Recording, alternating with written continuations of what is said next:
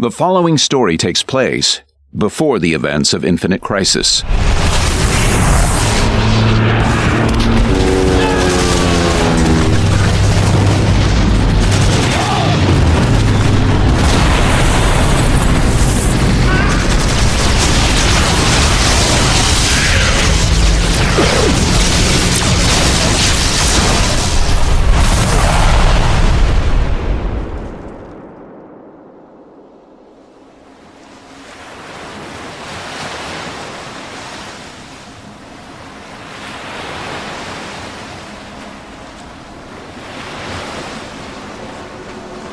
The sun rose over the South Pacific on February 25, 1945, illuminating a scene of massive devastation. The beaches of Iwo Jima, a tiny atoll in the Japanese archipelago, were littered with the bodies of American soldiers, many missing limbs, some partially buried in the rich volcanic soil, stained everywhere with viscous blood, black in the daylight. Seagulls hopped among the corpses and fought over gobbets of flesh. The entire island, 8 square miles, was completely denuded of flora. Not a speck of green remained. Located 650 miles south of Tokyo, Iwo Jima was the farthest outpost of the nation of Japan itself, and its invasion and occupation by the Allies represented an important turning point in the war. There were no Japanese soldiers within 100 yards of the beach, for they had chosen to conceal themselves below ground or in bunkers and pillboxes built into the side of Mount Suribachi. 2 days ago, American Marines had raised the American flag on top of the mountain, but fighting continued sporadically as Japanese defenders who had sworn personal fealty to the Emperor fought on. By the 25th, American forces were in control of 90% of the island. They'd advanced day and night since the 19th against withering enemy fire. Medics were overwhelmed by thousands of casualties. Many died on the beaches and on the slopes of the mountain. By this time, fighting had subsided sufficiently that medics could at last move through the hellish terrain and answer the pleas of the injured, many of whom had lain where they fell for days.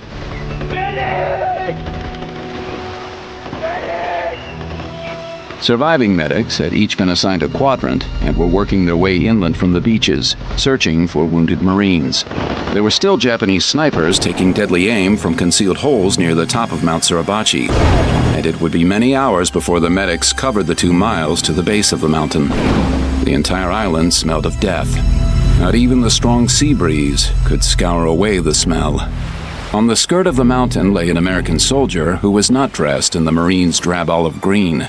Prior to the battle, his uniform had consisted of a crimson shirt, green tights, and a purple cape. Now he was nearly indistinguishable from any bone-weary grunt, his costume the same wretched gray as the island itself, ripped here and there, revealing jagged gashes in his flesh. He also wore a black domino mask. He was known as the Green Lantern. Green Lantern was among the handful of mystery men who had begun appearing prior to the war in Europe. Not a member of the armed forces, Alan Scott had nevertheless volunteered to serve his country in this its darkest hour, for Scott was the Green Lantern. The masked, costumed hero possessed immense power linked to the ring he wore, which was in turn linked to a literal, though otherworldly, Green Lantern. The lantern derived its power from a unique incandescent body called the Starheart, which was not of this Earth, and in fact, did not even exist in this universe. While Marines of the 4th Division threw themselves into the Japanese meat grinder, Green Lantern had fought a parallel battle against forces armed with powers that more than matched his own. He had survived, if not exactly triumphed. Although he was human, the ring of power he wore imparted certain benefits. Thus, on the morning of February 25th, out of earshot of any other living human, Alan Scott, the Green Lantern, opened his eyes. The battle had been exhausting and cruel. His enemy had struck at him numerous times with bolts of destructive energy. Scott gingerly felt the places where he'd been hit. He was bruised and bleeding, but there did not appear to be any internal damage, and he had no broken bones. Slowly, he tested his extremities. His fingers tingled from lack of circulation, but at least he could move them, and feeling was returning. As he lay on his back, thankful for the warmth of the morning sun, he exercised his will. His body rejected its layers of grime and dirt. His costume mended and cleaned itself. The battle stains hovered for an instant, 3 inches from his skin like a tiny rain cloud, before the breeze took it away. His shirt reasserted its crimson glory. His leggings turned an incongruous green. Now he was a Technicolor man in a black and white landscape. Scott looked around. He was alone, save for the dead and the scavenging seagulls. A gull circled high over his head. Scott shielded his eyes with his hands and watched it for a moment before launching into the sky himself.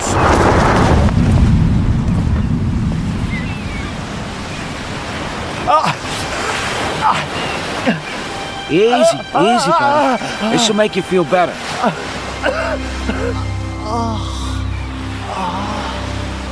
A half-mile from Alan Scott, medic Eddie Rochford looked up from administering the last of his morphine to a wounded soldier.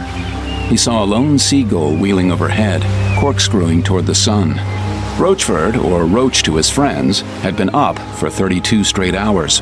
In the middle of the night, he could have sworn he saw fantastic figures in the sky, dueling with some kind of Buck Rogers ray beams. Eddie was among a handful of medics going from body to body, checking for any signs of life. It was discouraging work. Most of the fallen soldiers were dead, and most of the wounded were too far gone for help. The only thing Roach could do was try to ease their suffering. When he'd begun the morning's crawl, he'd carried 22 pounds of water, almost 3 gallons. He was down to a half gallon. The dying were thirsty, and now he was out of morphine. If he returned to the beach, there might or might not be morphine available. Although it was the 6th day following Dog Day, and the bulk of the fighting was over, supply lines were still foobar, fouled up, or something like that, beyond all recognition. Roach looked around. He was surrounded by churned-up volcanic soil and body parts. Medic! Medic! Medic! He found the guy, half buried in soil. The Marine looked as if someone had tried to hack him in two. Roach took the dying man's hand in his. Hang in there, fella. Help is on the way. You made it this far, don't fade on me now. Hey, pal, the worst is over. And here you are gold-bricking. They're probably gonna send your ass back to Pearl. But Betty Grable's waiting with nothing on but a filmy little black negligee. How you doing, pal? What's your name? The man reached over with his other arm. Roach didn't see how he could even move. He grabbed Roach's wrist in a fierce grip. His eyes blazed bright blue in his battle-blackened face, like sapphires exposed in a subterranean vein. The ring! Did you say ring? This ring. Take it. Eddie looked down at the hand that gripped his wrist. The guy had a chunky yellow ring on his left hand. The ring was so big it almost prevented the man from closing his fingers. Funny thing to wear into combat. This? Don't worry, pal. I see that they get it. You got a gal back home that they should go to? The man's grip tightened. He tried to raise his head, eyes blazing with an unholy fervor. Take the ring. Me? Yeah. I want you to have it. Hey, come on, guy. You don't know me. What about your folks, or a brother, or sister? The dying Marine reached up and grabbed Eddie by the collar. No! You! Medic! Take the ring. Eddie could see the light of life fade from the man's eyes. He felt for the man's tags, hidden beneath the grime. Private First Class, Charles Lawler. The name meant nothing. Eddie looked around. He could see some movement as his fellow medics searched for the still living among the battlefield's dead. Eddie felt funny about taking the guy's ring, but the dying soldier had been adamant, and it had been his final wish. With a weird feeling that he was somehow being watched, Eddie worked the ring off Lawler's hand and placed it in his pocket. He put the dog tags in another pocket, along with a dozen others. He stood wearily and continued his search for survivors. By the time he located one, he had already forgotten the ring.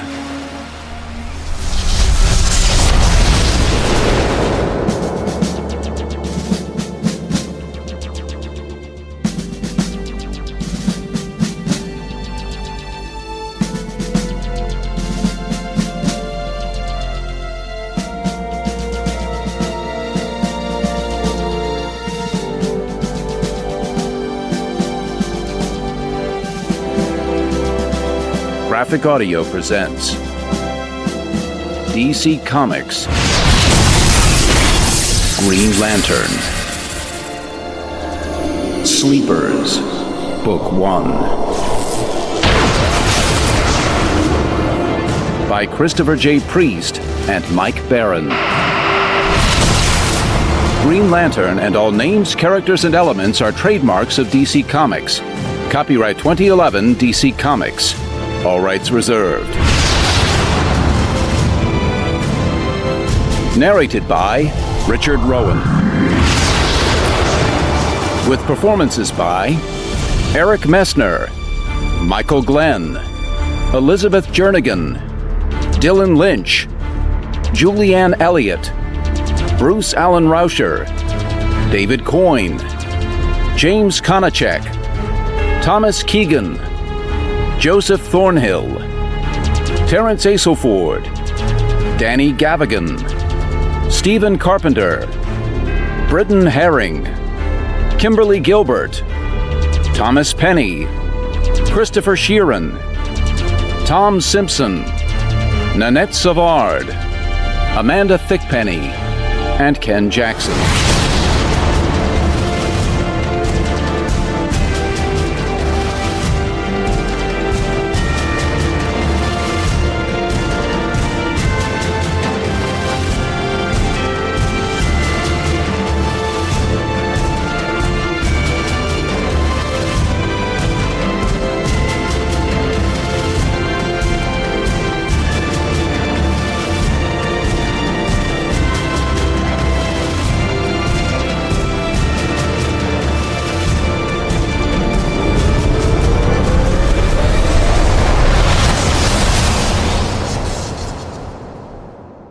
Colorado, 1992.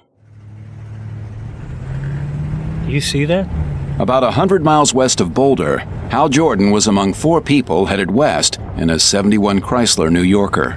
Oliver Queen was at the wheel, with Dinah Lance and Ganthet in the back. The Rockies soared skyward on either side of the roadway, leaving little room for error. A rushing creek paralleled the road on the left, sheer rock escarpment on the right. Jordan pointed to something at the 1 o'clock position. Queen peered over the wheel to see. The extreme terrain made line of sight difficult, at least from the road. Is that smoke? I don't know. Why don't you go see? Is that too cold for you guys? Don't worry about it. I'll close it after you go. An amazing transformation occurred in the front passenger seat, and the hero known as Green Lantern dove out the window. Hal used the power of his ring to soar effortlessly up the slope, inhaling the delicious pine air.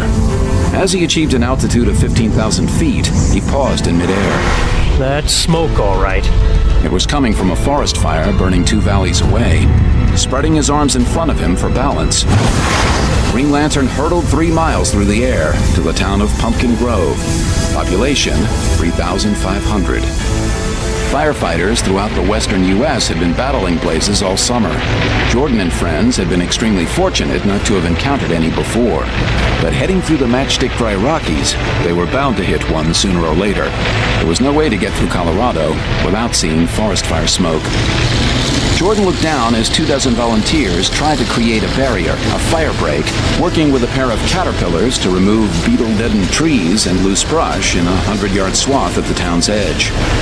Fierce winds and extreme terrain made their task difficult, if not impossible. Jordan could see a wall of flame descending the mountain, headed for the town. He could feel the blast of hot air, seemingly trying to shove him out of the sky. Flying sparks leapt from treetops to housetops. The town didn't even have a pumper. A dozen men were out there with lawn hoses. Water pressure was nil. Green Lantern concentrated, sending forth a bolus of green energy that expanded into a molecule-thin sheet, which kept growing. The sheet continued to spread, now in the shape of a giant soap bubble, until it completely engulfed the peninsula of flame, creeping toward the heart of the village. The bubble was a half-mile in diameter. Look! It's Green Lantern! At least a half-dozen fingers of fire reached toward the town, like the outstretched hand of a malignant giant. Green Lantern could see the pale green Chrysler emerge from a choking layer of smoke that had settled in the valley. The Green Arrow and Black Canary spilled out. Dinah looked up at GL. He put a finger behind his ear and touched his JLA microtransceiver. Hal, get me up there. Up here? I need altitude if I'm going to bring down some rain. Green Lantern directed a hand of green energy to reach down, grabbing Black Canary beneath her arms and hoisting her skyward. Green Lantern hung between two green tendrils, one reaching down to contain the fire, the other reaching up so far that Black Canary was no longer visible. A female kite lost in the smoke. I see clouds. Can you take me 5 miles west? As this occurred, Queen, still dressed in flannel shirt and khakis, joined the volunteer firefighters trying to build a break. Green Lantern suddenly realized that the cubic mile of forest that he'd enclosed had ceased burning. It had run out of air. He redirected the bubble at another approaching tendril of fire. He was weaker by this time and could only encapsulate half the area as before, but Black Canary weighed so little that he still wasn't afraid of dropping her, even with the split focus. He floated to the roof of a church and stood in the belfry to preserve the ring's remaining energy, one hand extended to support Black Canary over the horizon. He could feel her weight at the end of his slim support, as an angler can feel a fish. It took all his concentration to maintain contact. The ring was close to depleted. Hurry, Dinah. He was about to reel her in when a thunderhead appeared over the edge of the mountain, like the prow of the Queen Mary. Look at that! Head swiveled. The sky had been cloudless moments earlier. Now, seemingly out of nowhere, a towering dark gray mass of storm clouds had appeared. Villagers danced in the street, oblivious to the wet gray ash that fell along with the rain. Green Lantern brought back Black Canary as swiftly as he dared and set her down gently as he landed in front of the church. Whew, that was a rush. Her hair was wild from having been in the wind at 20,000 feet. She and Hal glanced up at the belfry of the church. Pumpkin Grove was celebrating its deliverance. Whoa, oh man, you're Green Lantern, aren't you? Green Lantern stuck his hand out. Yep. Who are you? And where are we? The kid had a ponytail, granny glasses, and was skinny as a rake. I'm Dexter Dowling, and this is Pumpkin Grove, Colorado. Man, you guys showed up just in time. I never thought I'd see members of the Justice League of America in Pumpkin Grove. What are you doing here, man? Just passing through, Dexter. A stocky man approached in brown coveralls and a leather and wool cap with the ear flaps tied up. His ruddy face would have been bland if not for the extravagant white mustache, curled up at the ends with wax. Mr. Green Lantern! Mr. Green Lantern, Justice League of America! Oh, Hobart T. Hinkies, Mr. Green Lantern, Mayor of Pumpkin Grove, and I just have to say there could be no more welcome sight to these tired eyes than the arrival of you and your companions. Hemingway could not have written, nor John Singer Sargent painted a more inspirational picture. Yes, sir, by God, when I wrote to the Justice League 3 years ago, everyone thought I was crazy. But all it would take, I said, was to get one of you men of mystery to visit our town, and just look at how things would take off. Just one. Of course, I never dreamed you would choose so propitious a moment to arrive, and I did expect you to notify me beforehand, but believe you me, speaking on behalf of the entire population, you all are most welcome to Pumpkin Grove. Excuse us for a moment, Mr. Mayor. How did you do that, Dinah? The clouds were there. I used a frequency which caused the moisture to coalesce into larger drops, precipitating precipitation. You talk funny. So does your mama. I'm hungry. Think they'll feed us dinner? Dinner was the least of it. Mayor Hinkies declared it Heroes' Day. They were given the finest rooms in town at a Best Western. At 6 o'clock, the mayor hosted Oliver Queen, Hal Jordan, Dinah Lance, and Ganthet at the Pig's Ear, Pumpkin Grove's finest restaurant. Everyone who was anyone was there. They'd set up the dining room banquet style, with one table against the back wall for the dignitaries, and the rest arranged at right angles. At the mayor's request, they dined in costume, except for Ganthet, who wore a three-piece suit, which Dinah had purchased for him at a St. Vincent de Paul in Denver. Hal introduced Ganthet as an anthropology professor with an exotic skin condition, and did not bother to explain his purpose. The fare, overcooked beef and 7 kinds of starch, was less than remarkable. My friends, this is indeed an auspicious day for our fair town. We don't get many celebrities. And what's your superpower, handsome? Well, it's not actually a superpower, but I'm pretty good with my hands. I'll bet. Say, why don't you and I... He's with me, sweetie.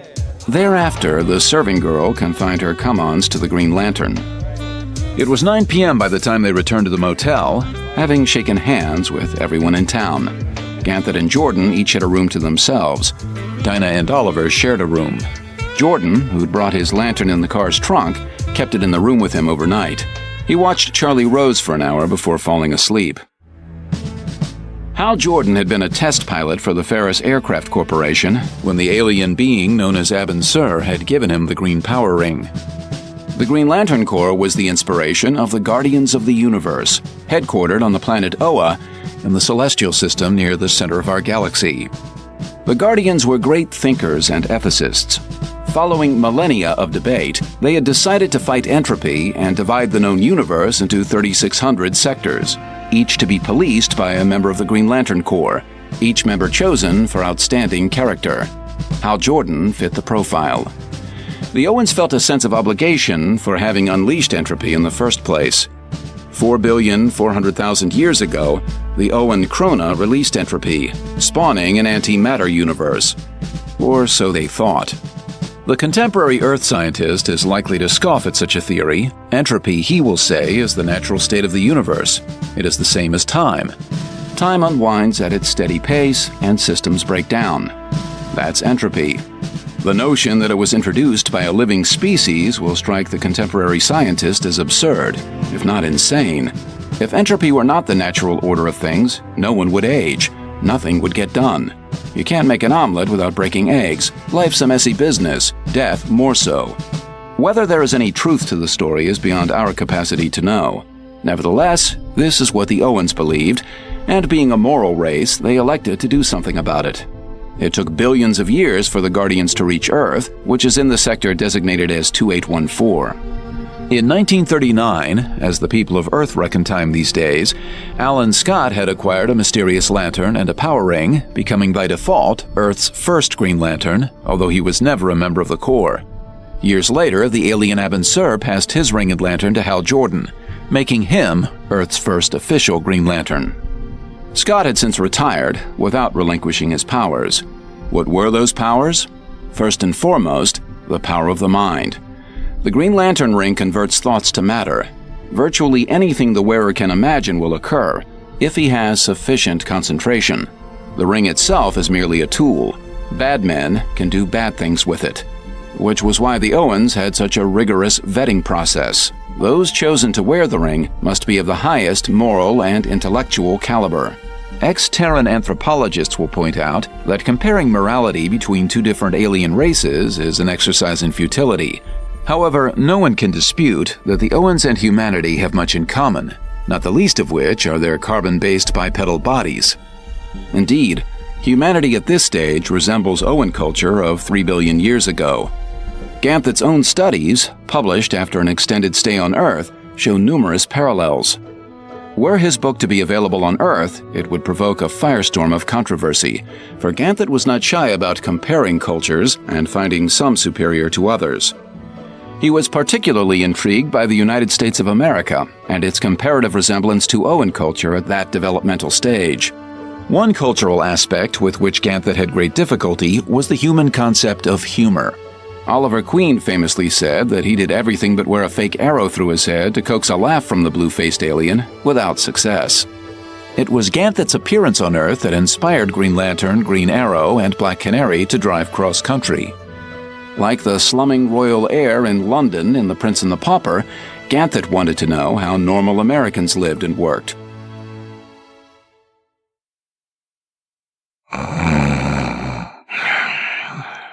The Owen had still been asleep while the others suited up and prepared to depart Pumpkin Grove. Psst. Ganthet. They're getting up a lynch mob. We gotta get out of town. What did you do to offend them?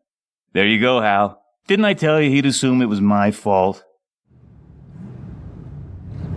15 minutes later, they were on a curving canyon road heading west. Green Arrow's compound bow rested between him and Green Lantern, protruding above the front seat. The transit river trickled by on their right, waiting for fall rains that would turn it into a rushing torrent. Green Arrow drove. Oh man, I can still feel that pound cake sitting in my gut. Oh hey Hal, did one of those waitresses make it by your crib last night? Dinah leaned forward and swatted Queen across the back of the head. Ow! We would have heard, Mr. Tact. Not necessarily. He can be right sneaky when he wants. I had wondered about that. It seemed to me that those young females were vying for your attention. Seemed to me, too. As I understand it, a healthy male in your society will do virtually anything to bed a healthy female. I would find it surprising if you did not act on such an opportunity. A gentleman doesn't discuss such things. Oh, my stars and garters. Now what?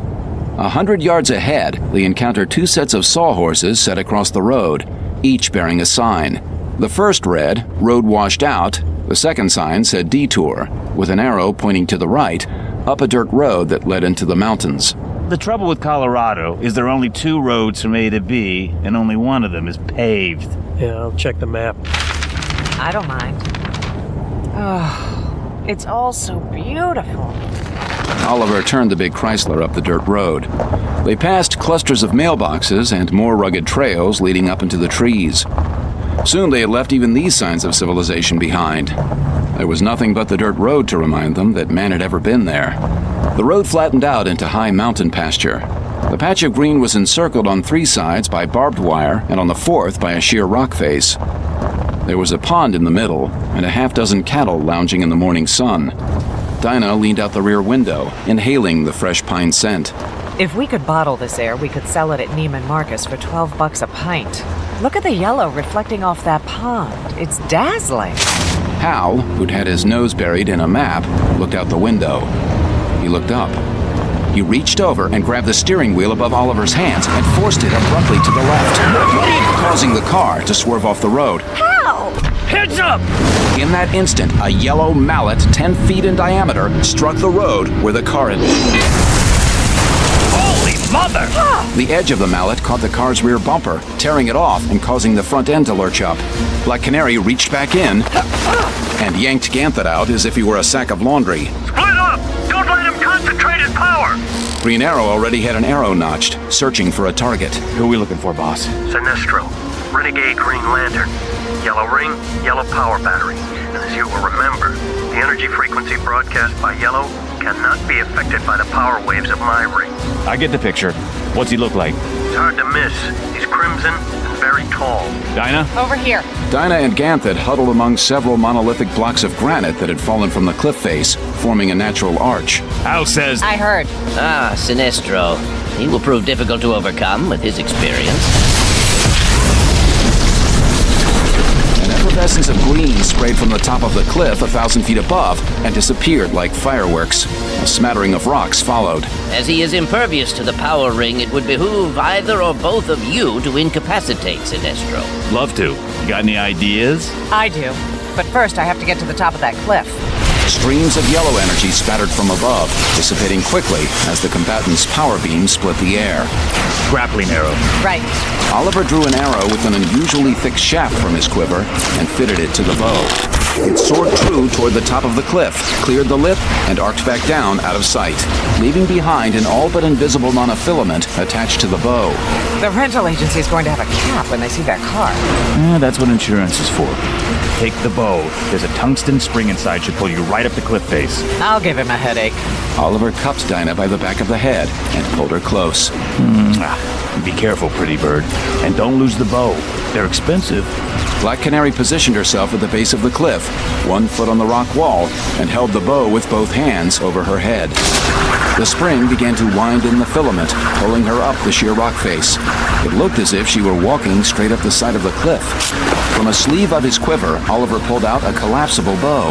With a push of a small lever, the amazing device swiftly unfolded itself, and Oliver immediately fitted it with another arrow, this one with an explosive warhead. Come on, whatever you are. Give me a shot. But Sinestro was otherwise engaged. The Crimson alien stood on a natural cairn atop the cliff, engaged in a trial of wills with Hal Jordan, his most hated rival. Although his back was toward Black Canary as she climbed over the edge of the cliff, she didn't fool herself into thinking she could approach his blind side. Sinestro was a master Green Lantern turned renegade. He automatically maintained a force field that alerted him to the slightest incursion. An ant couldn't enter that field without his knowing about it. Black Canary sensed this, but didn't know how far the field extended. She was approximately 100 yards from Sinestro, who stood with feet planted and arms extended as he directed a beam of piercing yellow energy at Green Lantern. Green Lantern hovered 50 feet in the air. Where the beams collided blazed a distortion field too fierce for the naked eye. The heat it shed was intense. Whoa! Even where Black Canary stood, she could feel it like a blast furnace. Green Lantern saw her, but gave no sign, nothing to alert Sinestro. Dinah had studied Sinestro's dossier, but this was the first time she'd actually encountered him. Sinestro used to be a Green Lantern in good standing. Nothing illustrated the gaping holes in the Guardians' philosophy like Sinestro. They chose him because they believed him to be committed to and capable of instilling order. How right they were. Sinestro's order proved extreme, leaving little room for individual thought. When he was finally cashiered of his position on his homeworld of Koragar, Sector 1417, he turned renegade, vowing revenge on the Guardians and all their noisome spawn, Hal Jordan especially. Sinestro had once been Hal Jordan's teacher. The Guardians chose Jordan to oust Sinestro, which he did in an epic battle, consigning the renegade to the antimatter universe of Quard. Big mistake. The disgraced and embittered Sinestro proved highly receptive to the goals of the Quardians, sworn enemies of the Guardians. As above, so below. The Quardians supplied Sinestro with his yellow power ring. Since antimatter cannot coexist with matter, the Quardians could not enter the matter universe to make war directly. They needed surrogates. Sinestro could make this transition because his entire body converted in the process. In our universe, he was constructed of matter. In the Quardian universe, he was made of antimatter. His thoughts remained the same. Sinestro had laid a clever trap, waiting until the Earth hero's guard was down, catching them in the middle of nowhere. But if Black Canary had never laid eyes on Sinestro before, the reverse was also true. Sinestro had no way of knowing that she had the ability to project a sonic beam as tightly focused as a laser over a vast range of frequencies. She'd learned through experience that certain frequencies could cause bone itself to vibrate, creating excruciating head and body pain. Crouching behind a natural rock outcrop, peering through a slot like a sniper, Black Canary projected her scream at Sinestro. At first, there was no response. Black Canary could feel her aural blast encountering a barrier, Sinestro's personal force field. She projected more forcefully and pushed through. With the utmost delicacy, she touched Sinestro's skull with her voice. He didn't seem to notice. Neither Green Lantern nor he gave an inch. Green Lantern had settled on a rock 100 feet from Sinestro, so that both combatants were on the same plane. He may have been trying to sucker Sinestro into a stealth strike through the Earth, which would have split his concentration and allowed Black Canary to strike. The green-yellow energy battle between them began to melt the rock underfoot, creating a lava pool that glowed dull red. Then Black Canary found her pitch, causing Sinestro's inner ear chambers to vibrate. His hate was his undoing. Sinestro was easily capable of mounting both offense and defense, but in his bloodlust, he threw everything he had at Green Lantern, leaving nothing for defense. By the time he figured out that he was under serious attack from a second front, it was too late. He put a hand to his head. He staggered. His energy beam evaporated. A green hand the size of a cow rocketed toward him. Black Canary, her own ears ringing from the effort, ran forward. Sinestro lay on his back. He was an enormous creature, at least 7.5 feet tall. His skin looked like magenta naugahyde. Dinah knelt by his unconscious body and extended one finger to his cheek. It felt dry and cool. Don't. You never know what residual thoughts are rushing around in there. Black Canary pulled her hand back. Her eyes went to the ring on Sinestro's left hand. It was yellow, but it wasn't gold. It was too bright for gold. Green Lantern used his own ring to extend a green hand that removed Sinestro's ring. Jordan held the jumbo-sized ring in the air before him. Dinah, will you call the JLA to come get this character? He's going to need special handling. Sinestro opened his eyes and smiled. What did you do to me? Careful, Dinah.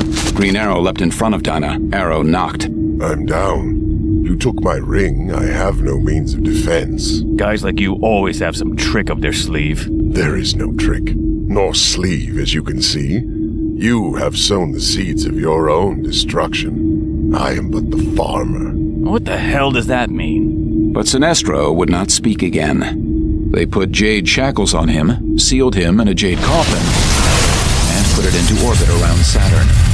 They put Sinestro's ring in a capsule made of super-dense matter and gave it to Superman. And all of this they did before nightfall.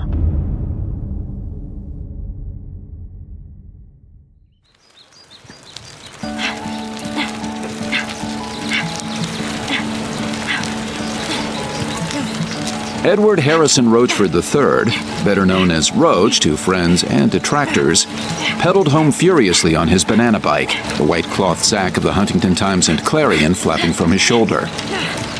Roach had torn through his delivery route that evening like Ricky Henderson rounding third base. 9-year-old Roach was on a mission, to be home in time for the 6 o'clock news. Marty Vola told him in Mrs. Baumgartner's social studies class that Green Lantern was going to be on the news. Green Lantern, just about the coolest guy who ever lived. Grandpa Eddie, with whom he lived, tolerated Roach's obsession with bemused disinterest. Roach had been living with Grandpa Eddie since age 7, when both his parents had been killed in a car crash. Some punk in a stolen pickup, hopped up on liquor and bennies, had crossed the center line and hit them head-on. Grandpa's wife had died before Eddie had been born. So it was just the two Eddies leading the bachelor life in Grandpa's rundown Victorian.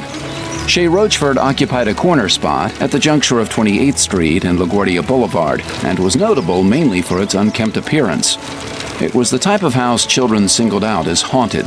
With its weedy lawn, overgrown oak, and vines creeping up every outside surface, it radiated a sort of otherworldly menace, a little slice of Lovecraft in the New World.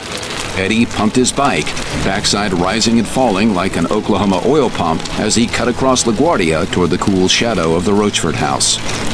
Eddie the First sat in his favorite rocker at the far end of the porch, holding a pint of Smirnoff behind his thigh. Hey, boy, where's the fire? Hi, Gramps. But he was already talking to the wind.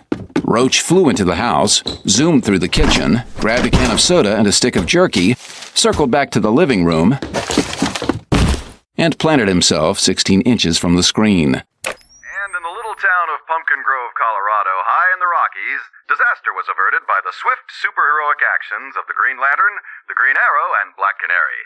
What looked to be a major forest fire was swiftly and miraculously extinguished with the aid of these three heroes. Perfect timing. Oh, it was a total trip, man.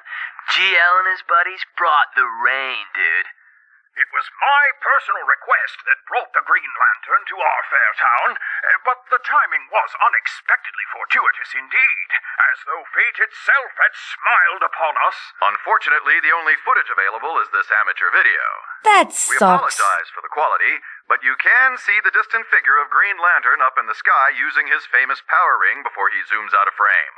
But as a result of the hero's intervention, there was only minor property damage and no casualties, although several firefighters were treated for smoke inhalation.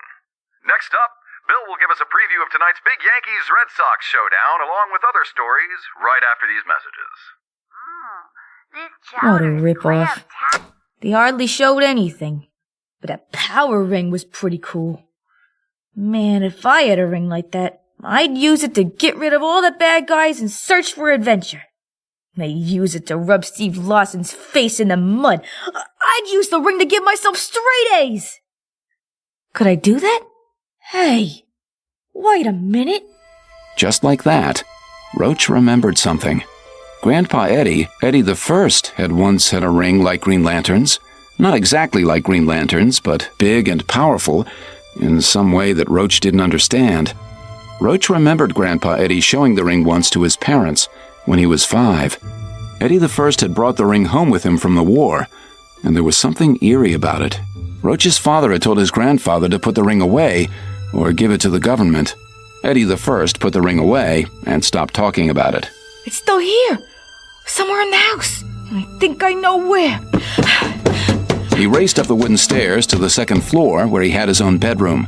He went down the hall to the rope hanging from the trap door, leapt to catch it, and let his weight pull it down so that the ladder slid free. Oh, it smells up here. At the top of the steps, Roach had to stand on a chest to reach the light spring. A single 60-watt bulb illuminated the cavernous attic, with its soaring ceiling and ranks of old furniture like silent sentinels. Roach was pretty sure he knew where the ring was, in an olive-drab steamer chest with the legend E.H. Roachford, USMC, stenciled on the side in faded white letters. The chest lay against the wall behind a wooden dresser with a swiveling mirror and beneath cardboard boxes full of books. Finally, the sea chest lay unburdened. Man, the latch won't open. Here we go. Roach pried the steel latch loose with a screwdriver. The chest didn't seem to want to give up its secrets. Yes! When it finally opened, it released a cloud of dust, redolent of mothballs and far-off jungles. It was dim behind the big dresser, but Roach could see well enough. On top in the chest lay what Roach presumed was Grandpa's World War II dress uniform, neatly pressed and folded. An old cigar box held a pound of insignias and medals, including paratroopers' wings. A greater prize lay below, a bayonet in a metal sheath. Whoa! Roach drew the rusty blade with awe.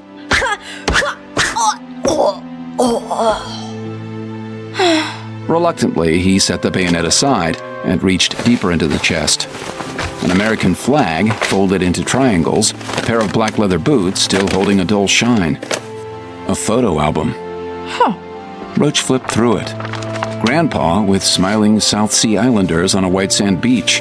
Impossibly young Grandpa with a bunch of other young jarheads on board a troop transport. Roach's grandmother, a beautiful, smiling young woman. Finally, at the bottom, wrapped in a chamois, Grandpa's old canvas medic's bag. Roach knew the ring was in it the minute he pulled it out of the chest. This is heavy. Hands trembling with excitement, Roach unsnapped the latches holding the bottom pocket. Eddie! Roach about fainted. He'd been so intent on treasure, he hadn't even heard his grandfather ascend the ladder. A flush of guilt on his cheeks, Roach turned, holding the medic kit. I was just looking. I was gonna ask you about this stuff, Grandpa. Grandpa's eyes went to the medic kit. He glared at his grandson, but there was a question there too. How much had he seen? Give it here. Reluctantly, Roach handed over the med kit. You put everything back in that chest exactly how you found it. Then you put these boxes back. But Grandpa... I don't go messing with your stuff, do I? I was just... You do as I say. Then, come talk to me about it. Roach watched his grandfather walk back to the trap door, place the med kit on the floor next to the opening in the attic, and slowly, carefully start to climb down. Dazzling light spilled upward, an eruptive incandescence in the second-floor hall. The next instant, Grandpa Eddie was gone. Something snatched him, the way Roach grabbed apples off Old Man McDonald's tree. As silently as possible, Roach inched forward on his belly until he could peer down. It happened so fast, he didn't have time to be really scared. Someone, or something, was in the hall with his grandfather. Eddie the First sat on his bony butt, one hand behind him to prevent him from falling backwards, the other outstretched in front, as if trying to ward something off. Please, don't! Eddie the First had never been afraid of anything. Roach felt a sliver of his own fear drive itself through his gut. What could possibly frighten his grandfather, who'd returned from the war with a Purple Heart and a Distinguished Service Cross? Nothing Roach could name. Nothing he wished to name. He shinnied forward. He saw a pair of feet. They were enormous, clad in some kind of leather boots that shimmered like oil on water. Calves like Doric pillars sprouted from the boots. Something crackled in the giant's hand, filling the attic with a smell of ozone and something else. Something wild and electric. The humming sound permeated the structure, and Roach's young bones, masking any noise he made as he squirmed to get a better angle of sight on the huge intruder. From his position, Roach could only take in the creature to mid-torso, which resembled his grandfather's steamer trunk. The creature was stooped and couldn't stand upright in the 9-foot hall. Roach had to back off to catch even a glimpse of the face, and when he had, he wished he hadn't. It was an inhuman mask. Slots for eyes, gash for a mouth, helmet like an artillery shell, long winding horns protruding. As Roach watched, heart pumping, the thing extended a massive hand toward his grandfather, who tried to scramble backward. No, please! You can have it! An arc of energy leapt from the giant's finger.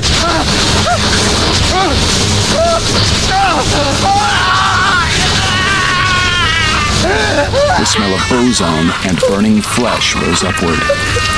Roach shut his eyes and covered his ears, but the awful sounds went on and on.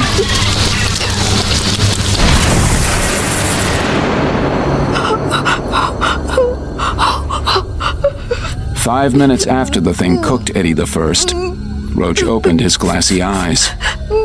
Acrid smoke and the terrible smell of burning flesh filled the attic. Roach was dimly aware of the firemen's thumping progress through the house. See where that smoke is coming from. There's a body up here. O'Malley, call the cops. Already on the way. Look at it. Guy's been cooked from the inside out. Oh, I think I'm gonna be sick. And do it outside. It didn't take long to find Roach curled behind the dresser, clutching his grandfather's medkit. O'Malley! There's a kid up here! The firefighter knelt and shook Roach's shoulder gently with a gloved hand. Kid. Hey, kid. Can you hear me? It killed my grandpa. What's your name, kid? Edward Harrison Rochford III. Eddie? What happened to your grandfather? It killed him. What killed him? The giant. He was about to say it was after the ring, but why should he tell them? They'd only take it away from him, and it was his. It had been his grandfather's, and now it was his. If he gave it up, his grandfather would have died in vain. That's all I know. Somehow Roach knew that the ring was the key to tracking down and destroying the monster that had killed his grandfather. Colorado, the present.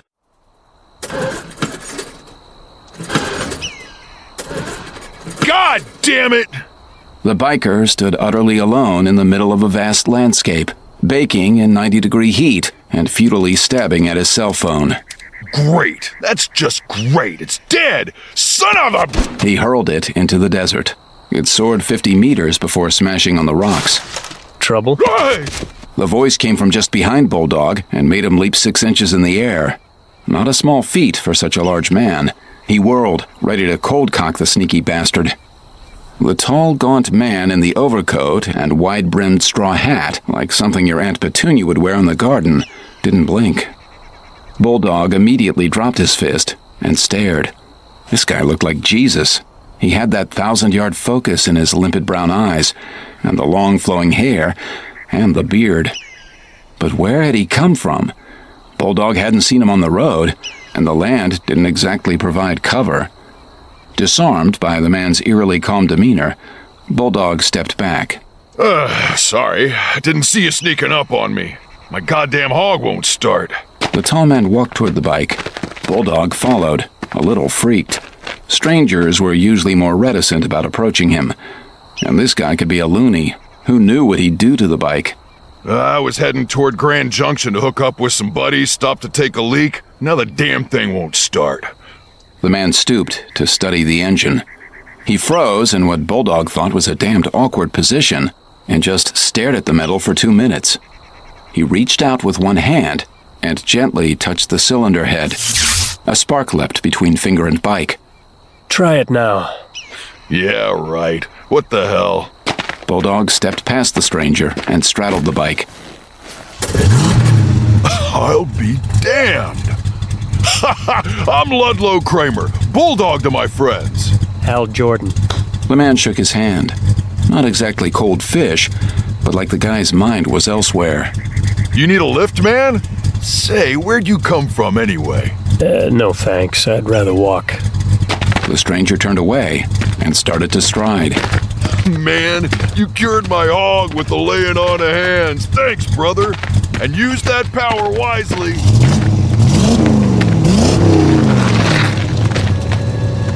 Jordan watched the motorcycle disappear in the shimmering heat. The engine had stopped due to vapor lock in the fuel injectors. Jordan, who had been able to feel the engine as an organic whole, simply withdrew energy in the form of heat from the fuel injector, thus freeing the flow. Assisting the biker gave Jordan no pleasure. Indeed, nothing did, which was one reason he found himself in the middle of nowhere. Jordan had seen too many things, been through too much. Nothing touched him. He was devoid of all human emotion, except the one which was expressly forbidden by every major religion: despair. No human being was meant to see what he had seen. It had given him a perspective wildly out of proportion to his true station in life, among the lesser creatures. He thought back. Had there ever been a time when he'd been filled with hope? Of course. He and Carol had been in love. His career as a test pilot had made him happy for a while. It was a dream come true to become a test pilot, but over time, even the highest of highs paled. The thrill of breaking the sound barrier no longer excited him. He started drinking. He broke up with Carol, shunned his friends, and stayed to himself except when he had to go to the liquor store. After his second DWI, he was sentenced to 90 days in the county jail. And that's where Sinestro found him. The Guardians sent Sinestro to train Hal Jordan, Earth's new Green Lantern. The power of the ring blew away his alcoholic haze, like cigarette smoke in a gale. He became a superhero. The dying alien Abin Sur entrusted Jordan with the stewardship of Earth, Sector 2814. Hal Jordan passed from the ranks of mortals into the pantheon of gods. As Green Lantern, he was a founding member of the Justice League of America. He strode across the universe in his 7-league boots, experienced 100 worlds, 1,000 civilizations.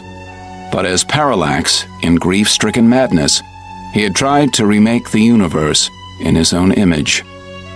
Suicide was easy. He had already done it once. As Parallax, in an act of redemption, he had thrown himself into the dying sun to save the Earth.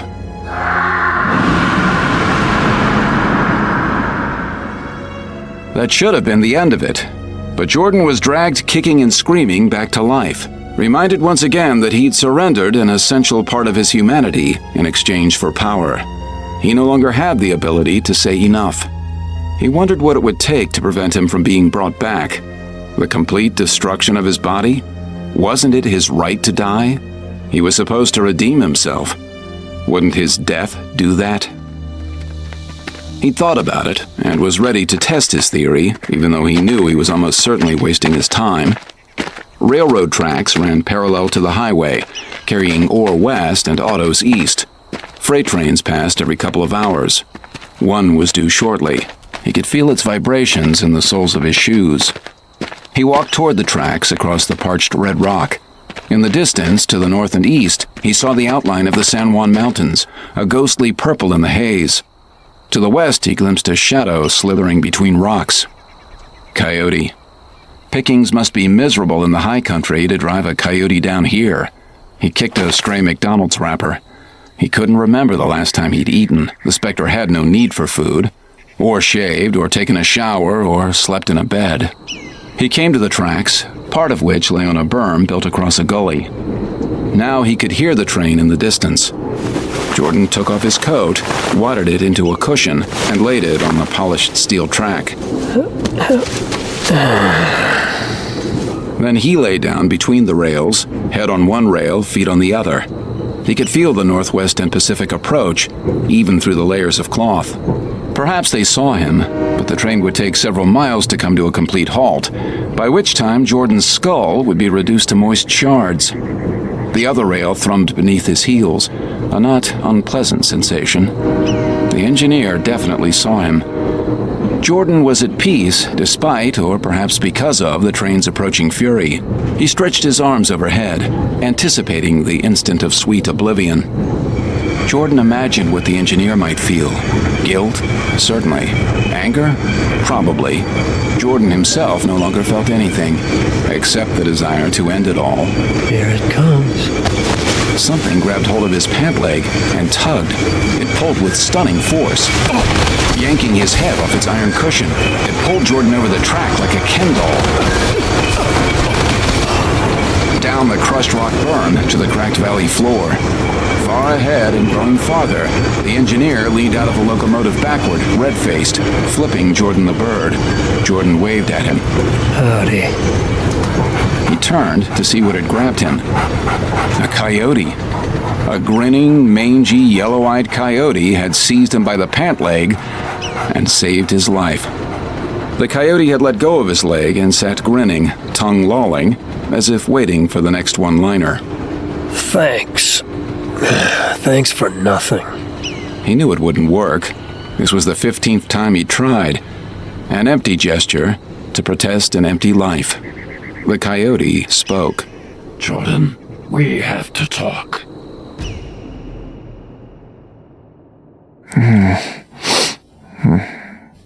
Kyle Rayner opened his eyes and gazed upon the loveliest face in Greenwich Village, if not the world. The face was asleep. It was green, with the faintest blush of rose in the cheeks and lashes the color of emeralds. It was the face of Jenny Lynn Hayden, daughter of Alan Scott, the original Green Lantern. Kyle was the current Green Lantern, and Jenny Lynn was Jade, connected to the Green Lanterns via Starheart fragment. Kyle counted himself among the luckiest men alive to have landed this beauty, never mind her moods. They all had moods. Last night, he'd cooked dinner and they'd eaten by candlelight. Everything had gone swimmingly until Kyle had once again popped the question, and Jen had once again put him off. Oh well. As long as she was willing to live with him, he couldn't complain. Just looking at her Ferrari curves under the sheet put him in a romantic mood. He rose stealthily, went into the bathroom, performed his ablutions, and brushed his teeth. He was just about to get back in bed. Crap. Kyle's enthusiasm melted as he slipped into a terry cloth robe. He had a sinking sensation it wasn't going to be the Seventh-day Adventists or the landlord. He went down the narrow stairs to the front door of their 2-story townhouse condominium on a tree-shaded block. Jen's cat, Mauser, crouched like a meatloaf near the front door, staring at him. Why didn't you get the door? Kyle looked through the peephole. Great. Good morning, Alan.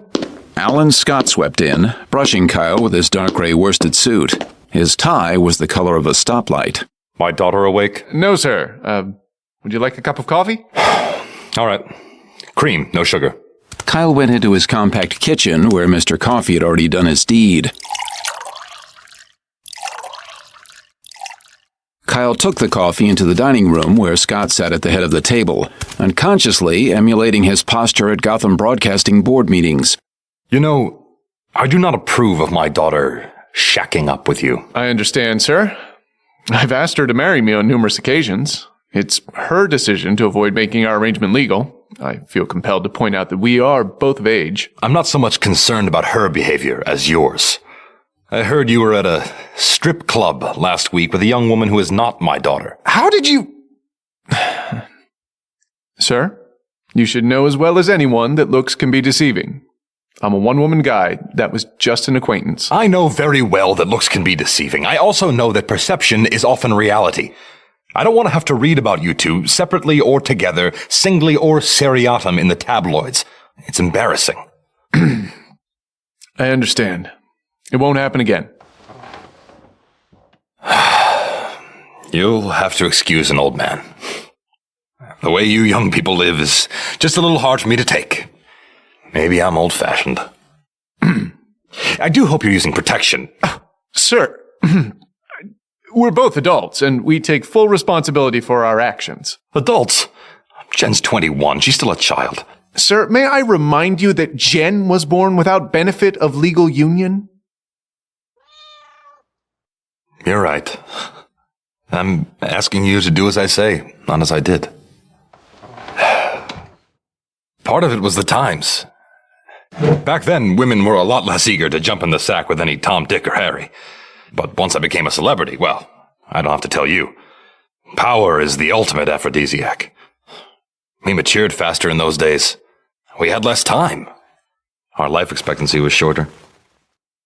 Only reason I'm still hanging around is because of the residual power from the ring. And we're glad of it. Scott put his hands on the edge of the table and got up. 5 years ago, he wouldn't have needed the physical support. All right. I've said my piece. Please have Jen phone me when she gets a chance. What are you working on? He went through the arched entry to the dining room/studio where Kyle's drawing board occupied a corner surrounded on all sides by shelves, electronic apparatuses, Todd toys, and artwork. Taped to the board was an illustration of a streamlined locomotive, smoke from its stack forming fat psychedelic letters. Milk Train, live at Avalon. Scott peered at it. I do hope you're not smoking marijuana. Why? Because I did that in the style of an old rock poster? It's what the promoter wanted. Sir, I'll be happy to submit to a urine test anytime you like. And I'm not even an employee. That won't be necessary. Well, goodbye. Kyle felt as if he just shucked a 200-pound load. He really liked Alan, had always liked him, since long before dating Jen. But they were of two different eras, and cultural clashes were inevitable. Scott's visit had completely derailed Kyle's romantic notion. He looked at his locomotive, sleek and powerful in Art Deco style. He needed to finish the illustration, but first he needed to get dressed. He bounced up the stairs 2 at a time and searched the bedroom for a clean t-shirt. Nada. Somebody had better attack the laundry soon, or we're going to be buried in discarded clothes. Jen was always stealing his t-shirts. He went into her closet, reached up to the shelf where she kept row after row of neatly folded tees, and grabbed what appeared to be his own J. Giles Band t-shirt. He pulled. It came free, along with a little cardboard box. Ow! That struck him on the crown of his head and tumbled onto the shirt he held in his hands. What?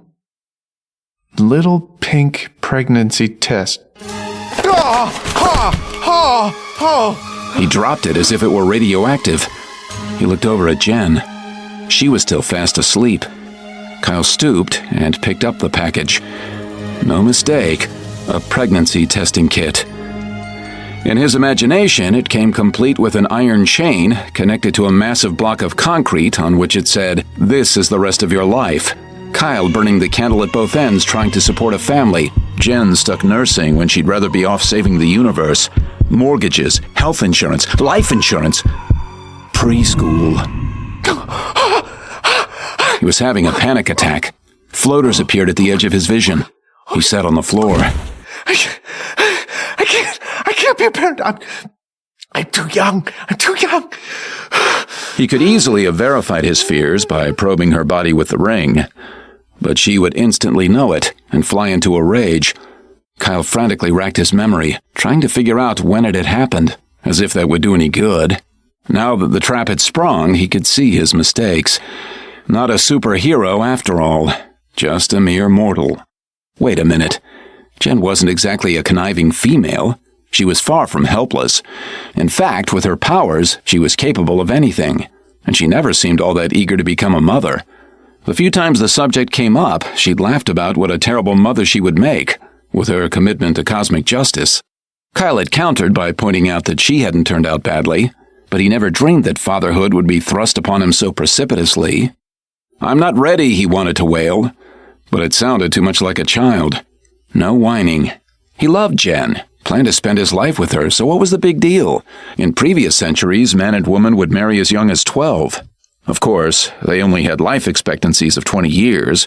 And anyway, what did marriage have to do with parenthood? Kyle? What are you doing? Huh? He looked up. Jen was awake, and peering at him through emerald eyes, drowsy, desirable, and bemused. Oh, good morning. I was, just meditating. Are you all right? You look a little lost there. Kyle couldn't admit he'd found the pregnancy test. Each of them had privacy issues, and now was not the right time to broach the subject. What are you doing in my closet? Nothing. I was just looking for my Jay Giles t-shirt. You gave me that shirt. I know. Can I borrow it? Okay, but next time ask me, will you? I don't want you poking around in my closet. Sorry. While she was in the bathroom, he used his power ring to surreptitiously tuck the pregnancy test back on the upper shelf between a pair of shirts. Kyle imagined her doing girl things, applying some exotic lotion, or examining a pink test tube. He put on the Jay Giles shirt, which now held the scent of Jen's perfume. Dr. Khakis, Hush Puppies, Mr. Preppy. His Green Lantern costume was in his ring. Manufactured from a single Owen molecule, the costume never got dirty. As long as he wore the ring, he would never be naked.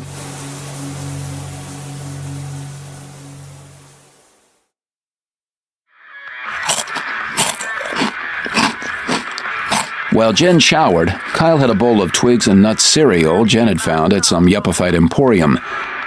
Jen came into the kitchen wearing coveralls and a white tee. She reached over to the radio. Big Apple News, traffic and weather on the 8th. And changed to the old news station.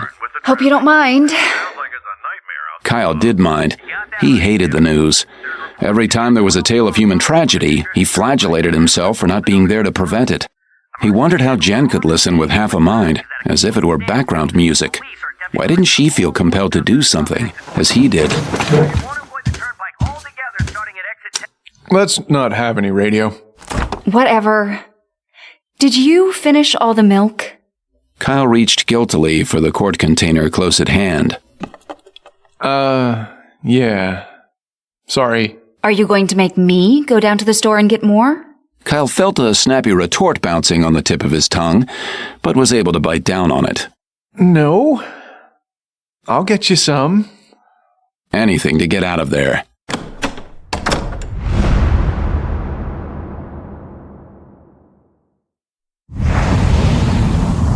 Enclosed in a form-fitting iridescent green bubble, Green Lantern arced toward the sky.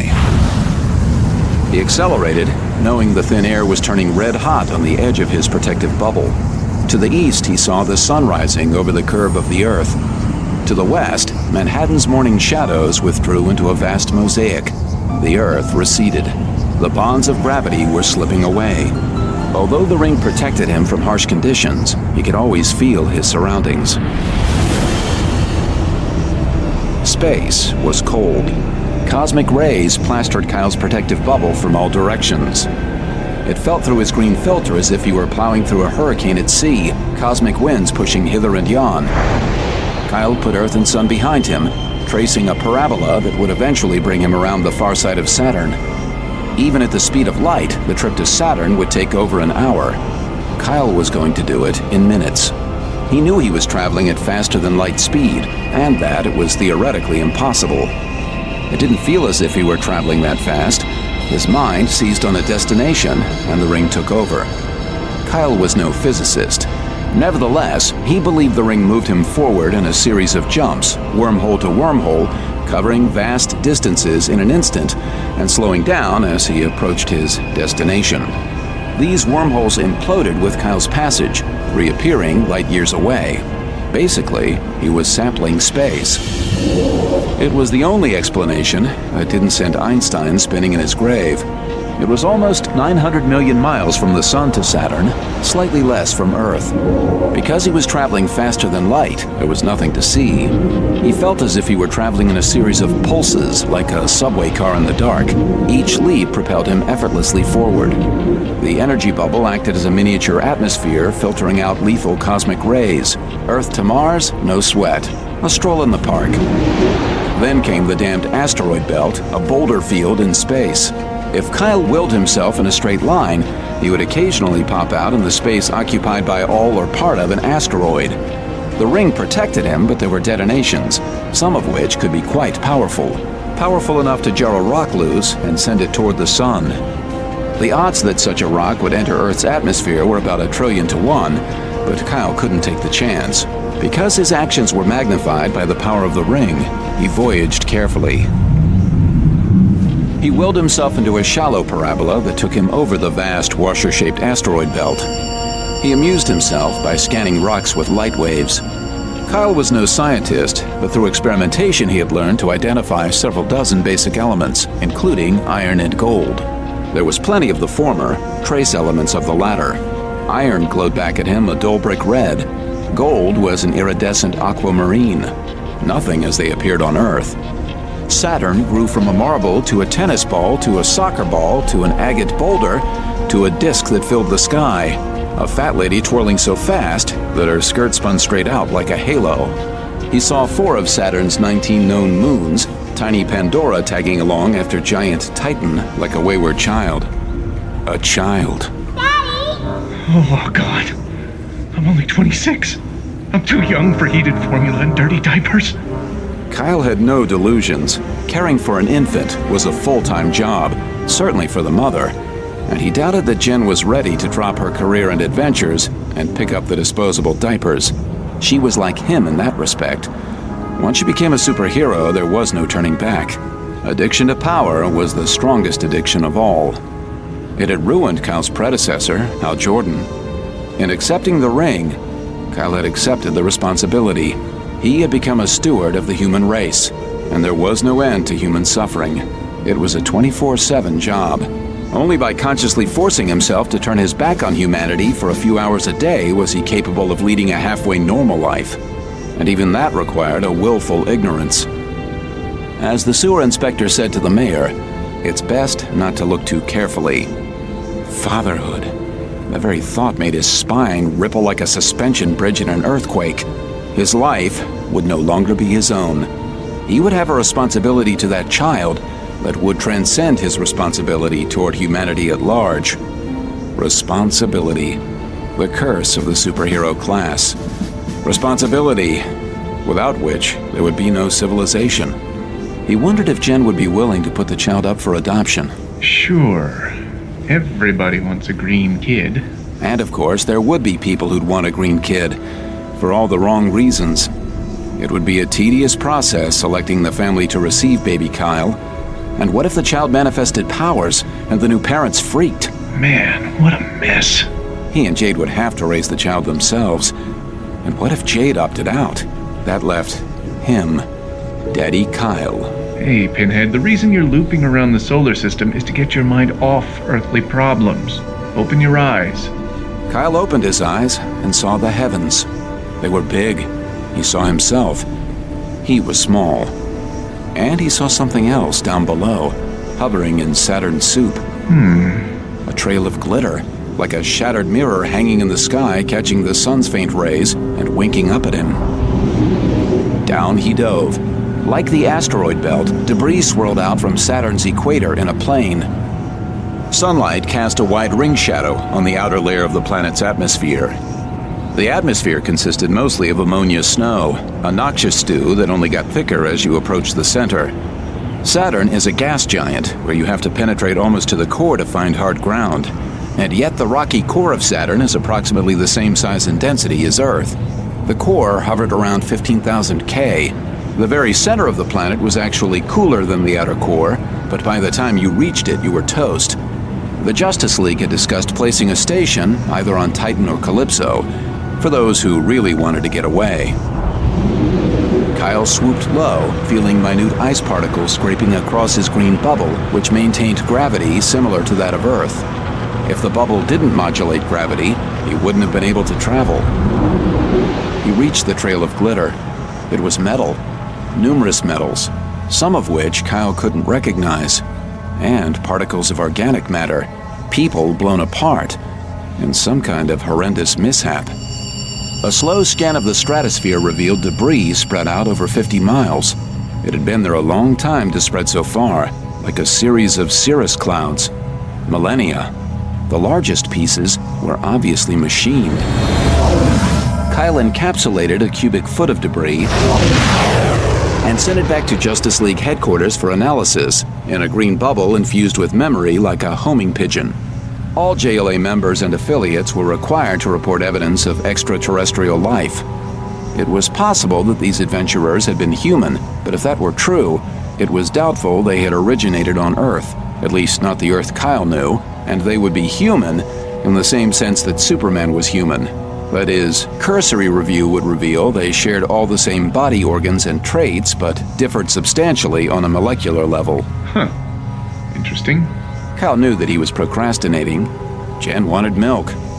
He wondered when she intended to tell him. If she intended to tell him.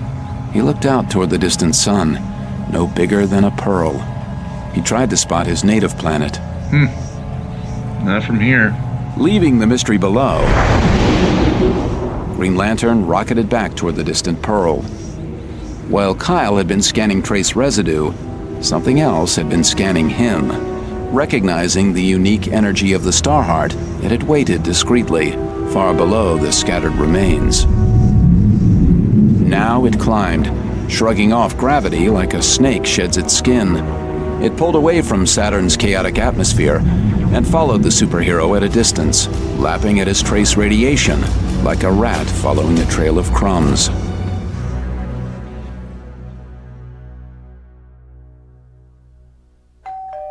Jenny Lynn was in the process of choosing an outfit from her wardrobe. She was about to ask Kyle to answer the door, then remembered that he'd gone to the store. Slipping into an XXL Warren Sapp jersey, she went down the steps to the foyer and peeked through the spy hole. Some guy in an orange jumpsuit with a tank on his back and a nozzle in his hand. What? She had to give the guy credit. He didn't stare. He blinked and smiled. He had a nice smile. Exterminator, ma'am. Today's the day. What day? The day I visit every apartment and spray for roaches. Didn't you get the notice from the landlord? Oh, probably. But you don't have to spray here. We don't have any. That's not gonna work. If you don't have any now, you sure will when I gas the other units. I have to do every unit or it doesn't work.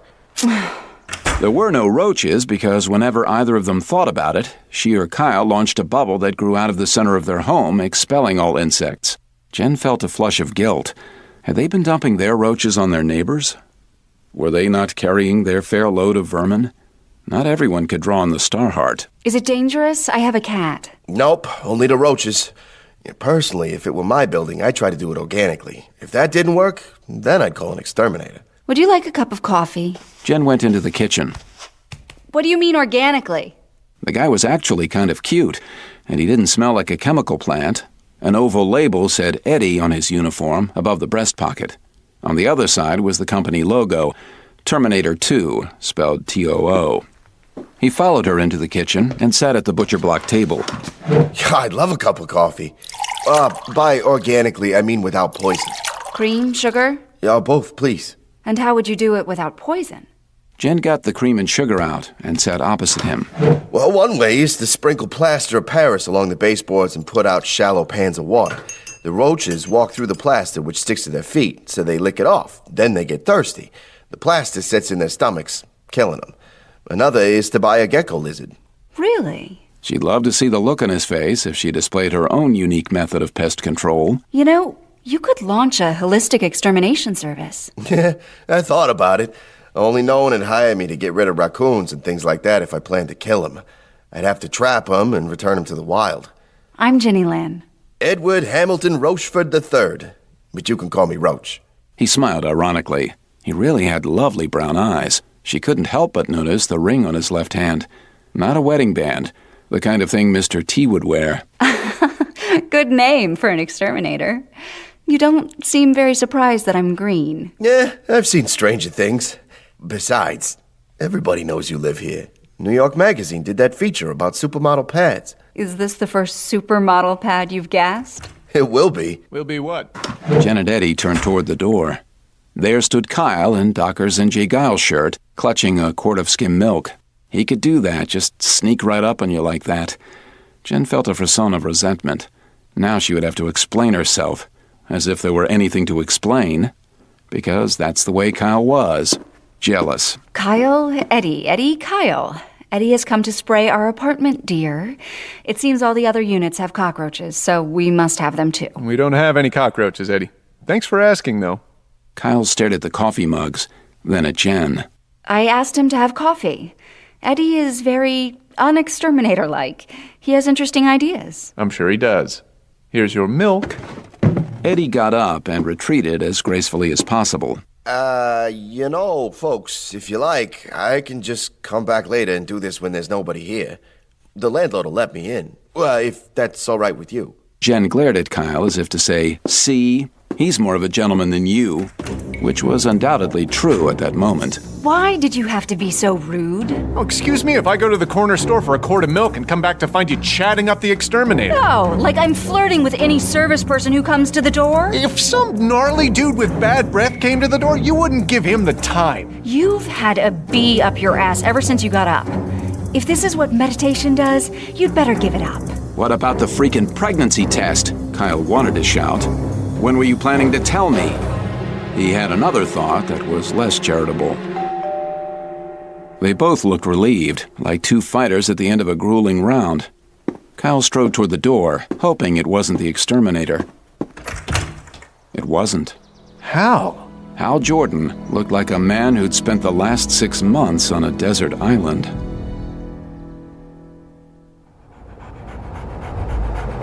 Eddie headed out of the city, Best Pal by his side. Best Pal was a mutt named Barkley, who looked to be part black lab and part wolf. Eddie had finished for the day, except for that one apartment. He had known perfectly well who lived there, and had deliberately saved the unit until last, hoping to meet the mysterious Jenny Lynn. He had her Vanity Fair cover framed on the wall. He had every clipping he could find, DVDs of her appearances at the MTV Awards and talk shows. Having to spray her apartment was the excuse he'd been waiting for all his life. Not that he expected to blow her away with his exalted position.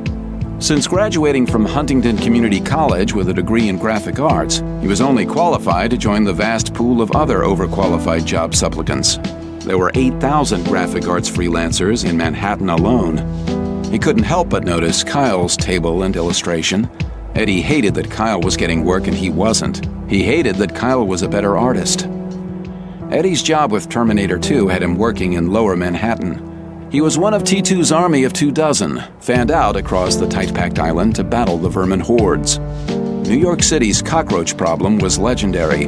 There were approximately 20,000 cockroaches for every human being in Manhattan. Eddie fought them with a range of pesticides, necessarily limited by environmental concerns. He'd read about DDT. Man, he'd love to get his hands on that stuff. He wondered why Superman or somebody hadn't figured out a way to get rid of the roaches, put guys like him out of work. If he had superpowers, that's what he'd do. Of course, he wouldn't need the money from extermination work. He'd be famous, able to create wealth with his bare hands like Superman. He'd love to get his hands on Jenny Lynn, too. It was too much to expect her to be single. But why did the most beautiful women always go for pigs like Kyle? She was sweet, daring, tough, wry, beautiful, and fascinating. He was rude and arrogant.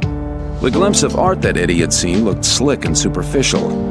And where were the portraits of Jenny Lynn? If Dorkman were any kind of artist and really loved her, he'd draw her.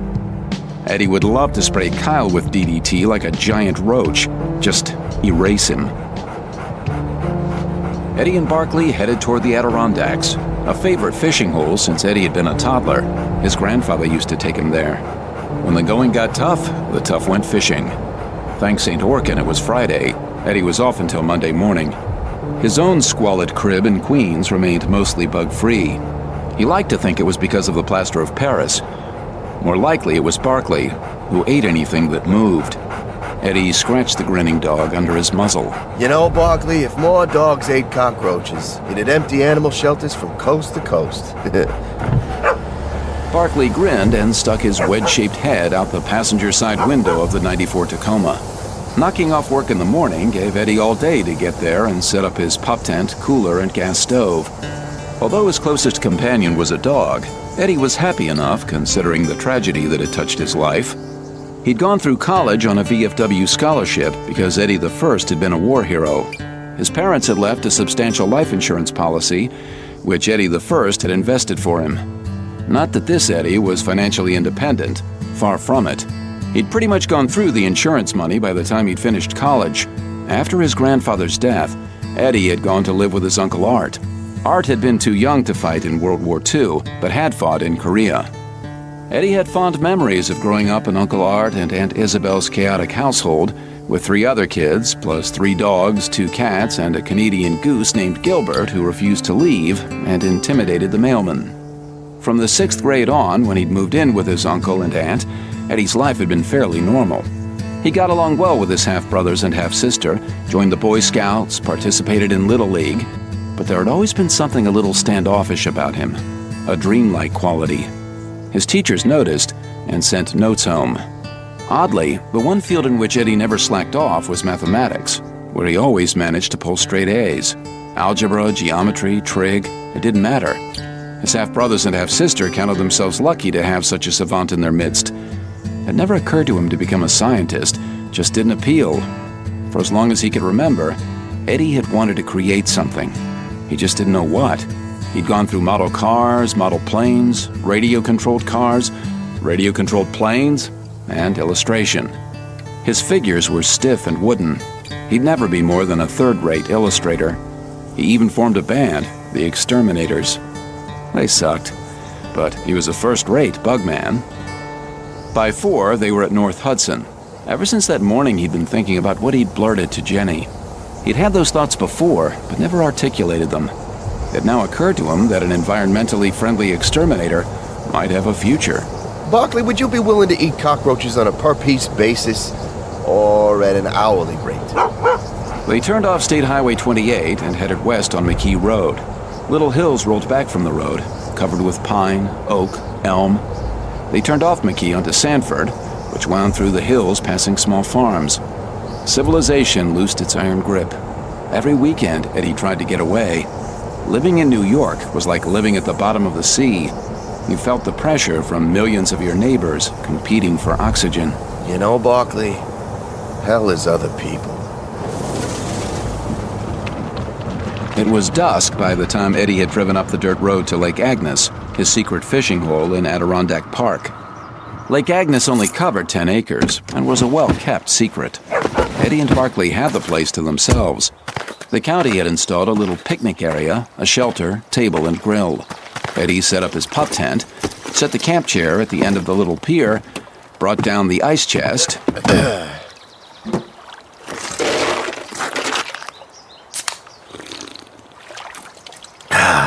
and enjoyed a beer as he examined his tackle box for the appropriate lure. Barkley explored the shore, while Eddie hauled in a succession of worthless fish, crappies, carp, and tiny inedible bluegills, all of which he threw back. The sun sank behind the hills around 8, which was about the time Eddie realized that dinner was not forthcoming. At least, not from the lake. Fortunately for you, Barkley, my buddy, I anticipated this situation. Inside the cooler was a 6-pack of bratwurst, just in case. The truth was that Eddie wasn't crazy about freshwater fish. That was just an excuse to visit the lake. He was happier eating the brats, and so was Barkley. It was the solitude he craved. Sometimes he got so sick of other people, he entertained fantasies of becoming a mountain man or moving to Australia's outback. By 9:30, they'd eaten 2 brats apiece. Eddie had brought his camp chair back to a grassy flat spot next to the little gravel parking lot. He'd set the chair like a recliner so that he could tilt back, sip his beer, and admire the stars. Here, far from the city lights, he could see thousands of stars that never penetrated Manhattan's glittering carapace of light. Barkley lay with his muzzle on his master's thigh. Eddie rubbed the old dog's head. What do you think, Barkley? Is she one hot mama or what? Too bad she hooked up with that conceited fool.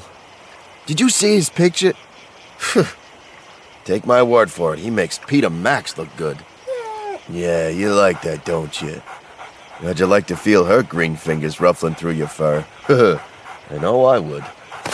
Barkley suddenly stood and looked at the sky. What's your problem? Hey, shut up! Eddie looked up to see what Barkley saw. What the hell? It was a light, no, a cluster of light, spinning in an odd formation and getting closer. As the lights spun, they mesmerized, and he couldn't take his eyes off them. They seemed to describe a complex molecule. Whoa. The lights swooped down so quickly, with such a sudden burst of acceleration, that he had the impression of an airbag going off in his face. Something plopped down at the edge of the lake, crushing the 10-foot pier and sending a mini tidal wave rushing up the beach to drench Eddie and his tent. He leapt to his feet, staring at the odd thing that lay at the water's edge. Its shape was indistinct. It was so hot that the water boiled around it, sending up sheets of steam. Gradually, the thing achieved some sort of equilibrium, and the boiling stopped. Eddie took a tentative step forward, and at last discerned its outline. It was 20 feet in diameter, and if the spindle beneath matched the spindle on top, at least 10 feet high. No way! A flying saucer? It looked like 2 ceramic breakfast bowls placed opening to opening. It was too dark to tell its true colors. The surface appeared smooth, but slightly irregular, as if it had been formed in a kiln. Lights continued to blink sporadically, from what looked more like pores than machined holes. Eddie got his flashlight out of the truck and approached the thing cautiously. As he played the beam over its surface, he could see that it was cracked like an eggshell. A pungent vapor escaped through the hole. It occurred to Eddie that he was risking inhaling an alien virus, but curiosity got the better of him. Barkley slunk low with his tail between his legs and a ridge of fur between his shoulder blades. Eddie tentatively touched the object's outer shell. Huh. It's just a little warm. Holy jeez! A piece of the hull bulged outward where it was cracked. Eddie leapt back, nearly tripping over Barkley. Another blow from inside caused a shard to fall off. There was something in there struggling to get out. A hatchling casting off its shell. Hello? He shone his light on the jagged hole. Someone in there? Eddie reached down and grabbed a rock. Eddie almost dropped the flashlight. He did drop the rock. What? Is it you? It's me. What the hell are you? Help me, Eddie. I have searched the galaxy for you. What? What do you want me to do? The hatch is jammed. Do you have a wedge?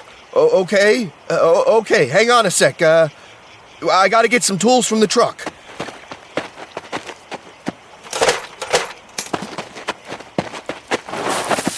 Eddie jammed a tire iron into a fissure caused by the blows and exerted pressure. The outlines of a hexagonal hatch appeared. Abruptly, it popped out, depositing Eddie on his seat in the sand. He looked at the hatch that lay next to him. It appeared to be made like a sandwich, an outer layer of ceramic, a metal hull of some sort, and an inner layer of some soft, vinyl-like material. Excellent. 2 sets of fingers fluttered out and gripped the rim of the opening. The fingers were magenta. The crown of a head appeared, black and gleaming like freshly poured tar, reflecting the stars. The being climbed out of the ship with dignity. He was 7.5 feet tall, with a bulb-shaped head and a pointed chin. His thin mustache stretched over a fierce grin as he extended a shovel-sized hand. Eddie took it without thinking. The visitor's handshake was firm, but not overpowering. Eddie let go and backed up. So, where you from? Eddie felt an insane giggle lurking behind his teeth. Always nice to have company. No place of which you've heard. Another star, another galaxy. You, want a beer? No, thank you. A well-spoken alien.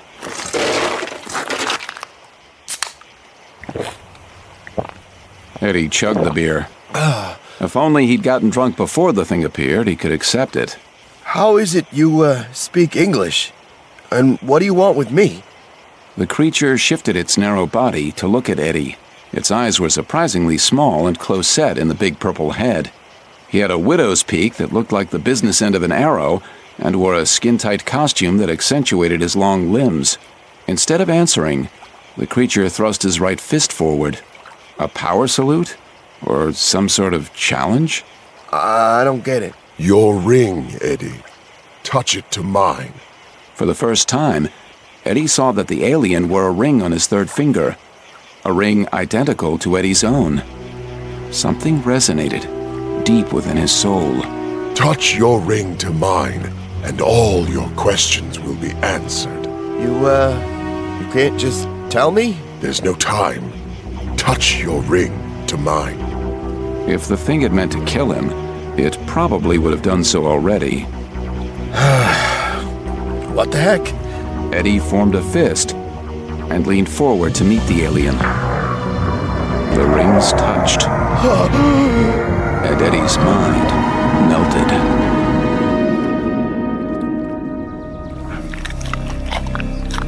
Dull pain, insane knowledge, concepts that inverted everything Eddie believed. Too much sensory input. Go away, let me be. I just want to sleep. Eddie opened his eyes.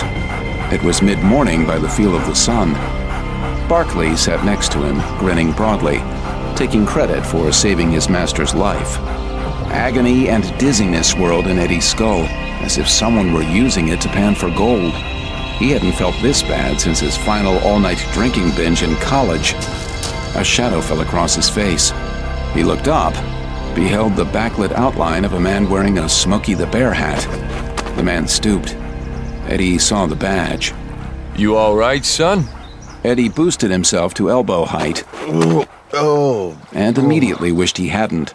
The world went tilt-a-whirl, and last night's bratwursts returned to plague him. The deputy hurriedly stepped back as Eddie leaned over. He paused on his hands and knees. You been drinking, son? No, I only had 3 beers last night, officer. Must have been the food I ate. Those brats were in my freezer for 6 months. I don't know, maybe they made me hallucinate. You can't arrest me for tripping on bad brats, can you? Huh. Say, did anyone report, weird lights in the sky or something last night? Yes, sir. We did receive some phone calls last night around 9:30 in the evening. You know anything about that? Eddie had enough sense to know that what happened last night made no sense and wasn't for the authorities, even if it had indeed happened. The ring grew hot on his finger. It happened all right. Alien thoughts crowded his skull, itching to get out. He needed all his discipline to get by this cop. He needed time to sort through what he'd learned, figure out what it meant. You can take this guy, and nobody will ever know. But how? How could he take a state trooper who outweighed him by 50 pounds, was in much better physical condition, and wore a pistol on his belt? And why would he want to? You can do it. You have the power of your mind, the power of the will. Barclay and I were camping here last night. Those lights almost hit us. They swooped low over the lake. Eddie looked at the lake. The pier was flattened, but there was no sign of an alien craft. No hexagonal hatch on the beach. It headed west. It was pretty spooky. I didn't know whether to croak or go blind. Uh-huh. What about the pier? You know anything about that? No, sir. It was like that when we arrived. The trooper stared at the meshed pier and back at Eddie. There was no evidence that Eddie had had anything to do with its destruction. May I see some identification? Eddie forked over his driver's license. The trooper returned to his car, sat, and called someone. Eventually, the trooper came back. This park is closed from 10 p.m. until 6. Normally, I'd issue you a ticket, but you seem like a nice enough fellow, and your dog isn't trying to chew my leg off, so I'll just let you off with a warning this time. Anything else you can tell me about those lights? No, sir. It scared the crap out of us. People are jumpy these days. Probably kids playing with a radio-controlled device. You want to stay here tonight, get a permit. Yes, sir. The cop left. Eddie felt better now. He felt different. It was the knowledge. Unbelievable, forbidden knowledge. The secret history of the universe. how the Quardians brought the spark of life to Earth, how they nurtured humanity through its many trials, always there, unseen, behind the curtain. Man's religion, his science, his philosophy, all based on the Quardian model. They were Prometheus and Pygmalion, gatekeepers and gardeners. And into this Garden of Eden crept a snake, in the person of the Green Lantern Corps, self-serving super beings chosen for their treachery. Service to the Corps was treason to humanity. Yet he understood from his newfound knowledge that the Green Lantern Corps spread toxic radiation, the residue of their miraculous power. The radiation was partly responsible for lulling humanity into a false sense of trust. It was responsible for hundreds, if not thousands, of cases of cancer. And these were the mere indirect results of their actions. The Green Lanterns routinely murdered their foes, or anyone they didn't like, hiding behind the mantle of superhero. They had their own agenda, which had nothing to do with human well-being. They were evil. There were 3 such traitors to humanity on Earth: the traitor Alan Scott, the traitor Hal Jordan, and the most odious traitor of all, Kyle Rayner.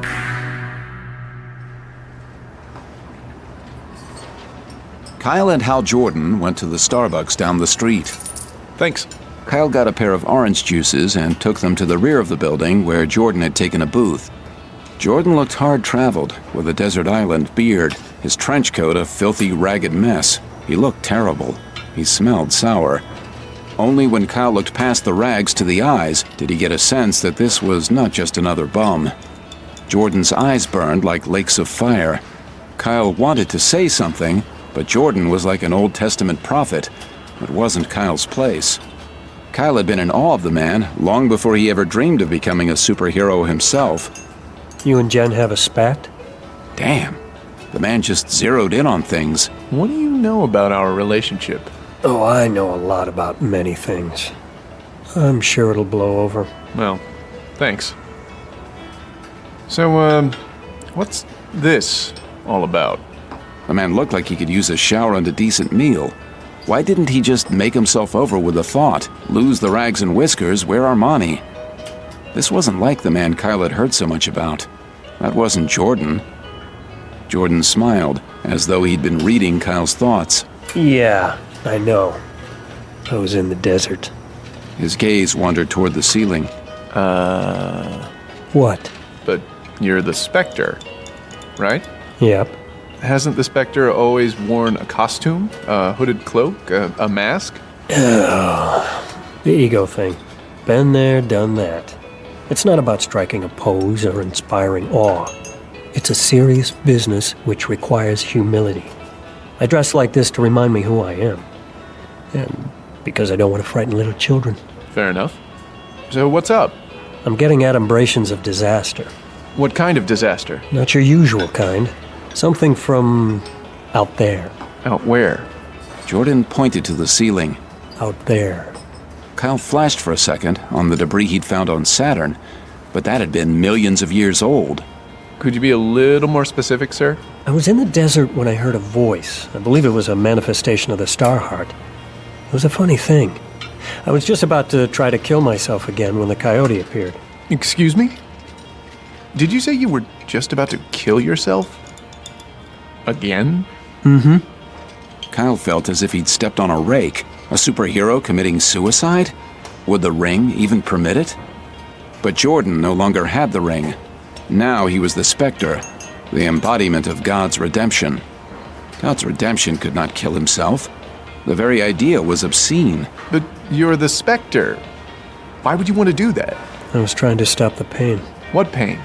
Jordan stared at him until Kyle had to look away. Loneliness, uselessness. Styron put his finger on it in Darkness Visible. I've read it. It's supposed to ease your despair. Maybe for some. Kyle leaned forward. I don't know what you're talking about. If not for you, this planet wouldn't even exist. You saved over 4 billion human beings. What's useless about that? I'm glad I did it. I have no desire to cause anyone suffering. I just feel as if I've seen too much. Sir, that's nuts. There is a reason you were chosen, why you keep being chosen. For you to kill yourself would negate everything that we stand for. And whoever appointed you, Spectre, would feel pretty pissed. I know. Don't worry. I'm not going to kill myself. I went to the edge and stared over. I even jumped. But an updraft caught me and deposited me back on these rocky shoals. Something like that happens every time. But I'm over it now. I wouldn't be here if I didn't recognize my responsibility. Responsibility hung around their necks like yokes of stone. Kyle was tempted to talk to Hal about Jen, ask him for advice, but Jordan was the last guy to ask about relationships. Do you believe in God? Why do you ask?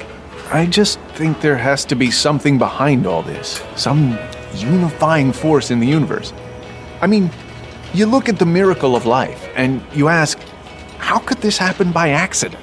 Sometimes we're guided by superior civilizations, like the Oa. But who guides them, Hal? Answer the question. What am I, Yoda? Speak, O Sage One. God, yes or no? Oh yeah, he's real. He spoke to me. He's the one who warned me that something bad was about to go down. If he's so omniscient, why didn't he give you any details? He works in mysterious ways. Some people think we're gods. We're not, you know. We're among the lucky few who have been chosen to serve. The words tasted bitter in Kyle's mouth. The lucky few. His responsibilities were interfering with his love life, or was it the other way around? But when he asked himself if he would be willing to renounce his powers, the answer was a resounding no. No, we're not gods. You came to warn me about this incipient menace? That's right. What about the JLA? Don't you think you ought to tell them? I don't report to them anymore. You tell them. Well, geez, Al, it would help me if you were a little more specific. All you know is it's coming from out there. That's right. Oh, and one other thing. This is not something new, but something old. Very old.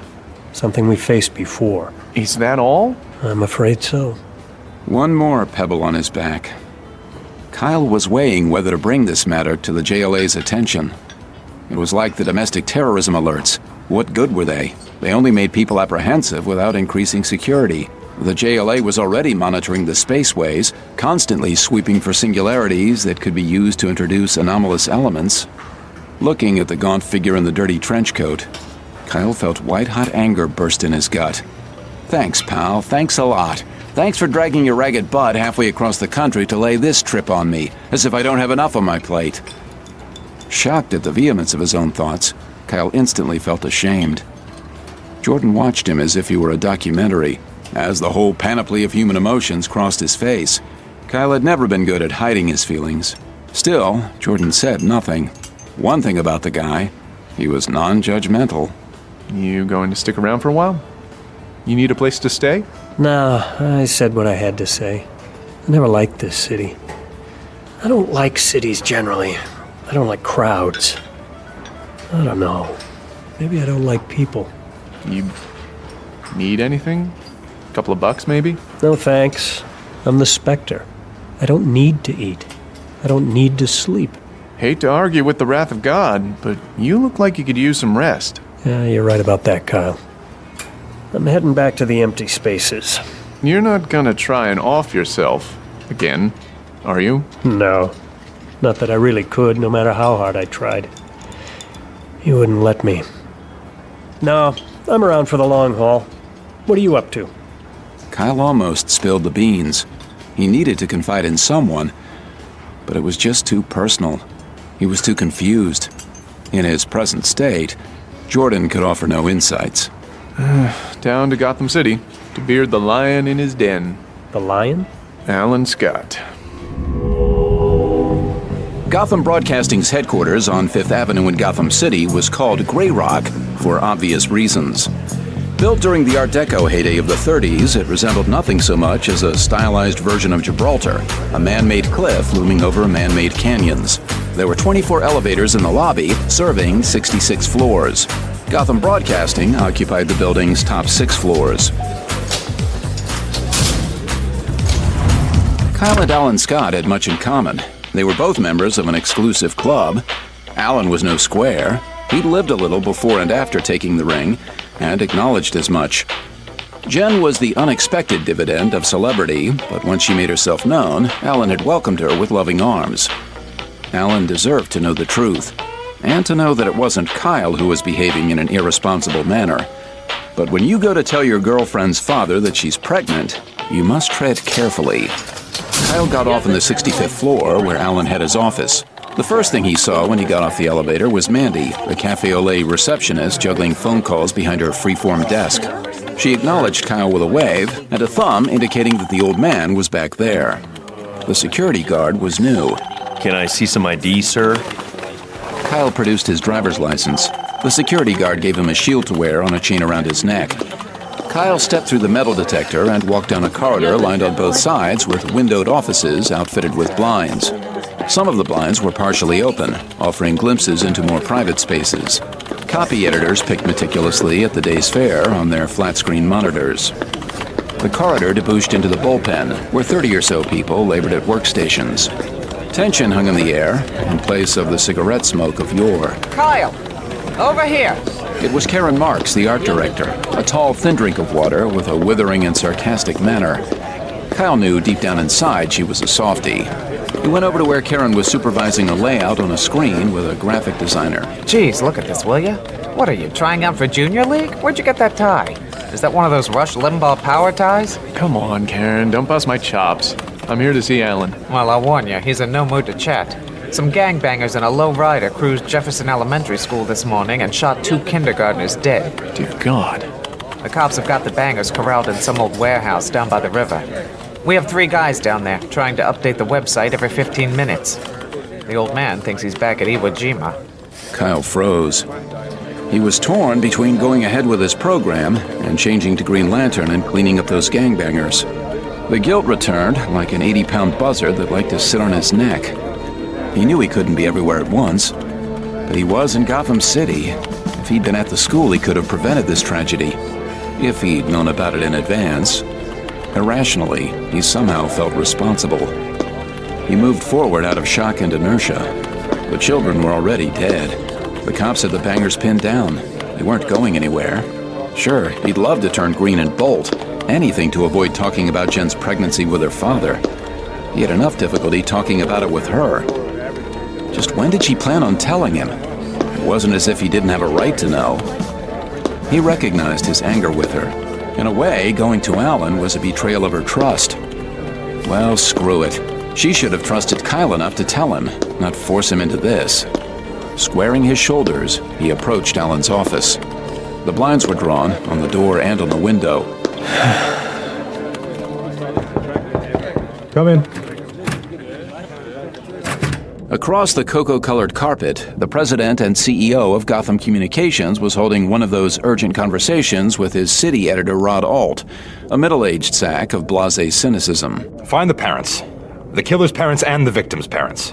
I want interviews and pictures. If you want me to send Sanford, I'm gonna have to pull her off of that property tax story in Washara County. Do it. I already sent the chopper. She'll be here in half an hour.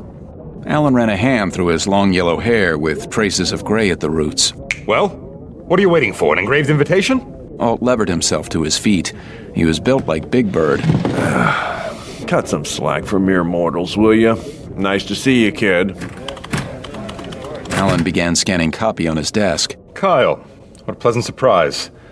What can I do for you? He didn't look up. Sir, if this is a bad time... Nonsense. You came all the way from New York. What's on your mind? Walk with me, will you? I have to check on something. Alan stood and strode around the desk toward the door. Kyle raced after him. I heard about this drive-by. What a tragedy. You don't know the half of it. The mayor's reaming out the police commissioner even as we speak. As if there's anything the man could have done. Gotham has more than its share of random violence. Psychos run rampant in our streets. The cops have it plenty tough. These kids that got shot, naturally they come from the poorest of the poor. We're gonna start a fund for the families. Give me a second. They had come to the art department. Alan went into a huddle with Karen. Every now and then, one of them would come up for air and look Kyle's way. Kyle? Alan motioned him over. Karen would like to use you for the cover of next Sunday's Gotham magazine. Kyle was thrilled and flattered. It was always nice to get recognition for the non-Green Lantern side of his personality. What did you have in mind? We're developing a story about gangs. I'll email you a copy. We need a full-page graphic that illustrates the tragedy of gang violence. 1,000 horrific images ran through Kyle's head. Are you sure you want to go that way? Could be a big turnoff. Kyle, let's you and me get together later this afternoon and discuss it. Can you meet me at 3? What about lunch? That's my workout time. Kyle glanced at his watch. It was 10:30. This was his job. It was what he'd set out to do before the Guardians intervened. Sure. Alan had slipped away, and with him the window of opportunity. No way could Kyle tell him about Jen under the present circumstances. Better to wait until things calmed down. Trouble was, when you held a hands-on position with a news company, things never quieted down. At an age where other men had long since retired, Alan continued to guide the organization he'd first joined after the war, when it had been radio station WGBS. Alan had been on the job since before Walter Cronkite. An intern with more facial piercings than Mr. Potato Head hurried over with some printouts. I got the dead kids. He laid the pictures down on a light table. Kyle looked over Karen's shoulder. Damn. It was heartbreaking. Candids of 2 kids, a boy and a girl, at the peak of life. Laughing, wide-eyed, innocent. They're afraid the bangers are gonna torch the warehouse. The commish has got 7 stations on standby, so pray a fire doesn't break out anywhere else for the next couple of hours. Kyle knew what he had to do. He turned and quickly walked away. The intern stared after him. What? I say something? Kyle reached the waterfront in less than a minute. The warehouse where the bangers were holed up wasn't hard to find. It was 6 stories tall, made of red brick, with countless arched windows on the upper floors. A Gothic monster encircled by law enforcement vehicles and a small army of cops. Kyle saw the blue of the Gotham Police, the black of the SWAT team, and the yellow of the fire department. He paused in the sky until he figured out who was in charge.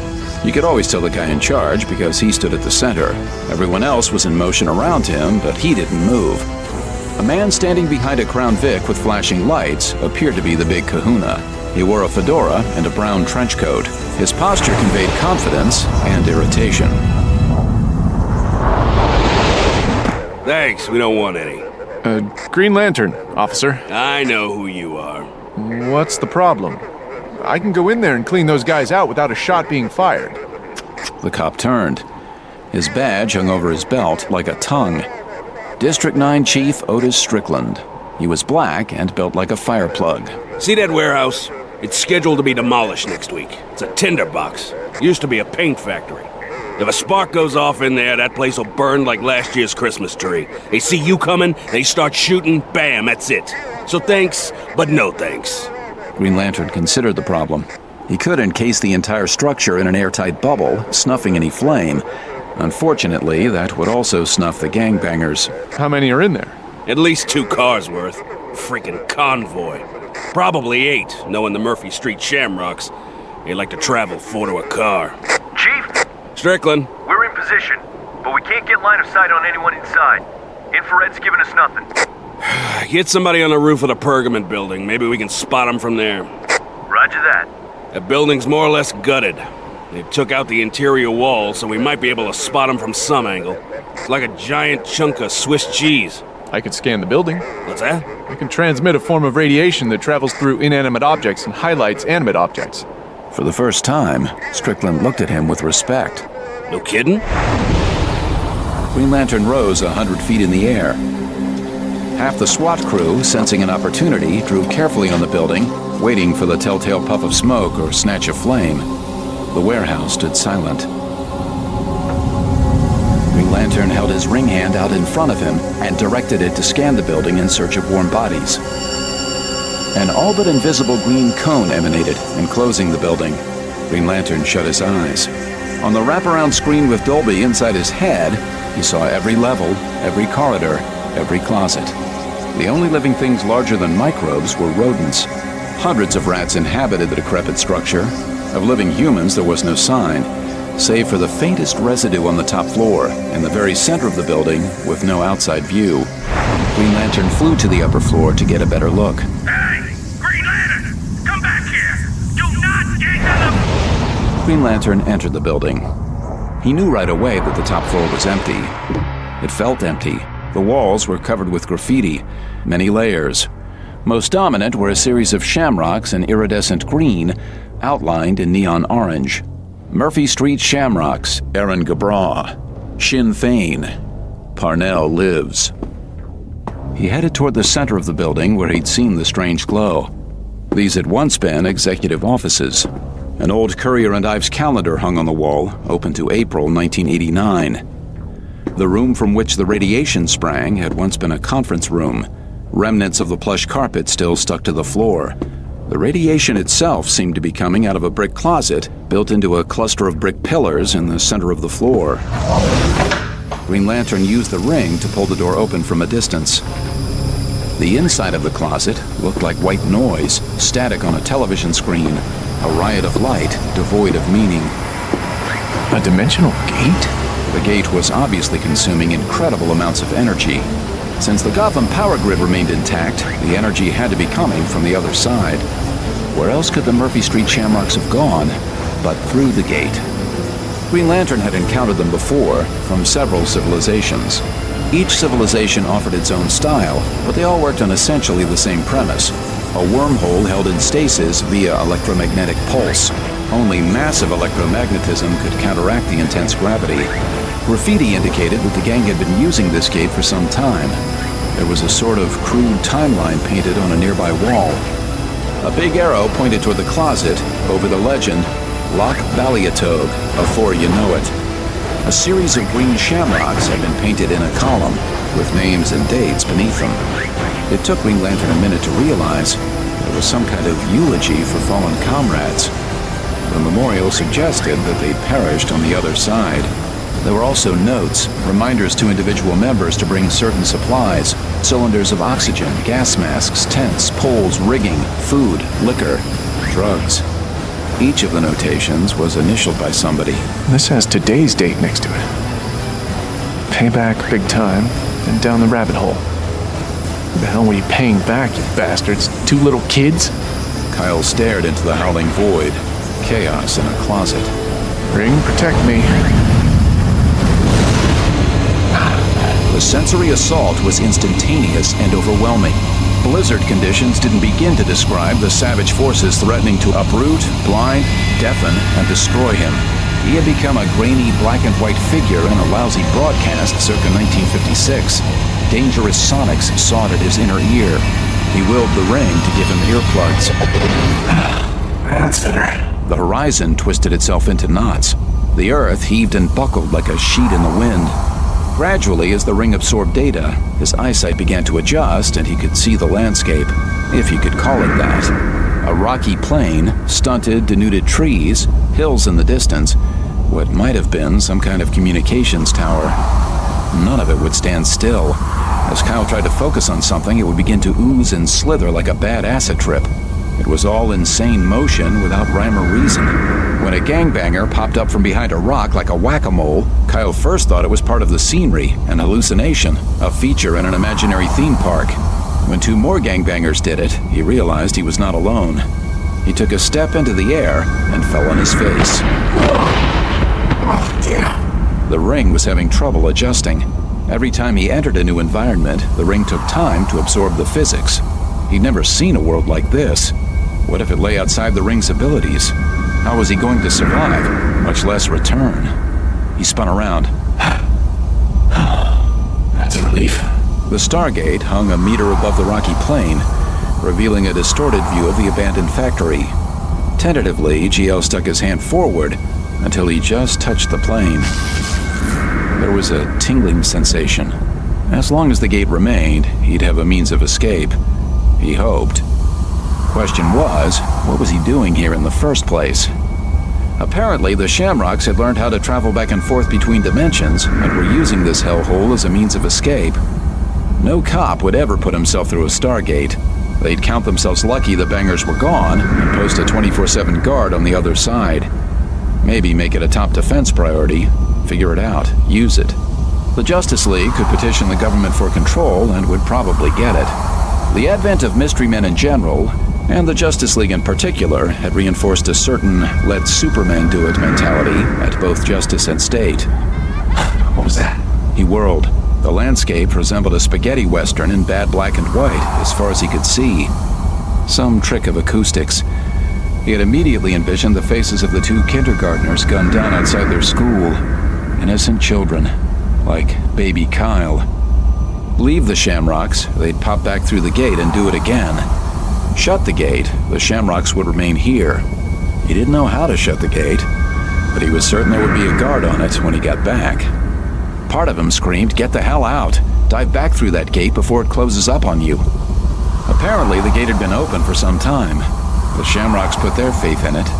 Of course, the Shamrocks, by definition, had already given up on civil society. Who knew how many other gates to this nightmarish landscape existed? The Shamrocks might. Leaving them was not an option. Kyle turned and looked back toward the whack-a-mole.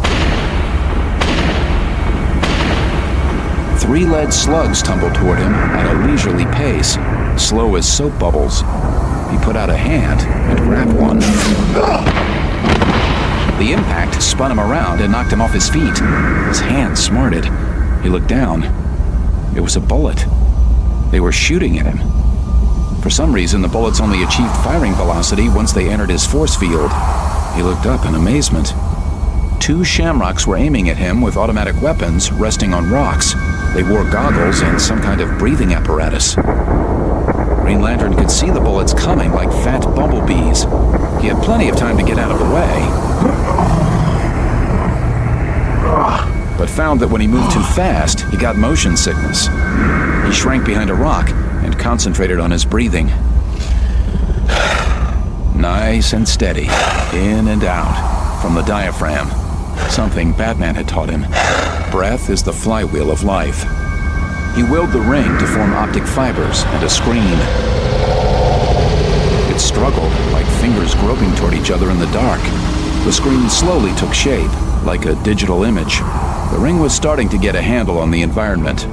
The image was as distorted as the landscape, but he could at least see his enemy, crouching 50 meters away behind a series of jagged rocks. The rocks themselves were black, gray, and white, and appeared to be volcanic. But that was highly unlikely, since nothing remotely resembling a volcano could be seen. Kyle stared at his ring. What's wrong with it? He shook his fist impatiently and banged it into his opposite palm. Used to work on my old TV. When he willed the ring to form a perfect sphere, he got something like an oscillating pair. He could feel the ring struggling to absorb data. Whatever this place was, he'd never been there, nor had any of the previous ring bearers. It could take weeks, months, years for the ring to master this new environment. I don't have time for this. Who knew the time differential between this hellhole and Earth? A ripple passed through his body, and now things were clearer, as if someone had gone up on the roof and adjusted the antenna. The world was still out of whack, but he could see more clearly. The ring continued adjusting to the new environment. A couple of Shamrocks were trying to outflank him, one on the right and one on the left. As their firearms had proven useless, Green Lantern wondered what they intended to do. One thing was certain, they were infinitely more at home in this hostile environment than he was. The ring was probably interfering with his perceptions, but it had been able to inform him that there was sufficient breathable oxygen in the atmosphere. Without the ring, he could handle the environment for a while, or so he thought. He willed the ring to cease activity. There was another phase shift. The world was still black and white, but sharper, in focus. Fierce winds peppered his face with grit, smelling of ammonia, ozone, and something that reminded him of fried insects. His feet were suddenly jerked out from under him, and he barely got a hand up in time to break his fall. 2 hands seized his wrist.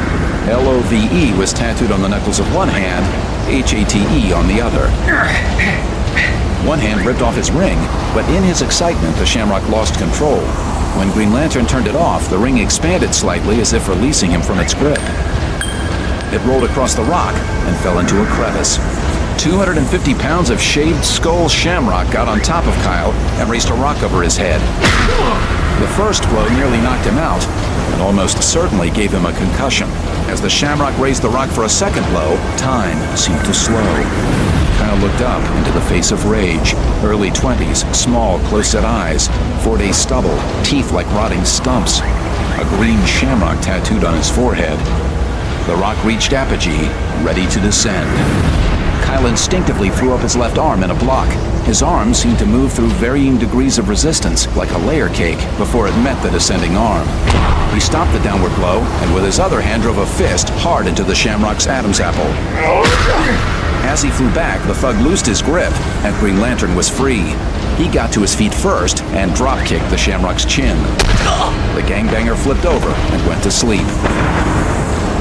A bullet tumbled lazily by, 6 inches from Kyle's head.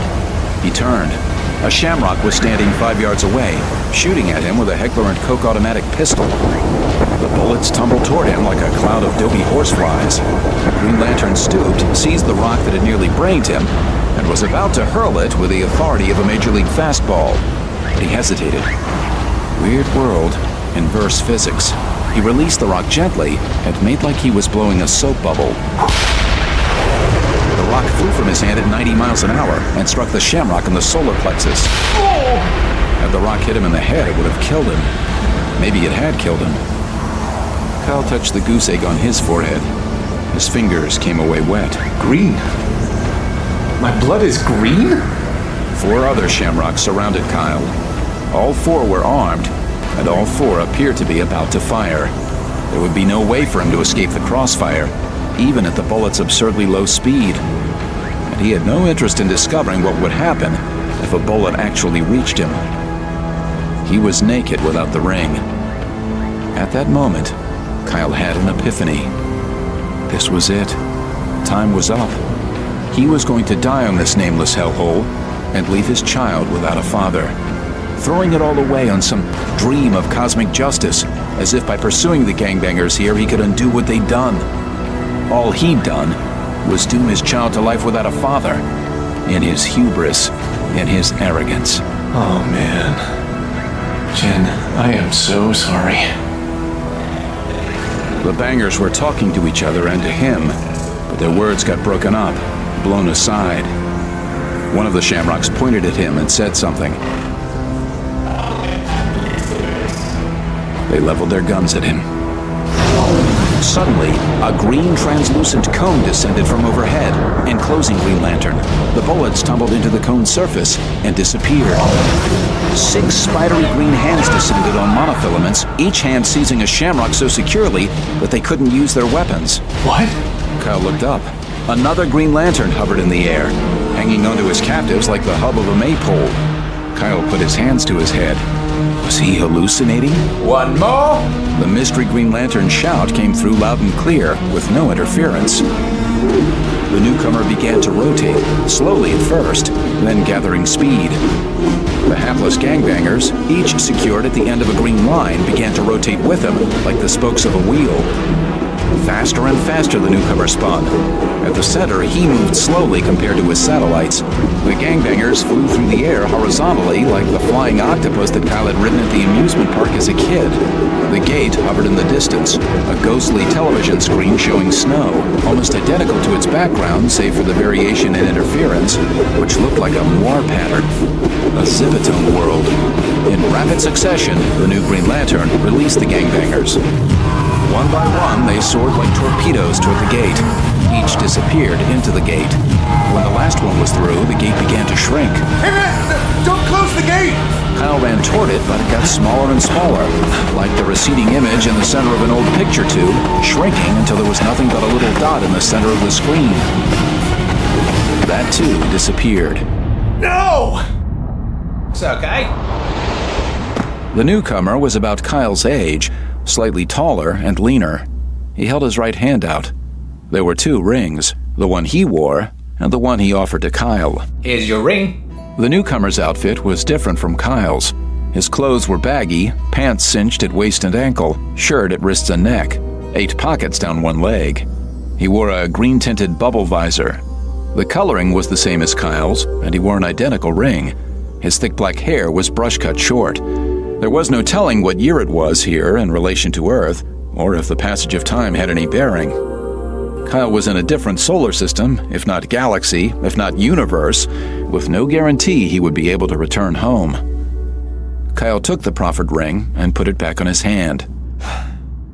Kyle Rayner, GL, Sector 2814. The other Green Lantern looked at him with a silly grin before shaking his hand. Spire Reigns, Sector 2814. Where exactly are we? Right here. I meant in relation to Earth. I wouldn't know. I'm not an astrophysicist. No one's been to Earth in millennia. It disappeared long ago. Disappeared? Rogue singularity? Foul play is suspected, but what can you do? It's not there anymore. How can you be from Sector 2814 and not know what happened to Earth? I'm just a cog fud. Venus is my home. How far are we from Venus? Couldn't tell you. I accessed this place through a pylon in the Alpha system, which is more or less next door. I might be able to identify it if we could channel data to the CB, but that would take up way too much energy. And for what? A place that makes Mars look good. Where are we now? Right here. I mean, what is the name of this place? Yeah. That make any sense to you? Didn't think so. It's a way station, an anomaly that exists between two singularities that exert an equal and opposite attraction. It doesn't spin. The fabric of space here is unusually conducive to wormholes, which is why it's relatively easy to set up a gate here, but certain quirks in the atmosphere can play odd with the settings. For example, we might set up a gate to Fard, but within minutes it will shift vectors and you could pop out in the middle of nowhere. We have to recalibrate constantly. What happened to the gate that was just here? Oh, not one of ours. That's a spontaneous generation. Nobody comes here, nobody important. When we get an activity reading, we know it's the tribals, so some tribals are using it as a way station. They'll drag off our rotation. You add in the equation, which is why I'm here. Hard to ignore another ring in your sector. How am I going to get home? Just wait. That gate pops in and out at 12-hour intervals. Always in this area. 12 hours? More or less. It always comes back. Just don't let it catch you sleeping, Fudd. Why do you call me Fudd? It's just friendly. Fudd, Axe, Proly, fellow green, well met. You don't know this stuff? Where you from? 21st century Earth? Go me. Geezer-like. How old are you? 25. Well, I'm 26. Oh, that explains it. Listen, I gotta go. You're still here when I get back. I'll bring you some food and my lantern so you can re-up. You're kidding me. It's what? You're joking with me. I would never spack a fellow green, Fudd. Listen, gotta go. Wait a minute. Tell me one thing. How come my ring doesn't work here? It takes time to absorb the data. This is not an easy planet to absorb. Something happened here. The Quadians tried to colonize the place. It was probably a beautiful planet before they did their thing. Don't waste your battery. Wait for the gate. The longer you wait, the more data the ring absorbs, the finer your control. Listen, I gotta go. Kyle was alone. More alone than he'd ever been in his life. True, he could breathe the unlovely air and the temperature was moderate, but everything else about the Zipatone planet made his skin crawl. The black and white landscape, the black bugs which he could see out of the corner of his eye. Every time he turned to look at them, they vanished. Vicious gusts blew grit everywhere. Rocks rolled uphill. It was a place that oozed despair. How could those bangers stand it? Then again, if you were a gangbanger, your whole life probably oozed despair. He started walking. Out of the corner of his eye, he saw a black beetle scuttling from rock to rock. Shortly, he came across what appeared to be the remains of a stone wall. It rose above the ash-colored earth in a long, low, undulating line, scoured by the winds to a rounded smoothness. It was unquestionably the work of a civilized race. In the distance, he thought he made out the ruins of some great building on a ridge, but it may have been a trick of the atmosphere. Kyle sat on a rock. Black bugs streamed over his foot. He could feel them on his instep, like light rain. When he looked down, they were gone. 12 hours. The Guardians told him that the central battery had mapped the entire known universe. If that were true, all Kyle had to do was envision Earth. The ring would grab the coordinates from the battery and take it from there. Surely Rains was mistaken when he said that Earth didn't exist in this space-time. Perhaps Earth didn't exist in Rains' universe, but it must certainly still exist in Kyle's. He looked up. The sky was a kinetic gray, like a television set that's been turned on but doesn't pick up any programs. It was possible that the atmosphere was interfering with the ring's ability to communicate with the battery. Screw it. Kyle didn't have the patience or the time. He'd have to take a look for himself, outside the atmosphere.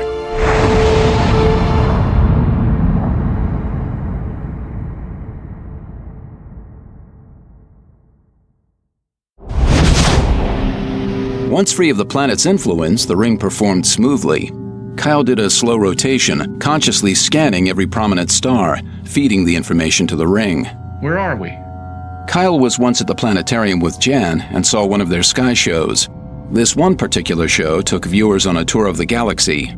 During the show, viewers were treated to different points of view around the Milky Way, such as, and if you were on Arcturus, the night sky would look like this. Kyle needed the ring to match one of the sky projections he'd seen at the planetarium, an image he had in his memory. The ring had to move him around to get a match, but once it had a match, it meant Kyle knew where he was in space and consequently knew where Earth and the Sun were in relation to where he was now. Then the ring could take him back to Earth. Green Lantern flickered across the galaxy, dashing from wormhole to wormhole like an FM radio on sample, searching for a view that matched a memory from the sky show. Time slipped away. It took a special type of courage to soar through space with nothing between you and the void but 12 inches of green glow. The vastness of space could crush sense of self like a fruit fly caught in a dictionary. Physical dangers aside, there was a far greater psychological danger. Most human beings would not have been able to handle it. The Corps chose its candidates carefully, despite Kyle's seemingly random selection. That's what they told him anyway, a random choice. He knew it was nonsense. They'd seen the steel in his spine, steel that had been tested when Kyle had become Ion, with the power of 3,600 sectors flowing through his veins. As Ion, he'd experienced a superhuman omnipotence, a universe-spanning awareness. Only the human imagination was as large as the stars. All else was insignificant. The Guardians had chosen him for his imagination, but it was his experience as Ion that made him comfortable in space. The problem was that Ion was everywhere at once. Ion was aware of a child suffering in Calcutta and of the erosion of pastureland on far distant planets. Ion was virtually a god. Gods never slept. The universe kept on expanding, humanity grew larger, with its concomitant cargo of happiness and sorrow. Happiness took care of itself, but sorrow was Ion's job, 24/7. No room for Kyle Rayner's minute concerns. Ion had felt Kyle Rayner slipping away like a childhood dream, behind an infinite army of more significant concerns. Ion was the ultimate obsessive-compulsive. Ion had to choose between godhood and humanity. At the last instant, Ion chose humanity and imploded. Kyle Rayner was reborn. Not 1 in a billion could have withstood that experience and come out sane, but Kyle was 1 in 5 billion, a unique human indeed. Somehow his imagination dealt with the never-ending data, the knowledge not only of man's inhumanity to man, but man's inhumanity to other species and variations. The tiny green speck of sentience that was Kyle Rayner approached a red giant star. He could feel its radiation signature from a parsec away. Idly, he recalled that a parsec was a unit of astronomical length based on the distance from the Sun that would result in a parallax of 1 second of arc as seen from Earth. This is equal to 3.2 light years, and the word parsec is derived from the two words parallax and second. Parallax was also the name Hal Jordan had taken when he'd absorbed the power of the central battery to rebuild Coast City. Kyle had been instrumental in bringing Jordan back from his terrible godhood. They had both been terrible gods. Jordan, at least, was willing to try again. In his own way, the Spectre was as powerful as Parallax had been, and Ion. The Spectre had never fully tested his powers. Kyle hoped that he never would. Man, face it. I'm lost. Although the ring functioned well away from the Zipatone planet, it recognized none of the millions of stars surrounding him. Its power was low. Kyle tried to access the knowledge he'd gained as Ion, but nothing matched. He had no idea how long he'd been gone. Time was meaningless. Rather than return to the Zipatone planet, he had one last ploy. Spire Raines was human. It was quite possible he'd return to a planet in the home sector. He had said he lived on Venus. In order to find Spire Raines, Kyle would have to transmit a spherical pulse that would reveal Raines's trace radiation. Who knew how long he'd been gone? And how could Kyle find it amidst the riot of cosmic rays? It would be easier to find a single grain of sand on a beach. Kyle folded his legs under him in a meditation posture. This is why they pay me the big bucks. He launched a pulse. A sphere of faintly iridescent green burst from the ring and expanded, growing fainter with each millisecond, becoming invisible within a yard. Finding the other lantern's residual radiation required absolute concentration that itself was like a sphere, an unbroken, outward-sweeping consciousness attuned to the slightest variation. Each square inch of the sphere's rapidly expanding surface communicated back to the ring holder a cacophony of radiation, overwhelmingly incoherent, deafening, and useless. The sphere expanded at greater than the speed of light, gobbling up countless wormholes. Because rain's residual radiation would be linear and radial, there was little chance that the expanding sphere would miss it. The sphere expanded, 1,000 parsec bubble, a ripple so slight only another lantern would see it. The bubble began to pulse in the manner of a battery that is about to go dry, which was exactly true. Kyle had almost reached the limits of his power. He might be able to expand it by a few more parsecs, but soon it would be dry. And once it was dry, it could not be rebooted except by exposure to a lantern or the central battery. At the limits of its cohesion, the sphere encountered the faintest remnant of lantern radiation. Yes! Kyle greedily sucked it in, like a man dying of dehydration who comes across a puddle. A vector. The trace radiation was stronger toward the destination. Kyle seized upon the vector and prayed that he had enough juice left to follow that faint trail back to his own solar system. To conserve energy, he reduced the number of wormholes or samples he used to attain destination, greatly increasing his risk of materializing inside his target or overshooting. To conserve energy, he reduced the number of wormholes or samples he used to attain destination, greatly increasing his risk of materializing inside his target or overshooting. The long minutes, hours, or what seemed like years of concentration had taken their toll. He felt dizzy, lightheaded, thirsty, hungry, exhausted. He couldn't conjure provender out of cosmic dust. He couldn't draw on the ring for sustenance without flatlining. He had barely enough energy to bend space with the crudest targeting. The gaps between wormholes were so great he actually saw the constellations change, flickering in spurts into new arrangements. The last wormhole spat him out in the orbit of Uranus, its look and radiation as familiar to him as his own home. He couldn't see Saturn. It must be on the opposite side of the sun. The green vector here was strong, visible to Kyle's naked eye, arcing in toward the sun. His cheeks were wet. He touched them. He'd been holding his breath. Not so godlike after all. Jen, their child. Home. With his last trace of energy, he boosted himself to the green vector, put his ring to it, and it pulled him along. Through the asteroid belt, past the orbit of Mars. No. To nothing.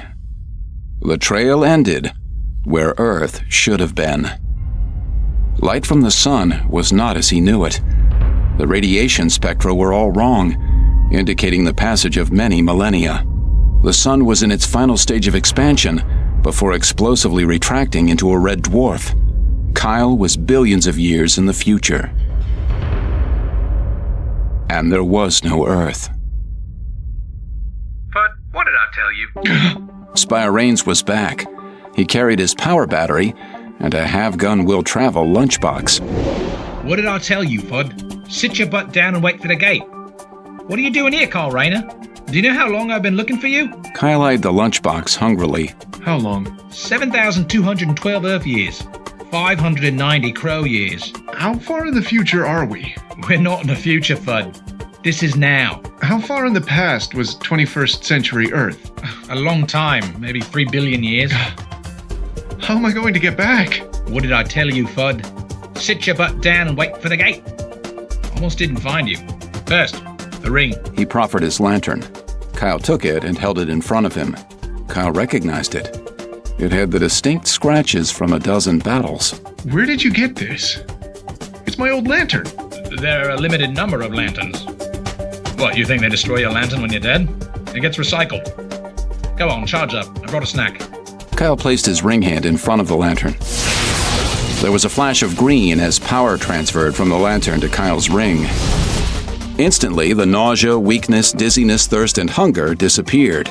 He still eyed the lunchbox. What's in the box? Lunch. With a wave of his hand, a checkered tablecloth appeared, pulled taut at the corners. Spire opened the lunchbox and began setting things on the cloth, where they stayed as if magnetized. The lunchbox was a tesseract, producing far more material than it appeared it could hold from the outside. Heavy crystal steins, a tall metal cylinder that was cool to the touch, fine china with peculiar runes, sterling silverware. 3 plastic tureens held a platter of club sandwiches, a series of large metallic aquamarine scarabs arranged in a salad, and a bowl of spiky fruit. Spire picked up the metal cylinder and pushed a button. A stream of amber fluid arced unerringly into first Kyle's, then Spire's steins. Spire lifted his stein in a salute. Kyle did the same with his own. To the core. Frigid, delicious. Beer? Where'd you get this? We brew it. Kyle saw a mountain of anthropology behind the simple answer and didn't pursue it. Good stuff. Kyle helped himself to the club sandwiches. Spire picked up one of the metallic scarabs and bit into it. What is that, a bug? Baked Sicilio. Try one. No thanks. Your loss. Spire stuffed the rest of the bug into his mouth, chewing with several hairy legs protruding. It's an excellent source of fiber. Kyle tried the spiky fruit, which tasted both sweet and tart, its texture like a ripe peach. Not bad. They ate in companionable silence for a while.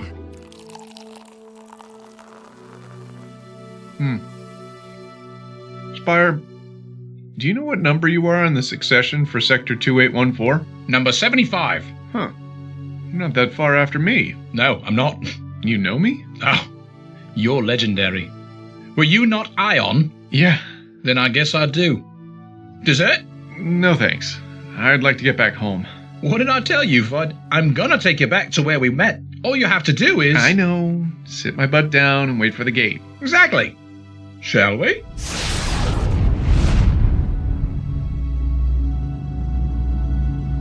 The Zipatone planet was easier to take the second time around.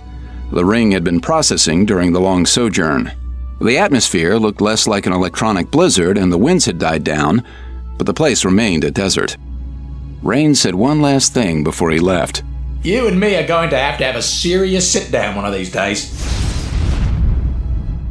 Kyle sat his butt down and waited for the gate.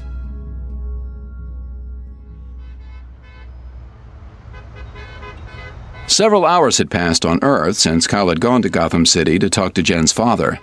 All of a sudden, Alan was on this morality kick, as if his own daughter hadn't been conceived out of wedlock. As a young man, he'd been something of a rake hell. Now, at an age when most men were dead, he was a robust, disapproving, sanctimonious pain in the neck who thought she should get married in church. Bored and pissed off, Jen saw only one course of action. Taxi!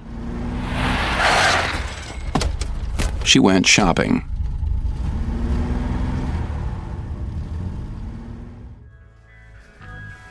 Gristetti's on Bleecker Street was the kind of upscale grocer that featured 87 different types of coffee, including a rare Sumatran blend that relied on the droppings of certain feral jungle cats for flavor.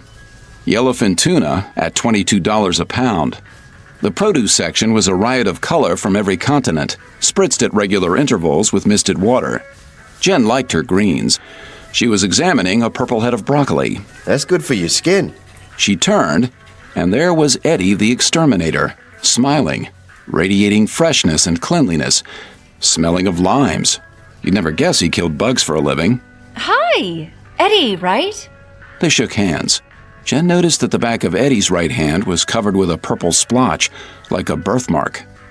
Call me Roach. Everybody does. I can't call you Roach. No way do you resemble a roach. I'll call you Eddie. I guess I can live with that. She looked down. Eddie wore unmatched shoes. His left foot was encased in a work boot. His right foot was in a tennis shoe with the toes cut out. A bandage rose out of the hole. What happened to your foot? Bit by a rat. You're kidding me. Yeah, I had a bunion removed. Oh, smart ass. Jade punched him in the arm. Hey, you want to get a cup of coffee? I'd love to. They finished their shopping. Jen noticed that Eddie bought an expensive brand of dog food. The chock full of nuts on the corner had long ago been replaced by a Starbucks. They snagged a window booth beneath a hanging fern while Eddie went to the counter, returning shortly with 2 steaming lattes and a couple of lemon bars. There was something about him, a new confidence that she hadn't noticed before. Did you get your hair done? I never have the same barber twice. I go to a barber college in Queens where the students cut your hair for $7. It looks nice. Thanks. But look at you. Wow. I can't believe I'm actually sitting here talking to you. Celebrity photographer and a real Victoria's Secret model. Thanks for putting those in the right order. So what are you doing these days? I haven't seen you on a magazine cover lately. I do a little modeling and some research projects in biology. Jenny absent-mindedly touched a dangling fern. The tendril began to grow, unfolding as they watched. They say I have a green thumb. She winked. She couldn't decide if she was flirting or just showing off, but thought it best to change the subject. What's the dog food for? My buddy Barkley. You want to see a picture? Sure. Eddie pulled out an enormous wallet fixed to his belt with a chain and held out a snapshot of the grinning mongrel. Oh, he's adorable. You want to meet him? I'd love to.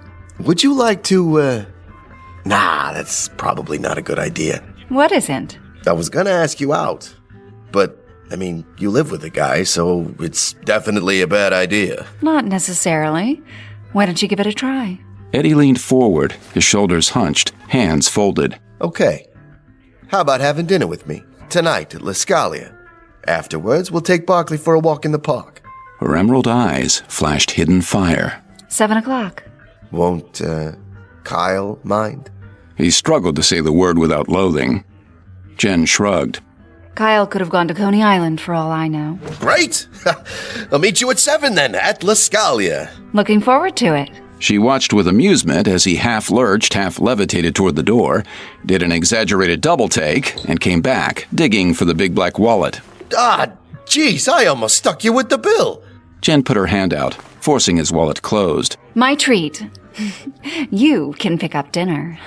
This time he made it out the door. There was something about the guy that appealed to Jen. Funny thing, when she'd met him the other day, he had an aw-shucks quality she'd found charming. Today, right up until the point he'd asked her out, he'd seemed smoother, bolder. A different kind of charm. Still the same guy, but maybe in a different mood. Smiling, Jen picked up the check. Eddie hobbled the 2 blocks to the parking lot in a daze. His foot itched so badly he had an insane desire to sit down on the concrete, rip his shoe off, and have at it with a rat tail file. He fought the urge and ignored the itching. Maybe it was a bad idea to stick the ring on his toe, but when he saw what it had done to his hand, he got worried.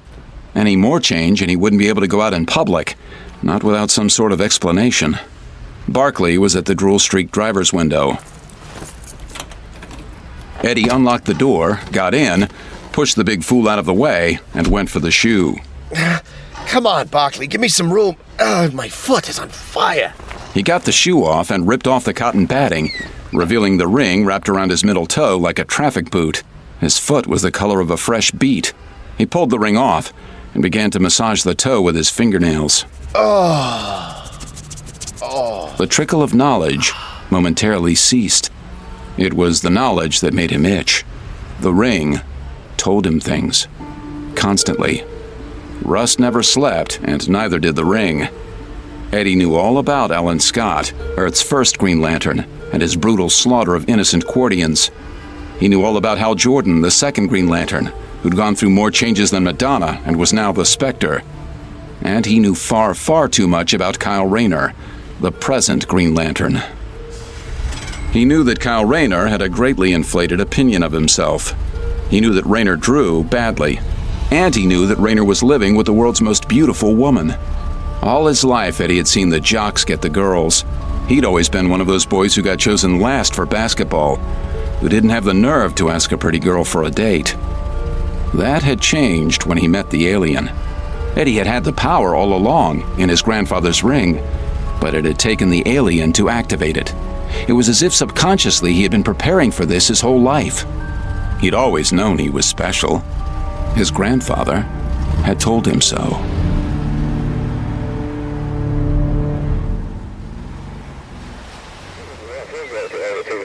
In Gotham, Police Captain Otis Strickland had had enough. Not a peep from the warehouse in over an hour. Strickland had ordered his SWAT commander, Jason Gertz, to take the building. Strickland was right behind the black-clad Gertz as they approached the east entrance, the one through which Green Lantern had gone.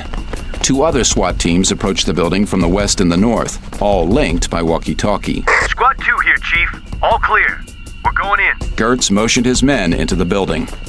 From opposite sides of the doorway, first one, then another, crisscrossed to the inside. After they had secured the immediate area, Strickland followed. The interior of the warehouse was a gutted, vast expanse of dusty concrete, punctuated by immense steel support pillars and red brick walls. It had been a paint factory, but the business had long since gone to Taiwan. The mayor and the landlord had been squabbling over the bones ever since. Now Strickland wished that they'd torn it down. For the past couple of years, the warehouse, and others like it, had served as impromptu HQ and retreats for all manner of street gangs. Gotham's own hole-in-the-wall.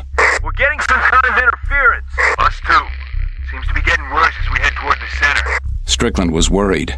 In his experience, there was nothing in these old factories that would cause electronic interference, unless it was something new, outre, or otherworldly. Strickland hated otherworldly. He remembered when Killer Croc paralyzed the city for 3 weeks. People were afraid to go downtown. At night, the malls were like ghost towns. This crime scene was already contaminated by Green Lantern's presence. Strickland was seriously considering switching on the bat signal, which he hated to do. No real cop preferred to sit back and let the mystery men handle business. Keeping order and apprehending criminals was police business. But in this day and age, even the most traditional cop had to step down when the threat was untraditional. So far, they were dealing with the Shamrocks and Green Lantern. The Shamrocks were a highly organized gang of white boys with ties to the IRA. The Shamrocks were bad enough. As gun dealers, they had access to a far wider range of weaponry than the police. The 3 squads converged on the ground floor center, which held a bank of abandoned elevators. They met in what had once been a lobby, its cracked tile floor beginning to buckle like an ice floe. The walkie-talkies were useless, even in line of sight.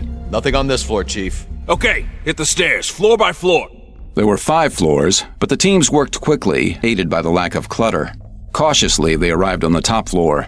Gertz walked around, repeatedly switching his walkie-talkie on and off. The interference is worse on this floor. You can track it by the crackle. He held his walkie out and depressed the button. He walked in one direction, then he reversed direction. Gertz held his hand in the air and made a circling motion, indicating that his men should gather around. Okay, listen up. Whatever's causing transmission interference is on this floor. We can track it by using our walkies. When the crackle gets louder, you're getting hotter. Let's fan out to the perimeter and work our way inward, see where we end up. Sir? What is it, Mel? Something funny. Usually these old factories are crawling with rats, but we haven't seen any. You're right. It is funny. Comments? The men shrugged. They didn't know what to make of it. 15 minutes later, every cop in the building was arrayed around a steel door that looked for all the world like a janitorial stash. Gertz held his hand up. Hey, turn off your walkie-talkies. It's coming from that door. Chief, I'd like to get a bomb squad up here. Strickland rolled his eyes. This he didn't need. Since 9/11, half the bomb squad had been on duty constantly at Gotham International. Same with the robots. The city only had 4 robots, and they were in constant use. Why? You hear that? Lieutenant, bombs don't announce themselves. That sounds like a television with lousy reception. Sir, I don't want to risk any of my men opening that door, do you? Sir, take a look at the door. It's not latched. The men examined the door from 10 feet away. It was true. The steel door did not sit flush in the frame, but jutted out a quarter of an inch. Okay. Maybe we can just jerk it open on a rope. Strickland nodded. He sent a deputy back down for a rope and a video camera to record whatever they would find behind the door, just like Al Capone's vault. It took another 15 minutes to rig the rope and deploy the men. Strickland sent all but 5 outside, just in case it was a bomb. Strickland, Gertz, and 3 men. Strickland had no desire to blow himself up, but he didn't think it was a bomb. Call it a hunch. On the other hand, no telling what lurked on the other side of the door. Strickland had seen the Joker and Two-Face in lockup, so anything was possible. Gertz deployed Strickland and his men behind cover. He took a position 10 yards back, crouching behind a stout brick pillar, gripping the rope in both hands. Count of 3. 1, 2, 3. He yanked the rope. The door swung open. An eerie gray television light spilled into the room, with a dark shadow across it.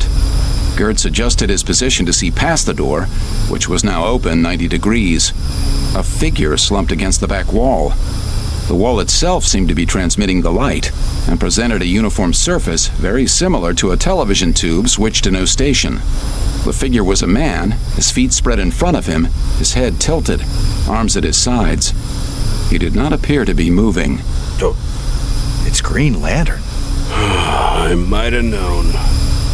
Gertz and one of his men approached the open closet, stepping carefully. The crackle flared momentarily, harsh light flattening the cop's features.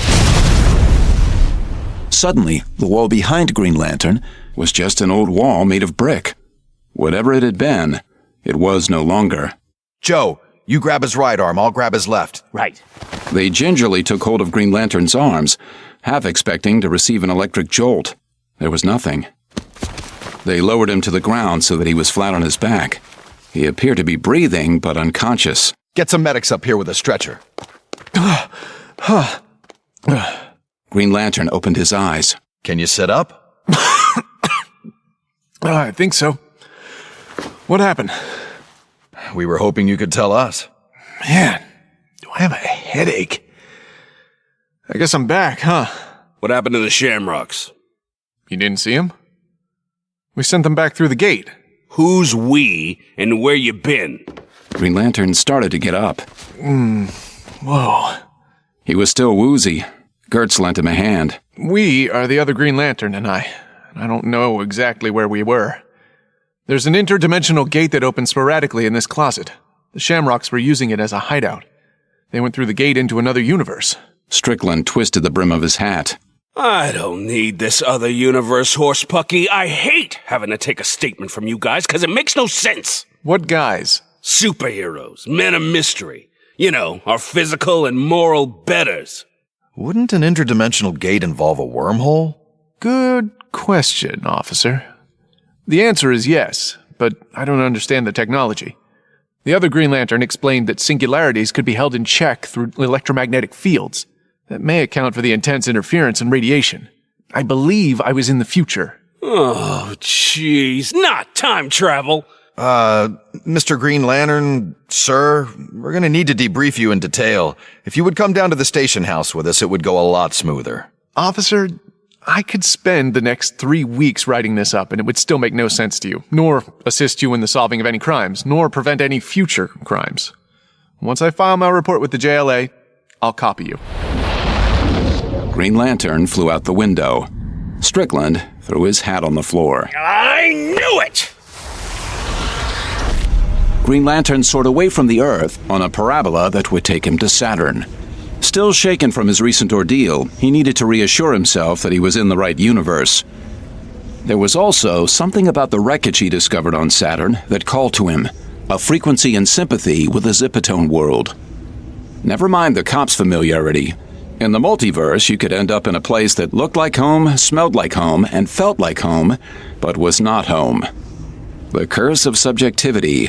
How could you prove to yourself that what you experienced was real and not a fever dream or a chemically induced hallucination or an elaborate hoax perpetrated by some devious alien? Saturn was as he had left it, massive storms raging across the soupy atmosphere. A quick scan showed the remains of the alien spacecraft spread across many miles of the upper atmosphere. As Green Lantern approached the glittering silver cloud, he experienced a keening resonance with the atmosphere. He wondered how the JLA was doing with his sample. He would have contacted them, but this close to Saturn, the electromagnetic fields played hop with communications. The wreckage itself radiated interference. In the pale glow of his power ring, matter-antimatter residue showed black against the paler background of the atmosphere. Not a big deal. Many faster-than-light drives used minute amounts of matter-antimatter as a source of propulsion, suspended in an electromagnetic field to prevent it from coming in contact with the rest of the ship. Kyle launched a blip, searching for another presence. Nothing came back, nor did he expect it to. In the sea of space, this solar system occupied no more volume than a drop of water in the ocean. What were the chances of hitting a specific drop of water if you fired into the sea? Looking up, he saw the tiny satellite Pandora winking at him, a lover's moon. The cyclonic storms in Saturn's upper atmosphere were nothing compared to the squall kicked up in Kyle's heart. Jenny Lynn. What did a guy have to do to get his girl to say yes? And what was up with a bug killer? There could be only one possible conclusion. She was trying to make him jealous. But that made no sense. It wasn't as if he neglected her. He showered her with affection, told her 3 times a day that he loved her, and had asked her to marry him 6 times. A piece of metal debris caught the distant glow of the sun and gleamed like a diamond. Well, duh, that's it. I need a ring. She was mad at him because he'd put the cart before the horse. You don't ask a girl to marry you without a ring. Especially not a girl like Jen who read Cosmopolitan and Vanity Fair. Read them, she was on the covers. How could he have been so stupid? He was in a position to make it up to her. He was in a position to give her the most spectacular engagement ring a man ever gave a woman. No Harry Winston or Tiffany would do, not for the most magnificent woman in the solar system. A wink of green far below suggested emeralds. The emerald was her stone. But Jenny Lynn was an old-fashioned girl. The engagement ring had to be a diamond.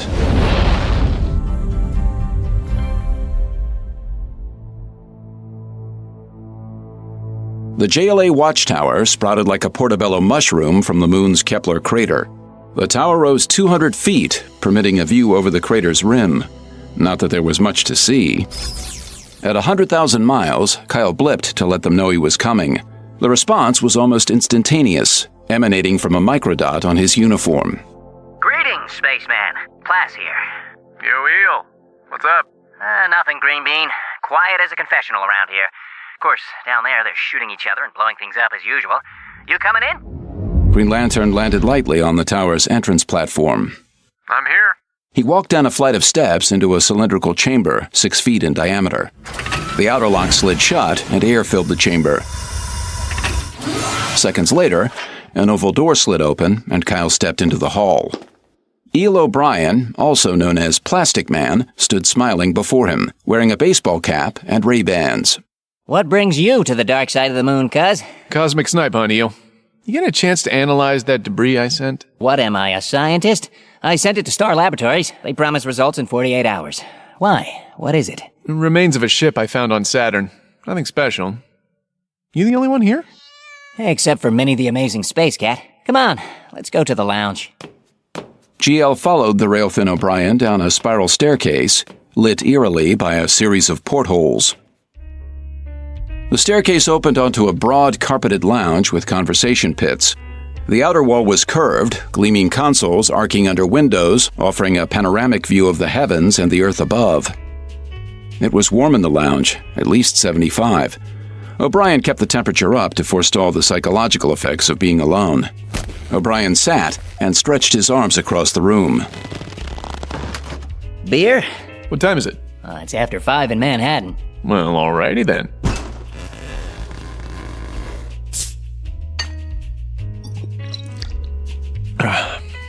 Nice. Kyle looked at the bottle. Fat Tire from Boulder, Colorado.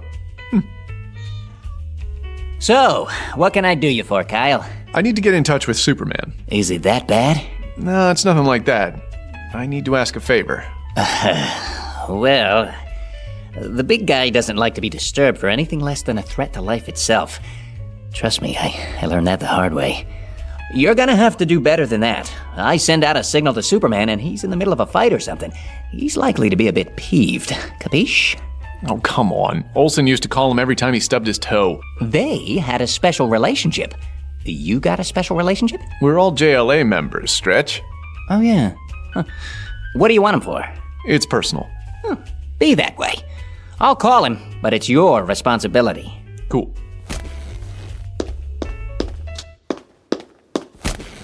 Kyle watched while O'Brien sat at the console, gathering his courage. Kyle couldn't blame him. He figured that O'Brien had to be apprehensive due to his criminal background. It was one thing for the ex-armed robber to trade quips with young Kyle, quite another to tug on Superman's cape. This is Superman. What can I do for you, Plastic Man? Green Lantern's here, Big Blue. Wants to talk to you. Superman, it's Kyle Rayner. If you're not busy, I'd like to have a word with you. Hello, Kyle. I'm cataloging a few things at the fortress. I'll be here for the next hour if you want to drop in. Thanks, man. I'll be there shortly. Very good. You want him to figure out your taxes? Trust me, not even Superman could figure out my taxes. Ah, good timing. Here's the preliminary star report on that junk you found. Traces of iron, molybdenum, plutonium, cesium, and matter-antimatter residue. Matter-antimatter residue? How'd that get in here?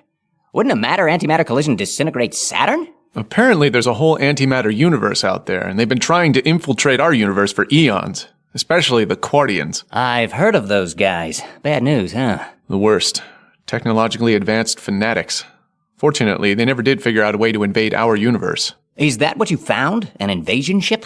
I think so. Looks like it hit Saturn's atmosphere too quickly and broke up. Assuming it didn't completely disintegrate upon contact with posimatter. Why wouldn't it? Doesn't every matter-antimatter meeting result in an explosion? The Quartians have been experimenting with electromagnetic fields to hold antimatter intact while in the posimatter universe. Judging from the remains I found, it almost works. Or it almost worked however long ago that ship came through. Can I see that? Carbon dating estimates that the debris is over 40 million years old. That's a long time. Wonder why we never noticed it before. Saturn is like the Sargasso Sea. You can't see down to the surface. It keeps churning things up that landed long ago. Hey, it took them 60 years to find some of those World War II bombers that crashed in the jungle. Discovery Channel. I got a lot of time to kill up here. I guess so. Makes sense. Thanks for the beer, Plaz. My treat next time. Stick around. I'm gonna screen Stormy Weather. You ever see Stormy Weather? Sorry, man. Next time. Most of the world believed Superman's Fortress of Solitude was located on the polar ice cap. Superman himself encouraged this belief. The fortress was actually located in Antarctica, halfway up a sheer rock face, and resembled a black soccer ball approximately 100 feet in diameter. Anyone wishing to enter had to get 1,000 feet up the side of a cliff and 150 mile-per-hour winds and 12 degrees Celsius wind chill factor. Talk about stormy weather. They would also need Superman's strength to open the door. Fortunately, Superman was expecting Kyle. As Green Lantern approached the black hemisphere protruding from the cliff, a portal opened.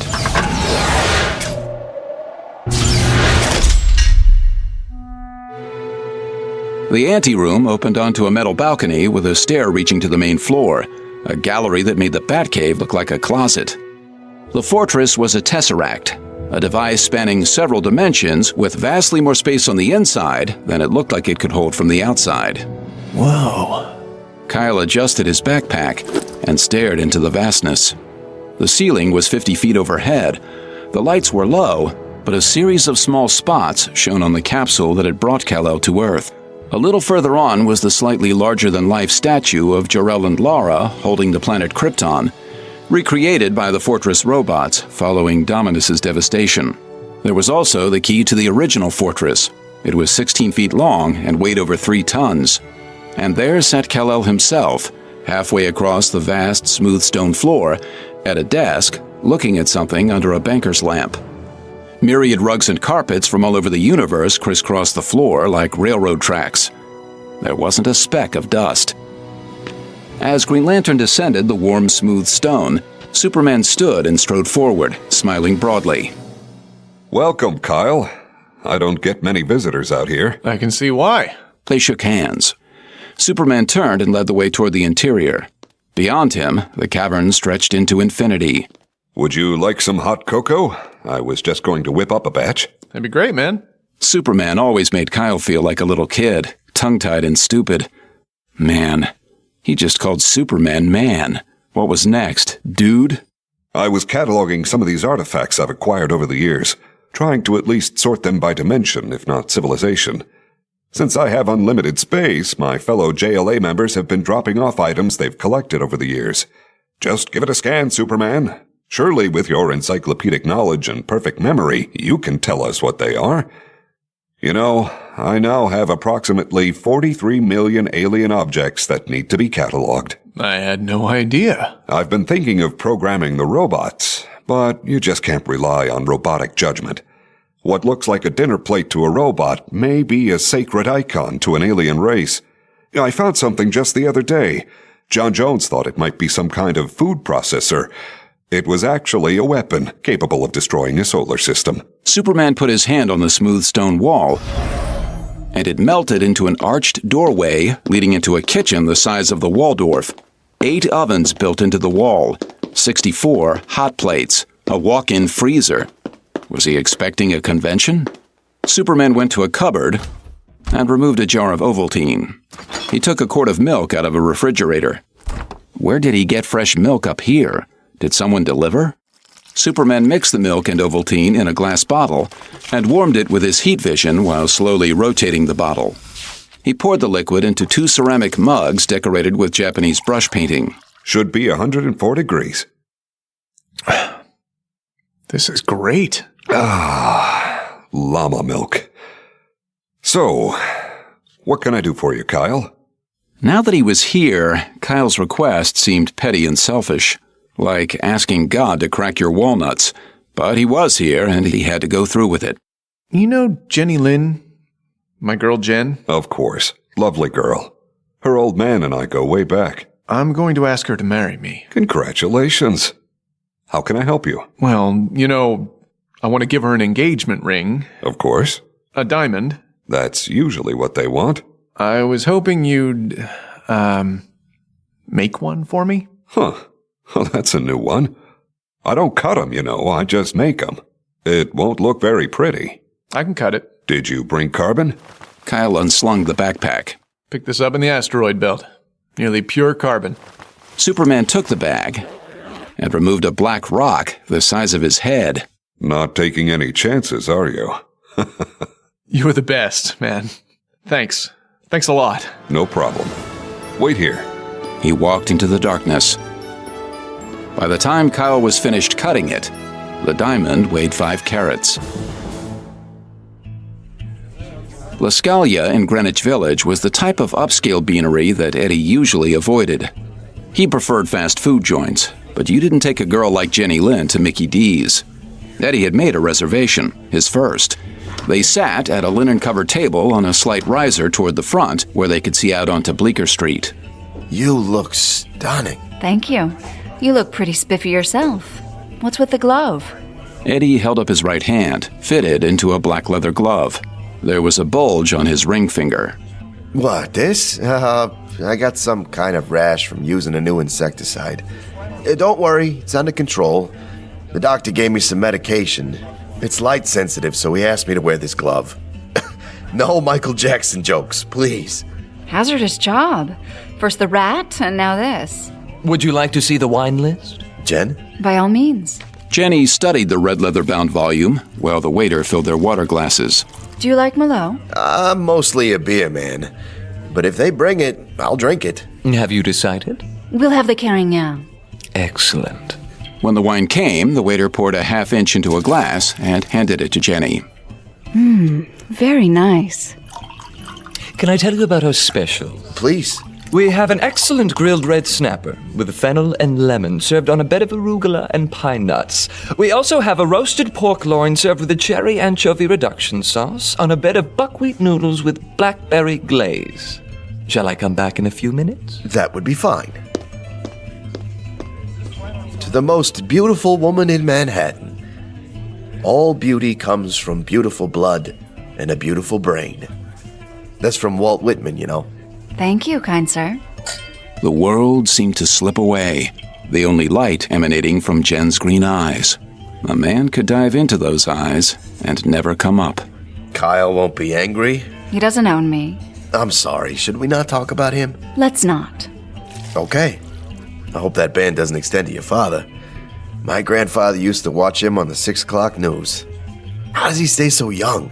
Good genes, I guess. Green genes. Yeah, I heard your dad loves to sing show tunes. Where did you hear that? Eddie couldn't tell her the truth, that the information had flowed into his brain courtesy of the ring and the disappearing alien, because the ring forbade it. Eddie was being transformed. It was his and the ring's secret. Transformed into what, he didn't know, but something important, not just for him, for everyone. He felt himself becoming another person, with all the parts of the old Eddie attached. Whatever was happening, it imbued him with confidence, and confidence was very attractive. Raised in the Midwest, young Alan Scott made his way to New York City when he began college. After several adventures in Metropolis, he moved to Gotham City in early 1940, taking a job with WXYZ, a radio station. He began as a news reporter and soon became a star in his own right, with many reports about the new hero, Green Lantern. Jen stared, a wrinkle of concern crossing her lovely brow like horizontal interference. Eddie shrugged. That's no mystery. I downloaded that information from the Scott Telecommunications webpage. Nobody knows my dad likes to sing show tunes. That's not on the website. Eddie leaned forward conspiratorially. Yeah, well, he didn't exactly keep it a secret. Walter Winchell mentions it in a column in 1946. Your old man belted the complete score to Carousel at a party at Damon Runyon's house on Long Island. Teddy Wilson provided piano accompaniment. That's one of his favorites. So what are you doing reading Walter Winchell? I like old things. My granddad, Eddie I, left me his collection of jazz LPs. Benny Goodman, Duke Ellington, Sidney Bechet. He was a Green Lantern buff, kept his scrapbook, clipped every mention of the Green Guys. Your father was usually first with the news, so there's a lot about him in there. He did get around. How's he doing these days? He's happy as a pig and, well, you know the expression. He heads his own media empire, has the ear of presidents and viceroys. They hate him in Hollywood, but love him in Gotham. Have you decided? I'll have the snapper. The medallions of beef, medium rare. Very good.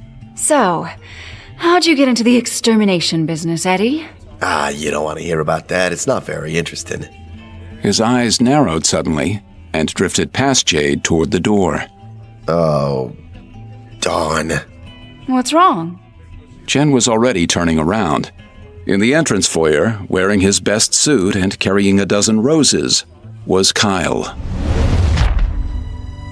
Superman had helped Kyle set the diamond in a band made from gold that Kyle had harvested in the asteroid belt. The ring was elegant and beautiful. Arriving home, he had deliberately avoided any route that might take him by a newspaper stand or electronic billboard. He didn't want to be distracted by his responsibilities. Although he could have used the ring to wash, he showered and shaved the old-fashioned way, splashed himself with expensive cologne, and put on the Tommy Hilfiger suit that Jen helped him pick out. After picking up a bouquet of flowers, he had launched a blip to locate Jen.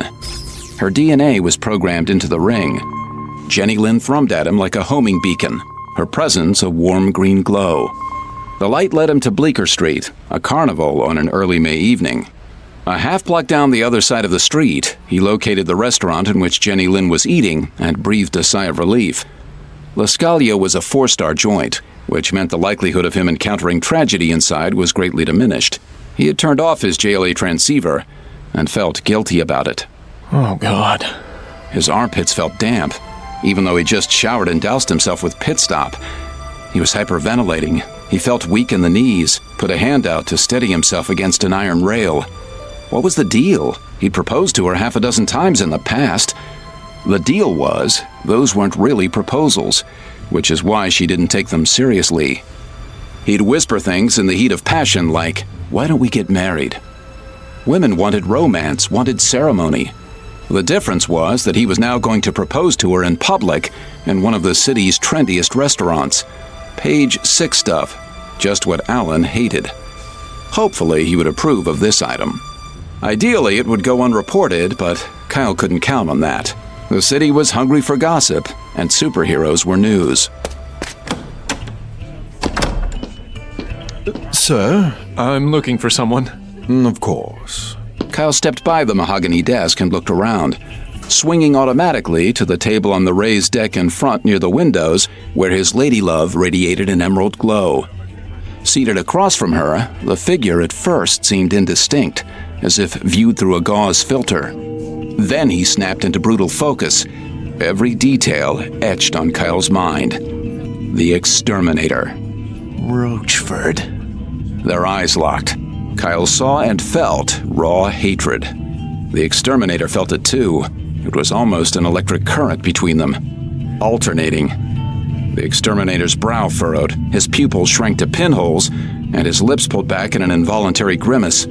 Jenny turned to see what he was staring at. Only the three of them existed. The rest of the world fell into soft focus. Jenny's mouth went round. She said something. Kyle could read her lips. Oh my God. She started to get up. The exterminator put a hand out and urged her to sit back down. Kyle had seen enough. Tossing the roses to the floor, he turned on his heel and fled the restaurant. He changed right there on the sidewalk, appearing in costume. Green Lantern went up and came down in a narrow parabola that deposited him on the roof of his building. Inside, Kyle paced aimlessly for a while, fuming. He imagined pulping the exterminator's head between giant green thumb and forefinger, popping it like a grape. He stopped and looked at the liquor cabinet. Kyle hadn't been drunk since his junior year in college. The beer he'd had with Spire Rains had been his first in 6 months. He knew there was a bottle of Chivas in there, a gift from Alan from last year. Why not? He headed for the cabinet. Jenny Lynn stormed inside, clutching the discarded roses, and without acknowledging Kyle, went into the kitchen. She put the roses in a cut glass decanter and added water. Only then did she turn toward Kyle, her hands on her hips. What did you think you were doing? What do you think? What were you doing with that exterminator? He asked me out. I didn't know where you were or how long you'd be gone, so I accepted. I just met the guy. He's a nice guy. There's nothing going on between us. You're not my keeper. Nothing going on? You two seem pretty cozy to me. Candlelight, fancy wine, sure looked like a date to me. Kyle, I've told you before that if we're going to have a relationship, you're going to have to give me plenty of space. Tonight you interrupted a dinner with a new friend by acting like a jealous lover. I am a jealous lover. Yesterday you went to Gotham to discuss my future with my father, as if I were a Muslim bride. Don't ask him, ask me.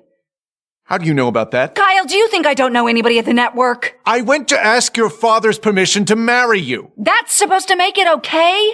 To me, it seems like you're sneaking around behind my back. Me? What? Sneaking around behind your back? I wasn't the one out on a secret date. There was nothing secret about it. You want to know why I was bringing you a dozen roses? Because you felt bad about crowding me? No. I wanted to give you this. He reached into his pocket, grabbed the ring, and held it out in his palm. He thought he was going to go down on his knees to do this, but he didn't feel like it at the moment. Jade looked at the ring. Talk about bad timing.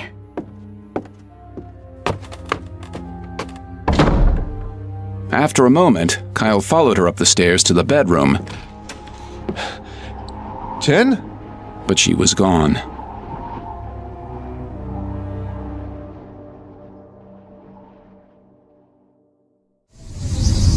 Jenny soared above the city. A green goddess briefly glimpsed. She felt like shouting, not just at Kyle, but at all men.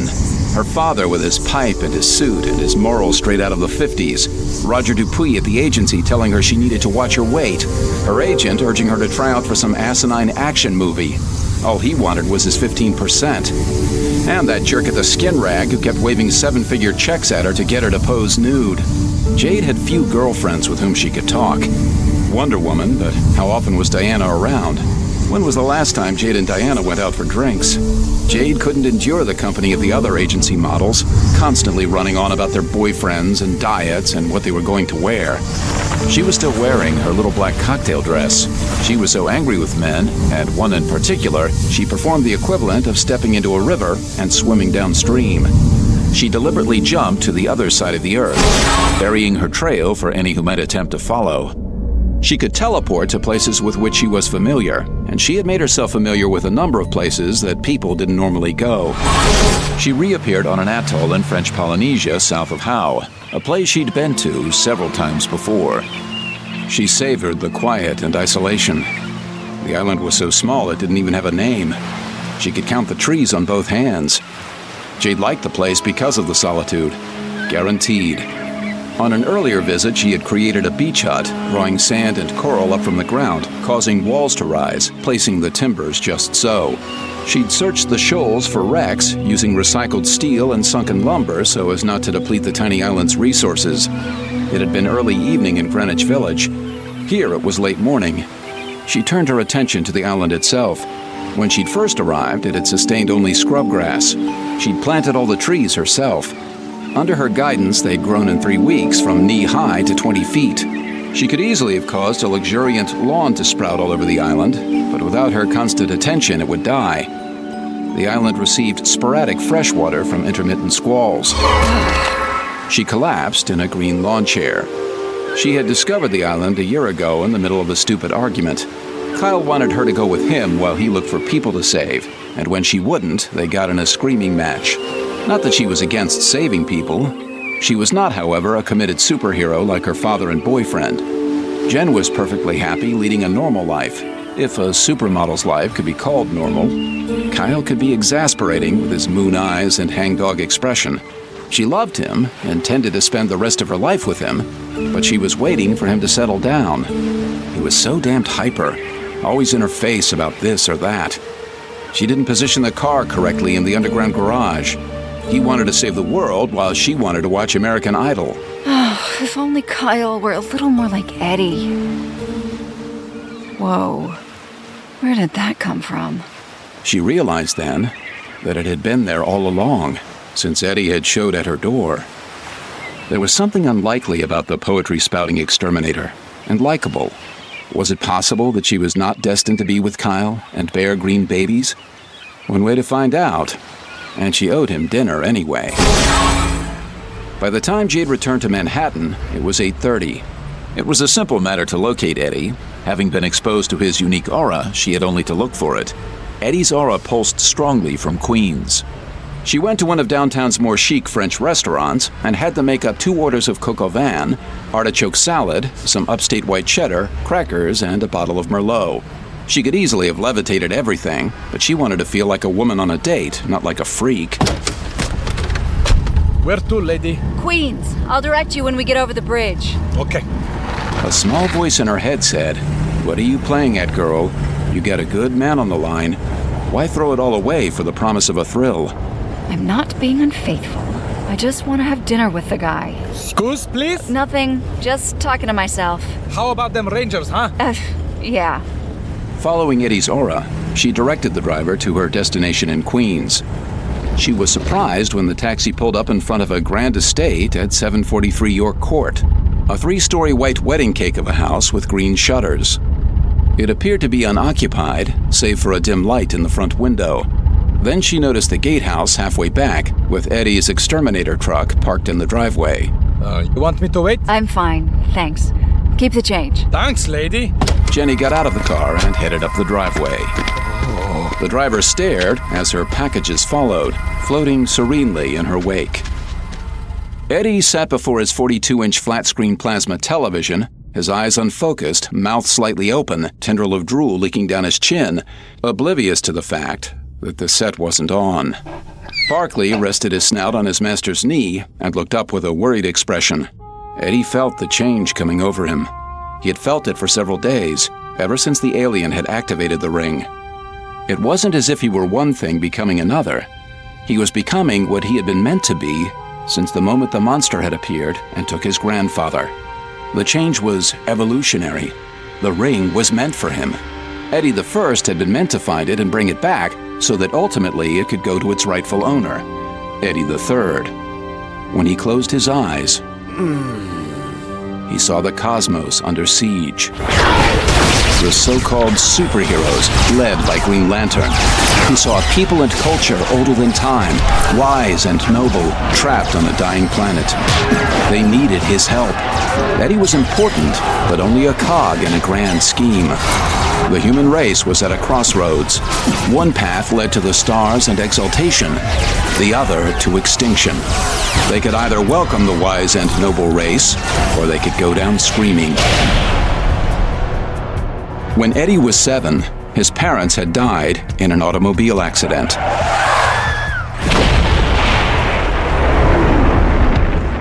Eddie had been visiting his grandfather at the time.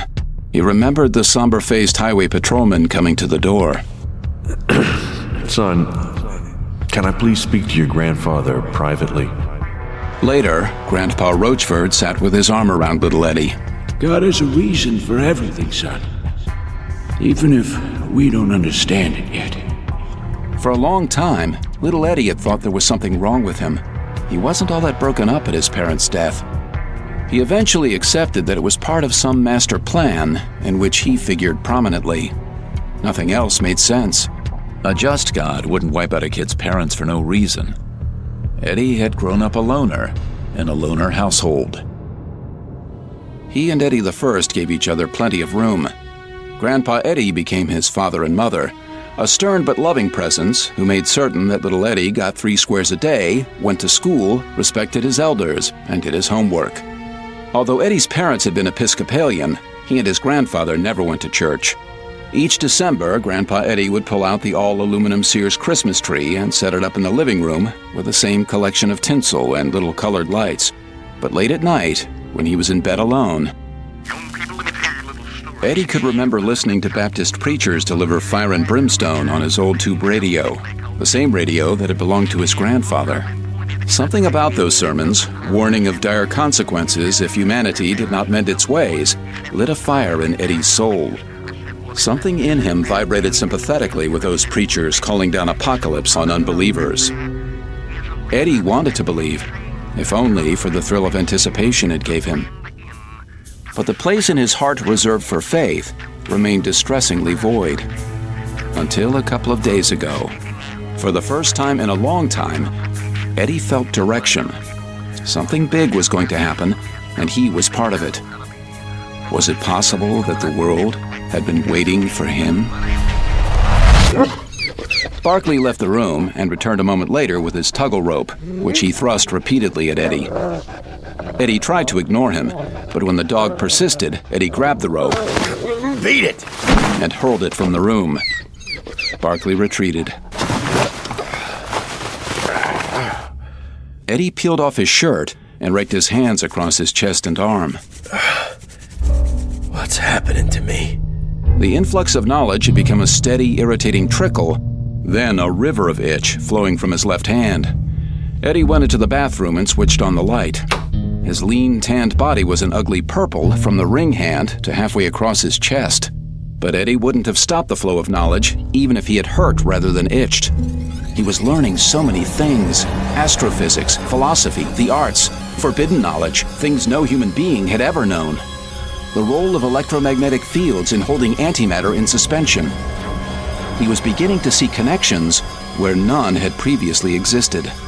I'd better put something on. Jade was heading toward his door with dinner in tow. Eddie could see her behind him with a kind of purple-hued omnivision. He'd been aware of her since she'd crossed into Queens. Barkley eyed him from across the room, his muzzle between his paws. Come here, Barkley.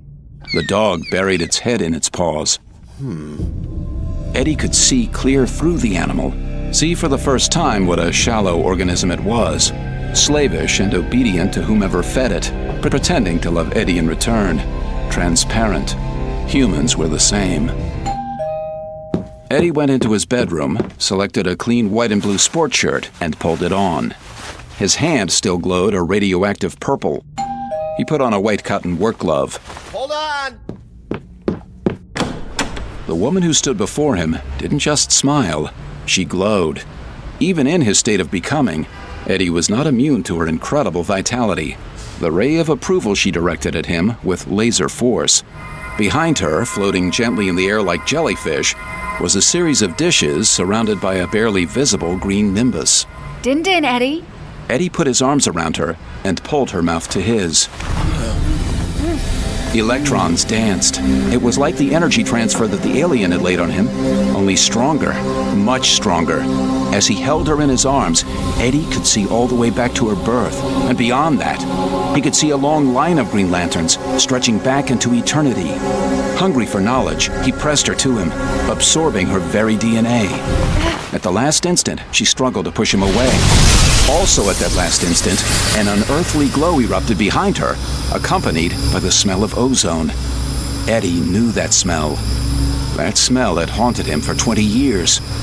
Jade backed away from Eddie, straight into the arms of the giant who had killed his grandfather.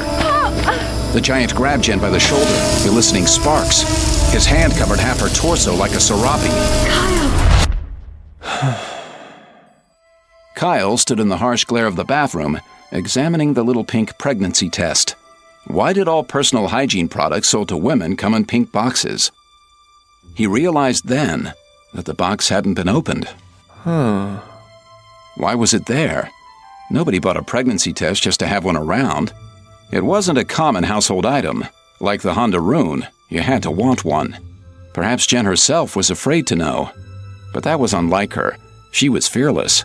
If she were in a family way, she'd want to know. But wouldn't she know simply by scanning herself? How could a woman with her self-knowledge not know? She wasn't without powers. Unlikely scenarios unreeled in Kyle's head. The kit was for a friend. What friend? Wonder Woman? The kit was for the future. If so, why didn't she say yes already? The diamond ring burned a hole in his pocket. He was trying to put his finger on the odd sensation he felt. When it came to him, disappointment. He was disappointed she hadn't applied the test and run to him with the news. If there were news. Fact was, he could prevent conception just by thinking about it, but then his mind would be messing with her body. They'd never discussed it, but he assumed she could do the same, and had left the responsibility to her. If she wanted to get pregnant, all she had to do was think about it. With him, of course. Maybe they needed a break from each other. Maybe they needed counseling. Kyle didn't know what they needed, but he knew things were not going as planned. The love of his life was as moody as Portland weather. Half the time she acted as if she wished that she were alone. He worshipped the ground she walked on. Why couldn't she just love him back, simply, directly? Why all the horripulations, the moods, the attitude? Why the secrets? Was she pregnant or not? Kyle! Man. That's how whipped he was. Kyle felt so guilty pawing through her things that he heard her screaming at him in his head. Caller ID fingered Alan Scott in Gotham. Yes, sir. What the hell's going on? Excuse me, sir? Didn't you hear Jenny Lynn's mental cry? Oh, man. What's that? I hear it now. Sir, I'll find her. Don't worry. You better get your butt in gear, son. Experience had taught Kyle that the best way to locate someone was to take a high position and launch a blip. The ring was attuned to Jen's DNA. He'd mistaken her cry for help for his own guilty conscience. Way to go, Ace. 5 years on the job, he still couldn't tell his ass from a hole in the ground. He still didn't know what was important. Except this. Jen was important. He had a ping from Queens, charted, and dove. Jenny Lynn froze in the giant's grip, her mouth open in a silent scream. Even her hair froze, an Art Nouveau swirl. She looked like a doll in the monster's hand. It was the same giant who'd killed Eddie the First. Eddie didn't know how he knew, but he knew. It was a combination of things. The way it looked, its ozone smell, that same jittery manner, the electricity that swarmed over its skin instead of sweat, the mean little eyes. Eddie stepped forward. The giant stepped back, holding Jenny, almost as if it were afraid of him. But that was crazy. What did the thing have to fear from him? It was twice his height. It must have weighed 600 pounds. Eddie gazed fearlessly into those slot eyes, dark save for a minuscule gleam in the center. Eddie's skin felt hot, not like a fever, more like a hot plate. His shirt began to smoke and curl, but strangely he felt no pain, no burning sensation. He felt as if nothing could hurt him. And he was furious. The giant had interrupted the greatest moment of his life. The giant held the girl of his dreams in its shovel grip. For some reason, though, the giant seemed to fear him. Eddie pointed at it. Let it go! Its stoic expression didn't change as it hesitated, taking another step back. Eddie looked down at his hand in wonder, the yellow ring pulsing through the glove with a light of its own. There had been a reason the purple alien had crossed space and time to bring him this gift. Here was the reason: to stop the creature and rescue Jade. Eddie felt the power within him. It was a new sensation, like the first time you put it all together in whatever sport you loved, karate, baseball, basketball, when strength and reflexes met skill and coordination, and you knew that they couldn't lay a hand on you. That's what it felt like. but also something else. An electric spring, a charge, a source within himself strong enough to topple buildings. It hadn't been there before. Eddie made a fist, and he felt it in his hand. His ring hand. The ring strobed yellow, a pure sort of yellow like you see in the pistil of a flower. The giant was retreating now, turning with Jade. Eddie knew what to do. He extended his hand toward the giant. Stop! Suddenly, a green battering ram had slammed into Eddie, knocking him off his feet, driving him 10 feet back against the house, where he slammed into the porch with a shudder that caused the shingles to flap. Where is she? Green Lantern stood before him, fury in his teeth, fists, and neck tendons. I don't know anymore. I was about to rescue her from the giant when you butted in. What? It all came together. The deep electric well that Eddie felt boiled up and over. The concentrated bolt of fury he'd meant for the giant went to Green Lantern instead. It had been meant for Green Lantern all along. The battering ram leapt from his clenched fist, striking Green Lantern hard and hurling him out of sight. Oh, yeah. Eddie glanced in the front door window and saw his reflection. His face was purple. There wasn't a square inch that wasn't purple, except for his hair and his eyes. The life force crackled within, a thing alive, begging for release. At last he understood his purpose: to oppose the Green Lantern, whose selfishness and megalomania threatened all life.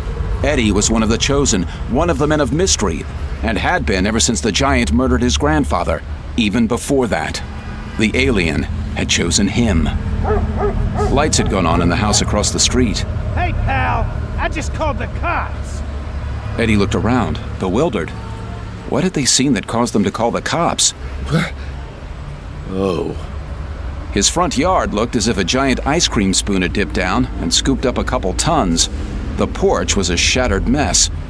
Eddie could somehow see a faint trail of glowing green particles tracing Green Lantern's flight from where he'd knocked GL out of the burrow. Green Lantern.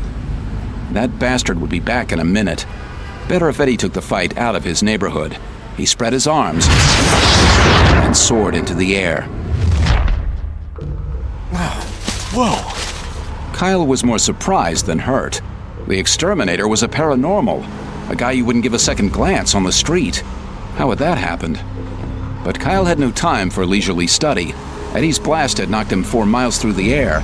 Only his ring had saved him from blunt force trauma and serious injury when he came down in a junkyard. Kyle got out of the junk pile, hovered a half-mile in the air, and scanned.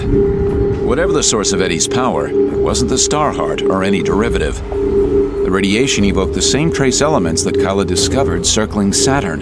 The remains of that alien ship were connected with this new paranormal. Kyle was looking at a giant jigsaw puzzle with most of the pieces missing. He needed help, but had no time. Here he comes. He clocked the yellow streak coming for him at 400 miles per hour. The yellow streak was Eddie. Kyle used his ring to grab a reinforced concrete block from the junkyard below, whipping it into place like a catcher's mitt. Eddie struck the barrier like a safe hitting the pavement. The steel-reinforced concrete shattered, raining debris. Green Lantern realized his mistake in time to scoop up most of the falling debris, but the delay cost him. His ring again protected him from Eddie's energy blast, reacting automatically, but the blow sent him reeling across Queens to Flushing Meadow.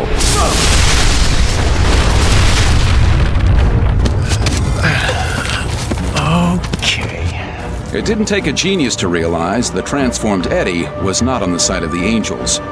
Kyle resolved to pin him down in the Meadow's relatively open space, with minimal damage to citizens and infrastructure.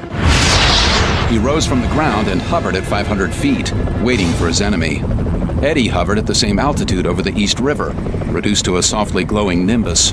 Eddie intuitively used his power ring to project his voice. Sorry about that, dude. I mistook you for the giant. Yeah, right. What giant? The giant who grabbed your girlfriend. A news helicopter circled 2 miles out. Kyle and Eddie heard their transmission. Alpha Reedy in a WABC news chopper over Flushing Meadow. A bizarre situation is developing with Green Lantern and an unknown opponent in some kind of standoff a half-mile in the air. Mere moments ago, they clashed over Queens, creating a spectacular nighttime display and disrupting telecommunications in the tri-state area. We just received warning from the Ellis Air Air Force Base to clear this area. Apparently, the Defense Department is as concerned about this confrontation as we are. This is Alva Reading reporting for WABC News. This place is going to be swarming with F-16s in 1 minute. Where's Jenny? I don't know. The Giant took her. May I suggest we combine our efforts in tracking her down? Kyle nodded tersely, held out his ring, and launched a blip. The ring picked up the bright yellow contrail, identical in structure, though much stronger, to the trace elements he'd noticed in the Saturn wreck. Eddie apparently hadn't known how to use his ring to trace residual radiation, but he immediately duplicated Kyle's trick with a yellow blip. Quick learner. The trail arced over the Manhattan skyline and came down on the other side. Kyle followed, Eddie right behind him.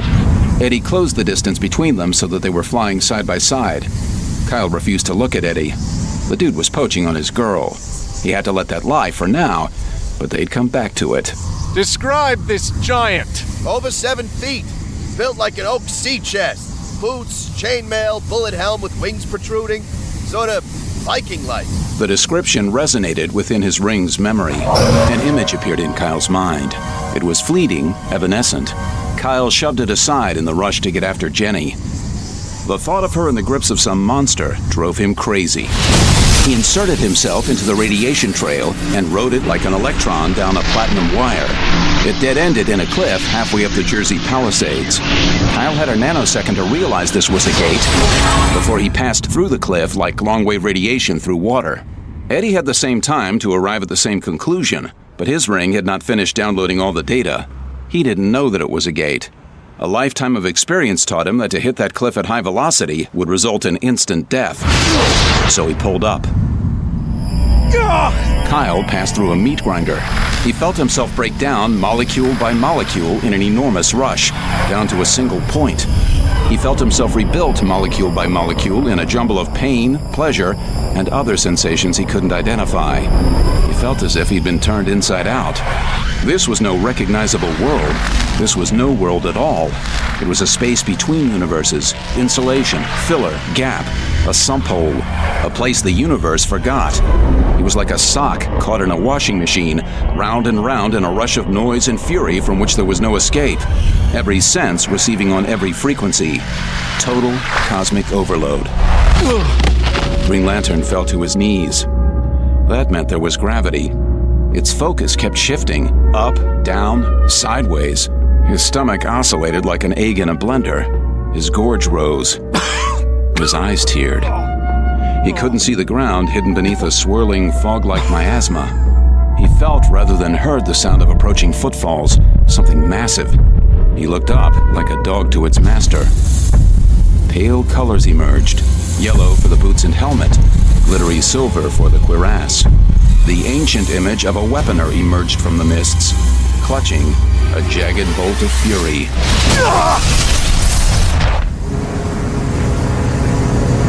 The man hovering 200 feet in the air over the Hudson went unnoticed in the dark. Barges and pleasure boats passed underneath, oblivious to his presence. The spot where Green Lantern had disappeared was a rock escarpment jutting over the swift-flowing waters. Atop the bluff was nothing but a hurricane fence festooned with blown trash, a rocky field, and the edge of a lumberyard. Cautiously, Eddie extended a plasma tendril toward the cliff face.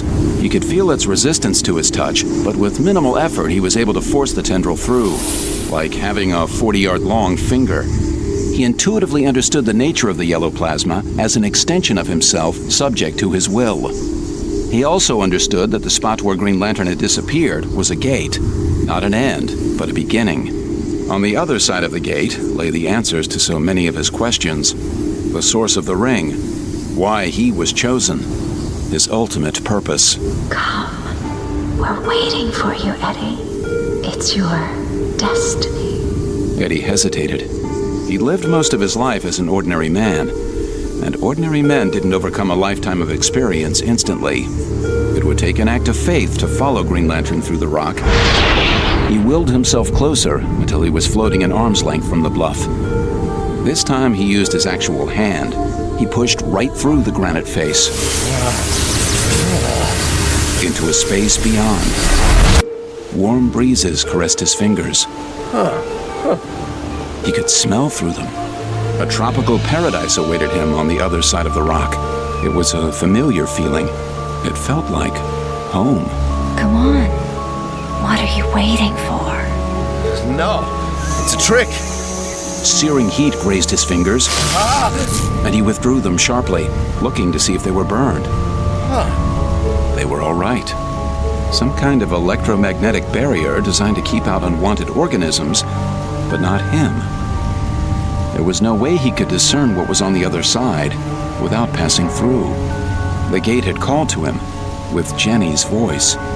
The demon had her, the thing that killed his grandfather, the thing that Eddie had taken an oath to kill. Well, it was put up or shut up time. If this wasn't a defining moment, there weren't any. His entire life, since that day he'd found the ring and lost his grandfather, had prepared him for this. Eddie jumped through the gate.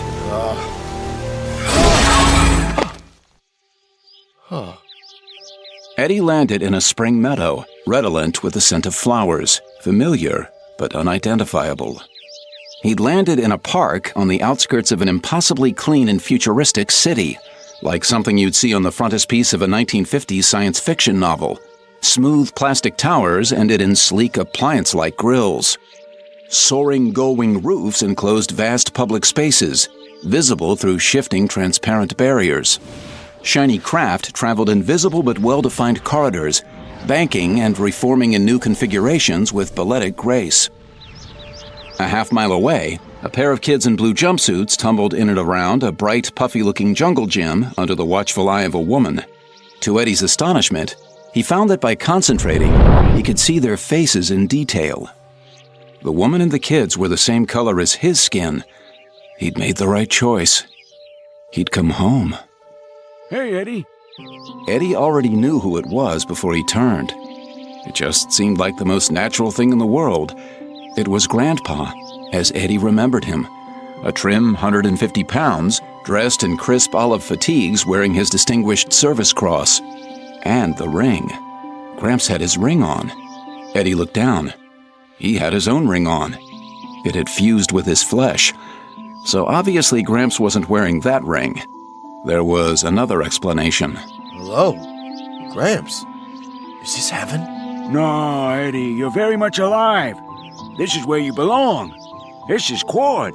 Quad? It was strange, yet familiar, like a word that had been hovering on the tip of his tongue forever. What are you doing here? I'm here to help you. I'm a manifestation of the inner you, created to guide you through your new home. You're not real? Afraid not. But I couldn't be prouder if I were. The ring, it channels your memories, combines them with the central data bank, and voila! Here I am. They began walking toward the street, as if they had all the time in the world.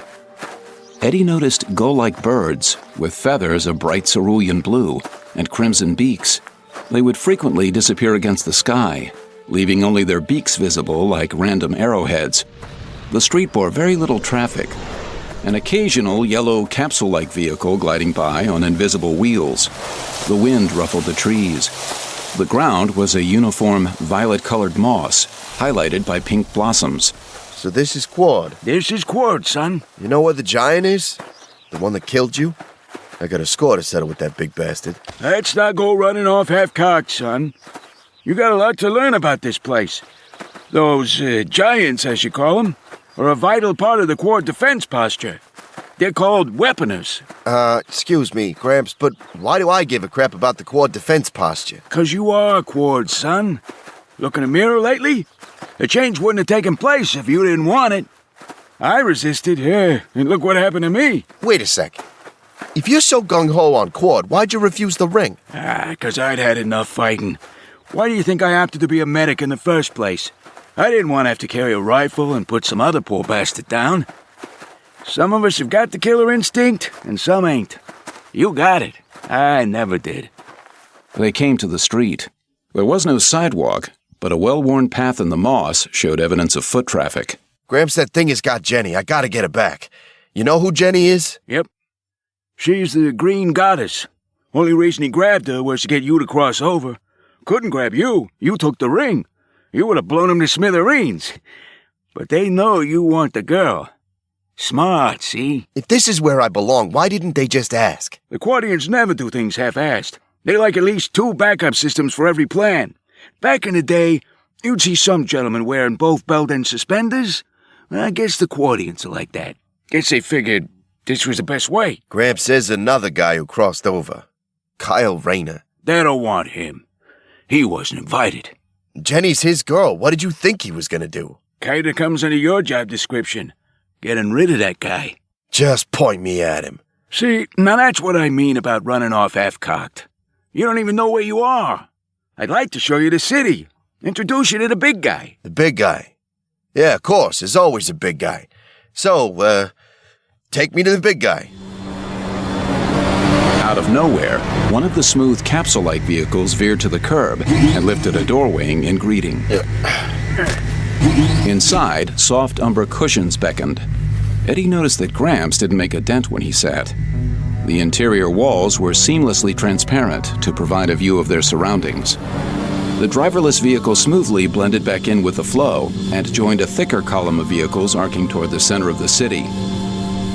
They passed an enormous multi-level parking garage that appeared jammed with military vehicles. Other military vehicles, obvious from their uniform gray color and markings, sifted in and out of traffic. It looked like a city on a war footing.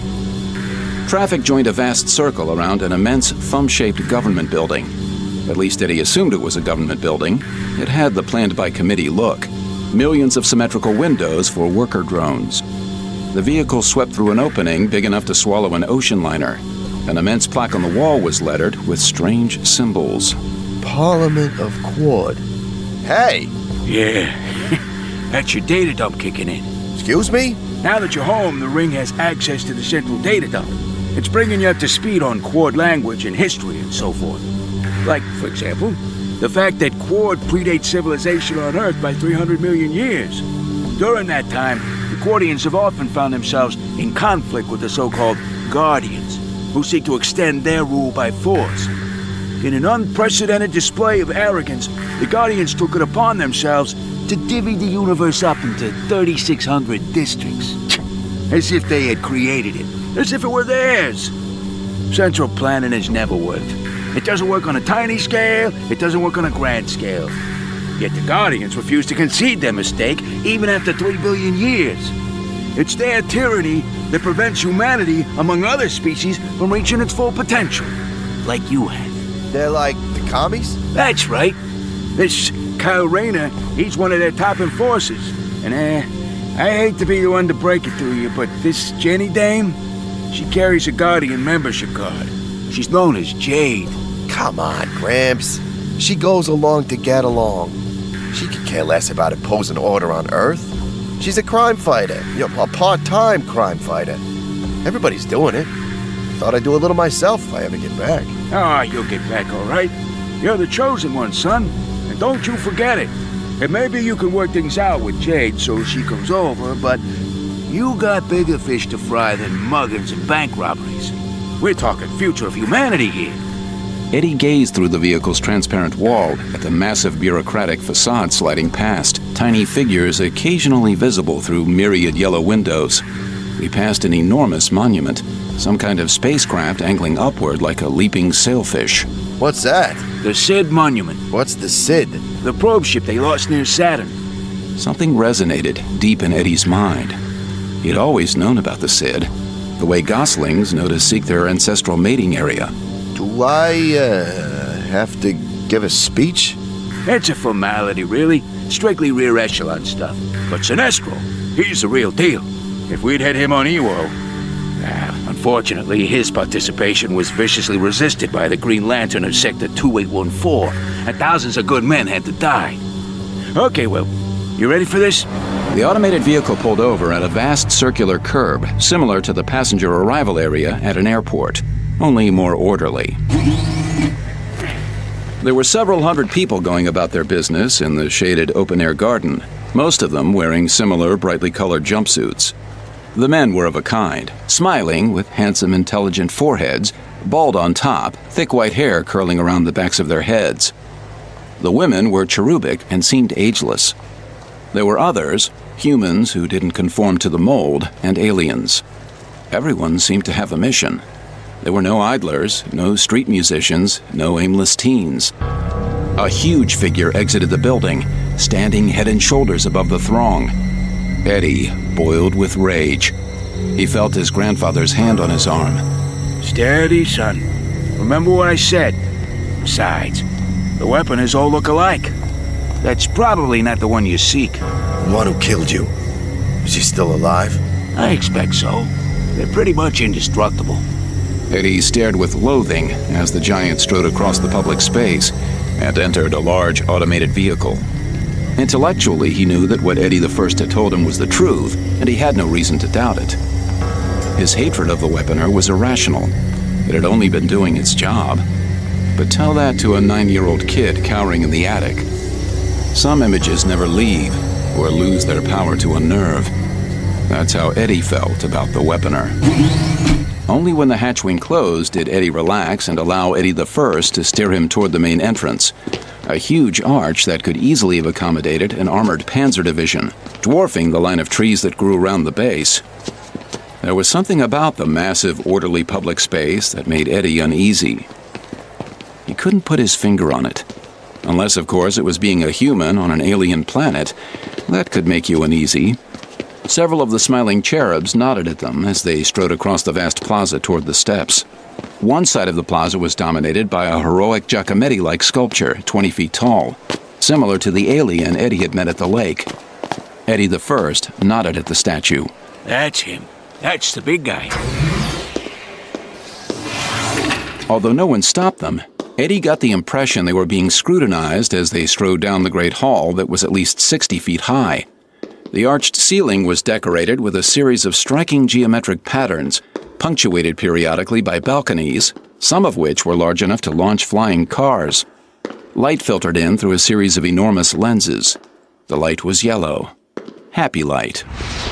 Men and women crisscrossed the great hall in midair, defying gravity as they smiled at one another. No bums, no panhandlers, no one parading in front of Starbucks with a grudge and a sign. The streets were spotless. Eddie hadn't seen a trash receptacle anywhere. Did they not generate trash? Let's levitate. Grandpa Eddie rose a foot in the air, taking a slight forward tilt like the figurehead of a ship. Eddie felt a gallop of excitement as he willed himself to follow. Effortlessly, they glided down the hall, plenty of room on both sides for like-minded individuals. Eddie realized that they had come to a world filled with geniuses. A world filled with demigods, or at least a superior sort of being, above the gross violence that had characterized most of humanity. That was another thing. No cops. They didn't need any. No wonder there were no trash cans. These people existed in perfect harmony with their environment. Eddie saw wisdom in their sameness. Differences among people gave rise to grievances. Gramps, what do they eat? Where are the supermarkets, the cafes, the restaurants? Are there farms? No farms. Thanks to those green bastards, every bit of food has to be imported or raised underground. They've perfected a form of fungus with taste and texture, not unlike tofu. It's their primary source of protein, but they don't make a big thing of eating like humans do. In fact, you'll find the Quarian approach to bodily functions entirely different than what you're used to. What about sex? They don't have sex. They reproduce by parthenogenesis. You're joking. Nope. That doesn't sound like much fun. You're not here to have fun. They floated into a side corridor 20 feet above the floor. The corridor had rounded edges and was decorated with softly glowing geometric patterns, some of which doubled as doors and windows. Everywhere the light was yellow. They turned down another corridor. Eddie took one look at the figure guarding the door opposite and felt his neck muscles tighten, his hands close in fists. He was without fear, filled with a terrible power. Again, he felt his grandfather's hand on his arm. Easy, son. It's his job to guard the head man. He's not the one you seek. They all look alike. That's what they say about us. Eddie fixed his eyes straight ahead and did not look at the weaponer. The weaponer might as well have been a statue. We're expected. The creature gave no acknowledgement of their presence, but the door opened. They floated in. The chamber was immense, easily 100 feet across and oval-shaped. Eddie looked at his hand. The ring was glowing. sending a warm, happy pulse through his body. The domed ceiling was a dazzling mosaic in every shade of yellow, from deep gold to burnished copper to the pale yellow streaks of Arctic summer. The tiled floor mirrored the ceiling's design. Exactly in the center was an oval desk that seemed to rise of a piece with the floor, made of the same exquisitely worked rock and tile. Behind the desk sat an imposing figure in a leather-like chair. He was purple, Las Vegas Naugahyde purple. Is this the no sleeper agent? Kyle was in hell. Suspended in a viscous purple gel, he was a castle under siege. Pathogens stormed his system. Jolts of electricity fried his nerves. Only the ring protected him automatically from certain death. Cut off as it was by the power-sapping gel on all sides, the ring would eventually run out of power. His immune system would break down, the electricity would break in, and he would either suffocate or die of a massive stroke. He was naked. The ring didn't have enough power to generate the costume. The Quardians had chilled the gel to make it as uncomfortable as possible. Kyle figured the reason they hadn't simply frozen him was that they were extracting the power from his ring at a fixed rate. Two diminutive Quardians, so like the Guardians, had come by with their clipboards and their palm discs, never once looking him in the eye. They simply studied the readout and did their calculations. Struggling against the overwhelming resistance of the gel, Kyle felt the parameters of his cell. It was a transparent cylinder 2 yards in diameter by 4 yards high. Kyle saw similar cylinders nearby. Some appeared to be occupied. When he tried to move, he realized he was tethered in place by a series of monofilaments below and above. There was enough leeway for him to twitch, but not enough for him to make contact with the cylinder's wall. Cautiously, he tested the limits of his freedom. Motion caused him excruciating pain in his joints. Arthritis as a weapon. It jolted out of his knees and elbows, meeting in his chest. Through his misery, he sensed that the Quardians had left the chamber. He wasn't a very good show. Slowly, millimeter by millimeter, he strained against the filaments to bring some part of his body in contact with the cylinder. The pain was unbearable. He could almost touch the wall with his left foot, but countless filaments pulled him back like rubber bands. He thrashed in frustration, reeling in the nausea, afraid of drowning in his own vomit. He could breathe through a bit they'd put in his mouth connected to a clear plastic tube running up to the top of the cylinder. It supplied just enough oxygen to keep him on the edge of suffocation. They wanted him to suffer. He tried yanking the tube free with his jaws, but was unable to. His thrashing stirred up the viscous purple fluid, sending bubbles drifting lazily upward. It was like hanging an STP oil additive.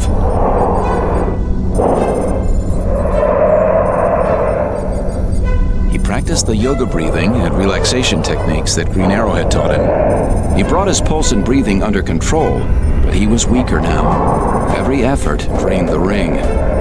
When the ring gave out, so would his immune system. Pathogens would rush in like a tidal wave and overwhelm him. His cellular structure would decay. The soft tissue would slip off and fall to the bottom, leaving his skeleton hanging in the tube. After a few minutes, it only felt like years. He tried gyrating up and down. The filaments began to stretch. Emboldened, Kyle spun. In slow motion, he flapped his arms through the viscous fluid and jumped up and down, ignoring the spiked pain burrowing through his limbs.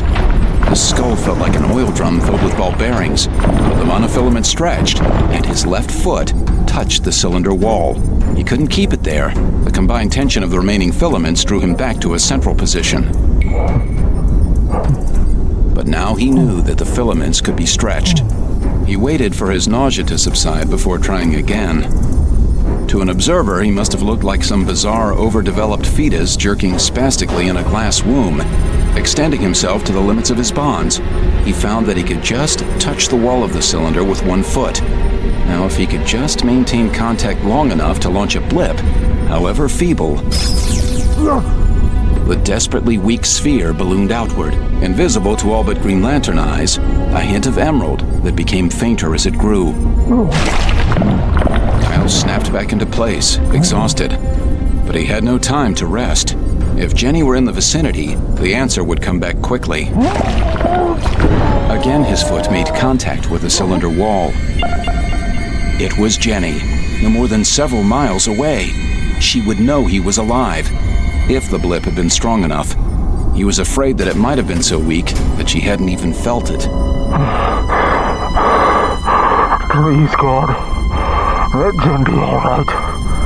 Bring her to me. Kyle shut his eyes against the cruel glare and prayed. He opened his eyes. A series of dark shapes surrounded the cylinder. Guardians, a group of dignitaries getting the grand tour. They parted like wheat before the weaponer who strode directly to the tube glared at Kyle and made an adjustment. Instantly, more filaments jacked out of hidden chambers to attach themselves to Kyle's extremities. By the time they were through, he couldn't even wiggle a finger.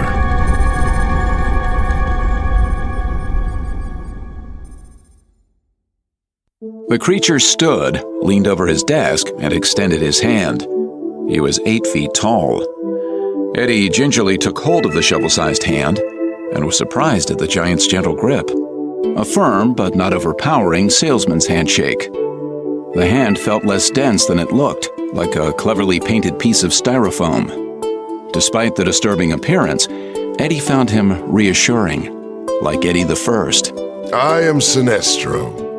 He relaxed back into his throne and indicated a chair that resembled a tulip made of soft, foamy material. Have a seat, Mr. Roachford. Eddie sat. The chair conformed to his body perfectly, and when he shifted, the chair shifted with him. Whoever these people were, they'd gone to an immense amount of trouble to meet him. Eddie felt lucky. He felt good.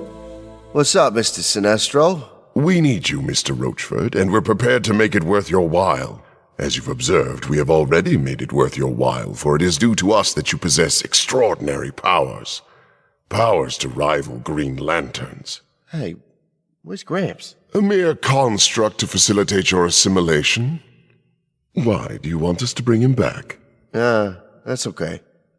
Who's us? The Guardians. In a minute you'll meet our Council of Elders, those who determine galactic policy. What do you need me for? Our world is dying. As a direct result of our ability to control nature. We have tamed nature so that it does not utter a peep. There are no wild places left on our planet. Every square inch of surface has been improved. The seas have been improved to the point of sterility. The earth has been sucked dry of every nutrient. No wild things roam wildernesses. No wilderness exists. We seek green earth. Will you help us? Let me get this straight. You don't want any old planet. You want Earth, correct? Officially, I'm not permitted to comment. The Elders will explain. You want me to betray my own kind by turning Earth over to you? No, that is incorrect. The Guardians represent the highest form of moral order. By imposing our rule on Earth, we will save it. I don't have to tell you that Earth is suffering from many of the same pathologies that have made it necessary for us to seek a new home. Well, dude, excuse me if I'm dense, but what makes you think you'll do any better on Earth? You already trashed one planet. Events leading to the abandonment of the home planet were set in motion over 1 billion years ago. The oldest present council member is only 2,463,000 years old. Earth time. We like to think that we've learned from our mistakes. The Guardians are all about wisdom. So, what would you do differently? Everything. Really, this is more the Council's purview. What about the people of Earth? The human beings who live there, what rights will they retain? The same rights they have now. We do not intend to interfere with Earth's society. How many Guardians are there? 400 million. Less than the population of several of your largest political entities. Wow. That's a lot of Guardians. Where were you planning to settle? I gotta tell you, real estate prices in Manhattan are ridiculous. That need not be your concern. Suffice it to say, we plan to integrate with Earth society as smoothly as possible. We do not intend to upset your delicate economy. You sound like a typical politician. 400 million Quadians without upsetting the economy? Tja, come on, Sinestro. What are you guys gonna do for food? Raise your own? I told you. We plan to integrate with your economy as smoothly as possible. I've been to Earth, as you know. Dude, was that you in that spaceship at Lake Agnes? You almost took my head off. A manifestation calibrated to your DNA. We've been waiting a long time for you. How'd you find me? How did you even know about me, man? Your grandfather came to our attention during one of your regional conflicts. He refused to serve. He was a pacifist, you know. Not with me, he wasn't. Your father lacked the necessary genetic structure. These gifts often skip a generation. We knew you had arrived by a signal received by a listening station on Saturn, the 6th planet in your system. What signal? Green Lantern, your mortal enemy. I'd like to kill that son of a bitch. We're counting on it. But first, you asked how we plan to integrate into Earth's society. I've seen your markets. Quadians will convert their native currency into that of whichever country they reside. Those who choose America will convert to dollars. Those who choose Europe will convert to euros. Those who choose Saudi Arabia will convert to dinars. Horse pocky. Who's gonna choose to live in Saudi Arabia or even Brussels when they can live in the good old US of A? Nobody. That's who. You're all coming to America, aren't you? No. You place too much value on your native culture. Moreover, the Quadians have the ability to terraform arid land, turn it into a garden. A hologram of Earth appeared before them. Here, we could transform the whole of this continent, which you call Africa. Why don't you terraform this planet? As I explained, the ground lacks the necessary nutrients. We perfected our terraforming technique after we had depleted the land. Don't you guys ever learn?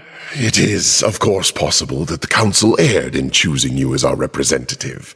Should you wish it, we will erase all memories of this incident and return you to your former station unharmed. Eddie didn't want to talk himself out of the best gig he'd ever had.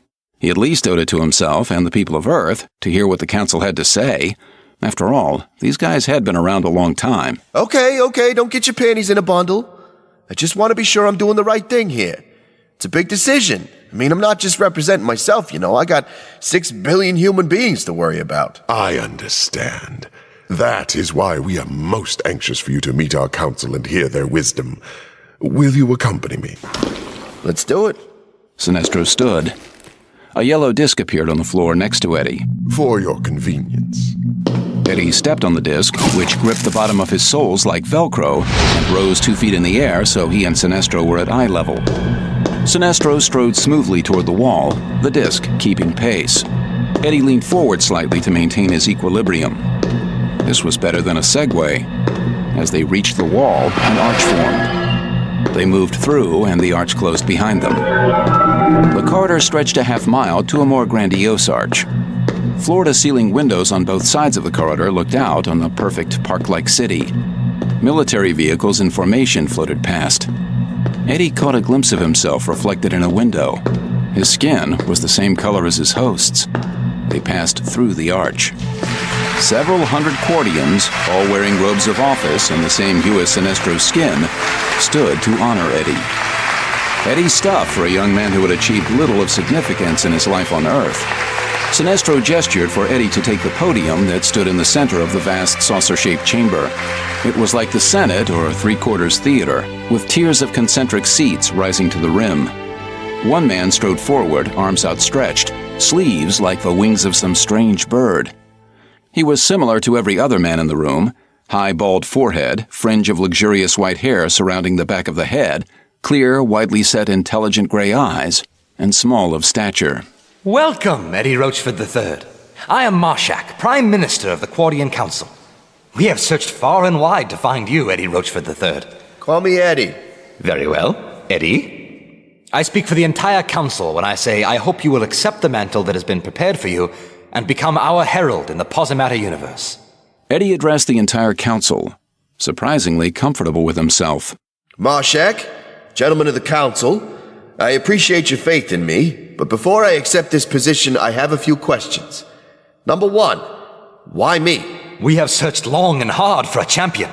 Each time we sent forth a herald, a Green Lantern would murder him.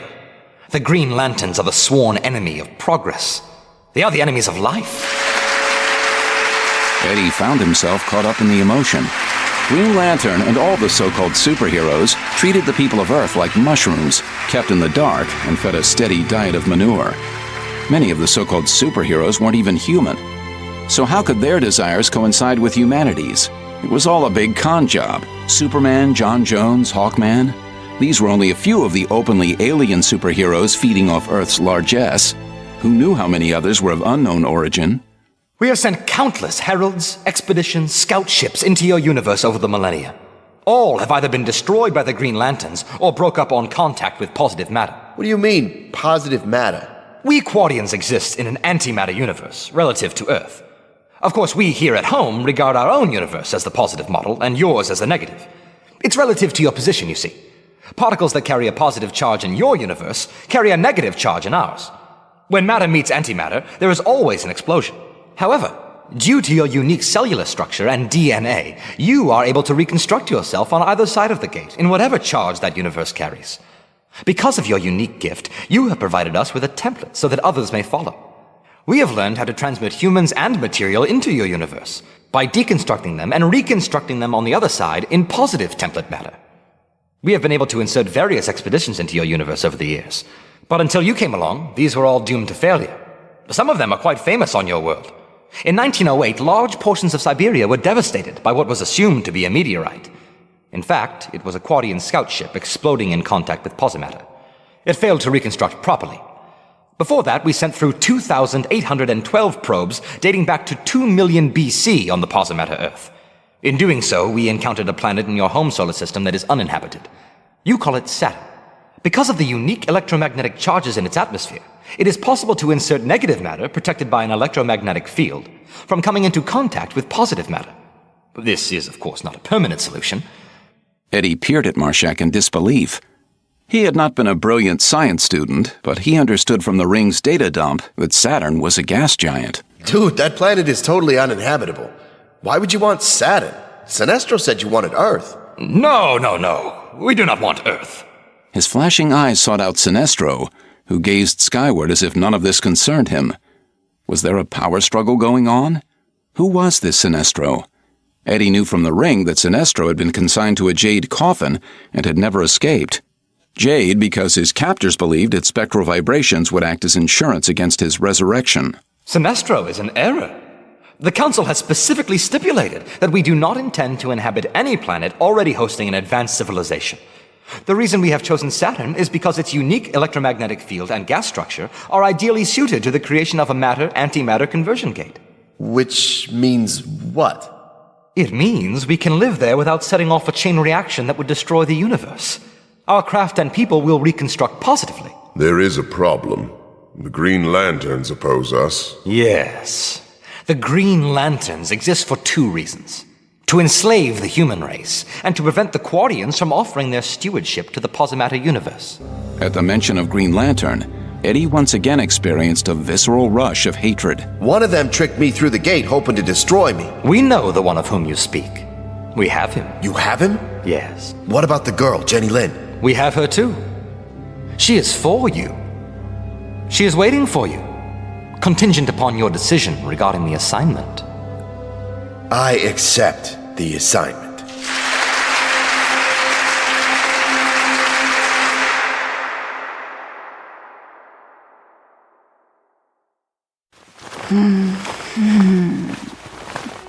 Jenny woke up. All was still and sweetly scented. She lay on a soft bed between yellow silk sheets. At least it felt like silk. Through an open gallery, she could see neatly trimmed trees.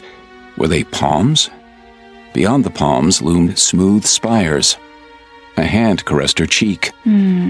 Without thinking, she reached up and took it. No one touched her like that but Kyle. She rubbed her cheek against it and kissed the fingers. They were the color of port wine. Suddenly she noticed the scent that she had thought of as honeysuckle. It wasn't. It was something sweet and strange, tinged with a lick of rot. The colors that had seemed so bright and natural now seemed slightly off. The cool, smooth fabric against her skin. It wasn't silk. She could tell by the weave, and the man sitting on the edge of the bed, clad in a blue and black jumpsuit, was definitely not Kyle. Eddie? Only now, he was something else. The purple stain had claimed him entirely. His forehead was beginning to elongate like an eggplant. He gazed at her with an expression of mild amusement. She realized that she was naked. Her last memory was of going to visit Eddie in his little house in Queens. Then, nada. She had been dressed then. Now she was not. She automatically put a hand to her breast, drawing the sheets up higher. What am I doing in this bed butt naked, Eddie Roach? Hi. You don't remember the weaponer? What's a weaponer? 8-foot Nordic giant? Kinda. You remember coming to my house last night? Yes. Well, just as you appeared, Green Lantern and a weaponer landed in my yard trying to kill each other. Residual energy knocked out Con Ed all the way to Providence. I was able to save you from being crushed, but the weaponer grabbed you. He and Green Lantern took off. I followed. They led me through a trans-dimensional gate. We're no longer in the known universe. This is the Quadian universe, and it's antimatter. The reason you don't explode, I was able to reverse your molecular structure. He held up his hand. With the ring. Wow. Yeah, I know. It's like everything you've ever been taught is wrong. Don't worry, I'll explain. Explain what I'm doing under these covers naked. Oh, that. The clash between the weaponer and the Green Lantern tore off your clothes. Don't worry, nobody tried to take advantage of you. Jen wasn't worried about that. She had complete knowledge of her own body, and would have known if anyone had tried anything. What had happened to her was a piece of a bigger picture. Weaponers, the Quadians, this transformed bug killer. Something big was going on. She'd felt it days ago, but foolishly disregarded her intuition. Why am I here, Eddie? I told you, the weaponer brought you through. Where's Kyle? Forget that treacherous piece of crap! He was fixing to sell out the human race and the Quadians. Oh, Eddie, that's just silly. She realized her mistake as soon as the words were out of her mouth. Eddie stood up, backed away from the bed as if it were contaminated. His purple face turned ugly, the eyes cold. You think too much of yourself. You might have showed a little gratitude. I saved your life, you know. Green Lantern was gonna kill you. Jenny could only gape.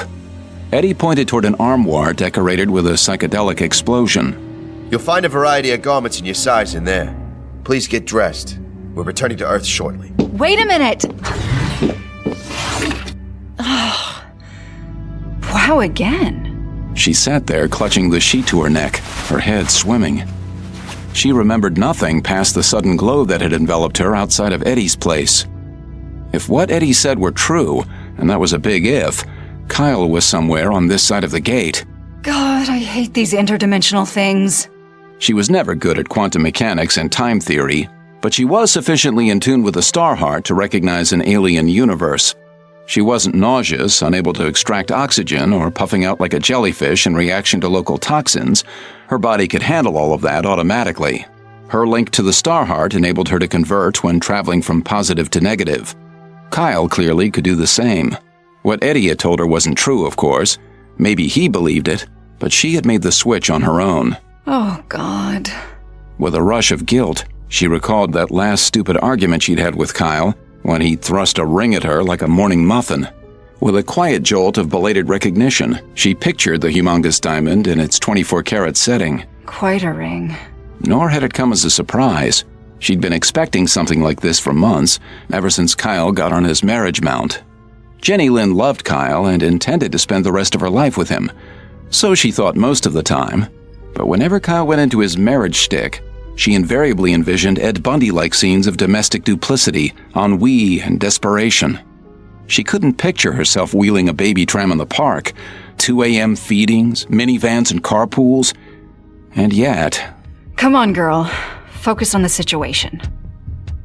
There was something about this place that was more than tranquil. It was anesthetizing. She had to get out of there before she fell back on the sheets and slept. Where was Kyle? She knew that he'd followed her through the gate. She could feel him somewhere nearby, but her senses were damped, as if she were trying to peer through a dense fog. Was it something they'd fed her? Something in the air?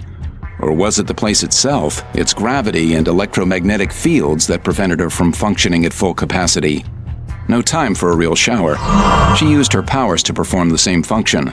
A faint green outline showed on the sheet. She got up, went to the large hive-shaped armoire that Eddie had indicated, and found it stocked floor to ceiling with soft, cotton-like garments in various styles and patterns.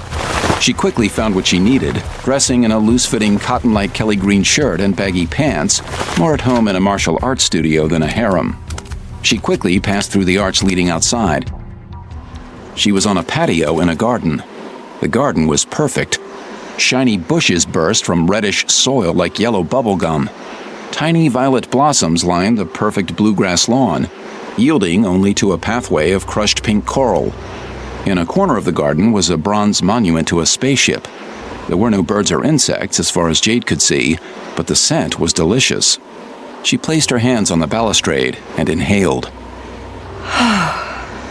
She shut her eyes, letting the scent take her back to half-remembered idols, places she dreamt of or visited long ago.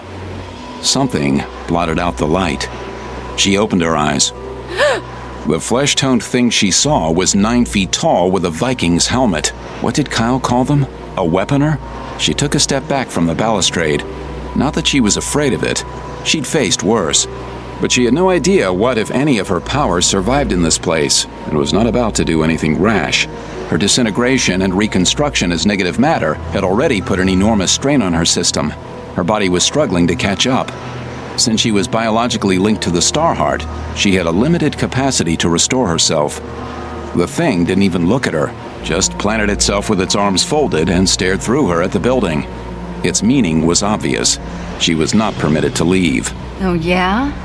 We'll see about that. She went back into the bedroom and willed the bedclothes to straighten out. They fluttered, but she was unable to control them. It was as if she had a little power, but not enough to shake a tree. She'd lost projectile dexterity. She lofted herself in the air, hovered 6 inches above the thick, jute-like carpet, and fell lightly on the balls of her feet. Some kind of energy damper here. Calmly, she sat cross-legged in the middle of the room. Yoga posture. She searched herself top to bottom for an implant or injection. Nothing. She even searched her hair, teeth, toe, and fingernails. She was still master of her own domain. Her body remained untouched. Whatever was affecting her performance lay in the environment. A jolt disturbed her equilibrium, a little mental shove.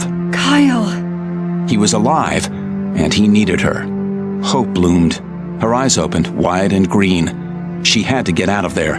Kyle was in trouble. She could feel his suffering in the split second that the ping had made contact. It had not been the kind of firm exploratory he would have launched unfettered. They were holding him down somehow. He was in pain, under enormous stress. Without moving or giving any outward sign, she launched her own blip. It returned a second later, from a northeasterly direction. At least the damn place had magnetic poles. Without a glance toward the garden, she rose and strode to the door through which Eddie had left. It won't open, of course. Did Eddie the Exterminator intend to keep her prisoner? And how in the name of Oa had he ascended to the level of... what? What was he now? He's the new Sinestro. Hal Jordan had long ago theorized that the original Sinestro had been converted into a program. The Quartians had turned Sinestro into a program to be fed into a single humanoid frame, their hero. But she couldn't worry about that. She had to save Kyle. In order to do that, she had to get past the weaponer. Hope there's only one of them. She knew it would be useless to try and overpower or do an end run around the giant. With a jolt, she suddenly realized where she'd seen it before. On Earth, seconds after arriving at Eddie's house. She'd seen what it could do on Earth. She looked around the room for a heavy object, something to throw. Her eyes fell on 3 smooth round stones, artfully arranged at the base of a strange hearth. The smallest was the size of a chicken's egg, the largest the size of a softball. She picked them up, stuffed the smallest into one of her baggy pockets, held the others in each hand. She looked out. The weaponer stood as before, but as she walked out onto the patio, consciously cleansing her mind of coherent thought, it glanced at her. It was too well trained. It knew her intent. But she was into the motion now, and there was no holding back. The first stone struck the giant dead center and momentarily staggered it. The second stone struck its metal nose cone, snapping the helmet straight back and off, leaving wires quavering like seaweed. The creature's slot-like eyes slammed shut. It began to lurch, stepping first one way, then another, like a robot dancer. Yes! The hat! I knew it was the stupid hat. She soared 10 feet in the air, Oh, no! but then fell on her butt in the soft grass. Damn! There was something in the air that prevented her from flying. It wasn't just in the room, it was everywhere. She was in an alien environment. Despite her reconstruction as negative matter, she would still be susceptible to airborne pathogens, perhaps more susceptible since she'd had no opportunity to build up immunities. The weaponer continued to lurch about, its movements becoming more frantic. Jen got to her feet and ran. She was barefoot. The unusually robust grass was stiff and crinkly, but it didn't hurt. She sprinted through the garden to a low wall topped with an electric crackle. She looked over the wall. Whoa! The city spread before her like an enormous hieroglyph. Smogless, trashless, gleaming benignly in the yellow sun, candy-like vehicles flowing through its antiseptic arteries. Large patches were devoted to military vehicles and mustering. Clouds of dust hovered over armored troop carriers lined up to board enormous warships. Squads of military vehicles converged on these massive staging areas. The city stretched to the horizon, punctuated by teased and tamed green domes that bore the air of ancient matriarchs with nothing to do but sit and gossip. She saw pedestrians. No one hurried. Everyone looked the same. If she attempted to flee, she would stand out.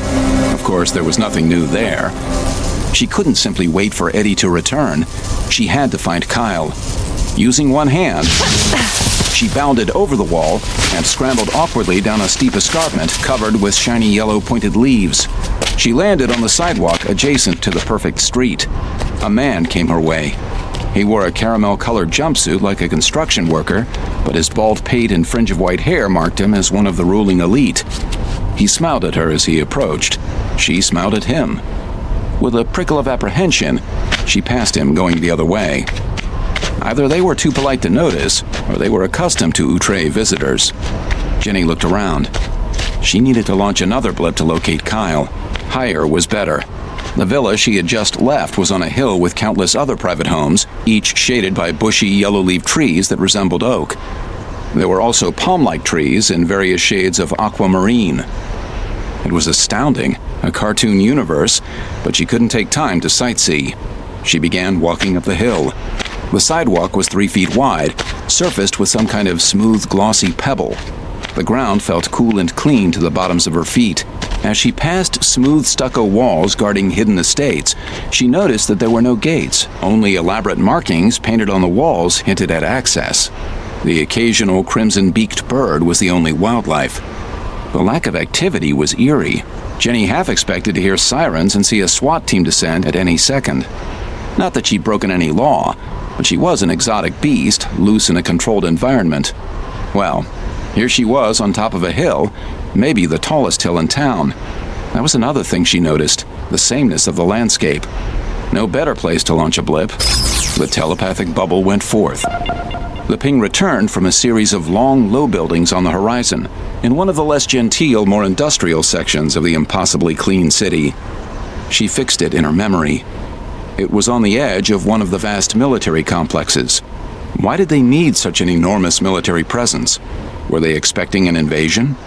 Jenny may have lost her powers, but she still retained an uncanny sense of direction, her own inbuilt compass. What now? Hail a cab? She strolled down the hill. She could see all the way to the main thoroughfare, approximately a half-mile distant.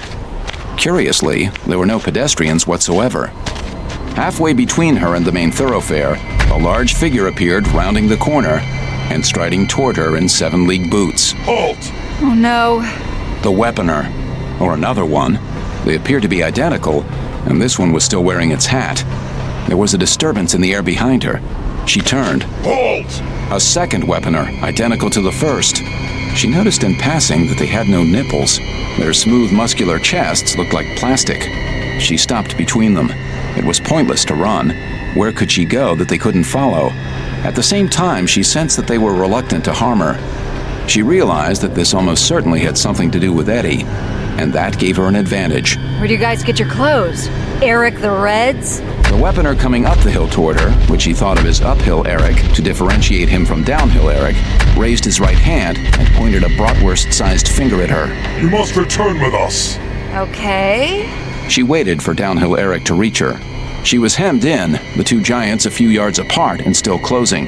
Then she took a step toward uphill Eric, using his extended thigh as a springboard to gain altitude, and became a human pinball. She landed on downhill Eric's chest, kicked off, and whacked uphill Eric smack on the helmet. She let her foot fall to his collarbone, stood on it, and lashed up behind her with a back kick. She took off downhill Eric's helmet before landing nimbly on her feet. The two Erics started to smoke and stagger like bad robots. Jenny scooped up downhill's helmet and ran toward the street. After a second, she looked behind her. The weaponers were on their hands and knees on the sidewalk as though looking for contact lenses. She couldn't see the second helmet. With any luck, it had rolled down a sewer grate. The helmet was heavy. She looked inside. The domed interior was designed to plug into several leads extending from the weaponers' skulls. It was packed with microcircuitry and tiny glowing points. She had a wild urge to put it on, but resisted. Although she wasn't about to ditch it, it might come in handy. She was on the main road now, purple capsules zipping past, a foot above the smooth, rose-colored pavement. Before stepping to the curb, she looked up and down the broad thoroughfare. The few pedestrians were scattered far and wide. What the heck? She stepped off the curb and held up a hand in the universal gesture. Taxi! A lozenge-shaped vehicle pulled to the curb, lifting a gull-wing door in greeting. Well, what do you know? Toting the helmet, she got in. The gull-wing door closed, leaving no seam. She could see out in all directions through a single continuous wraparound window. She was the only occupant. Where to? The voice was in her head. I don't know the address, but I can picture it in my mind. A circular device that appeared to be composed of rubber popped from the ceiling on a shiny metal stalk. Place the bowl against your forehead and picture your destination. She did so. Instantly, the industrial complex that she'd glimpsed from the top of the hill occupied the front of the windscreen. That is the Green Lantern Detention Center.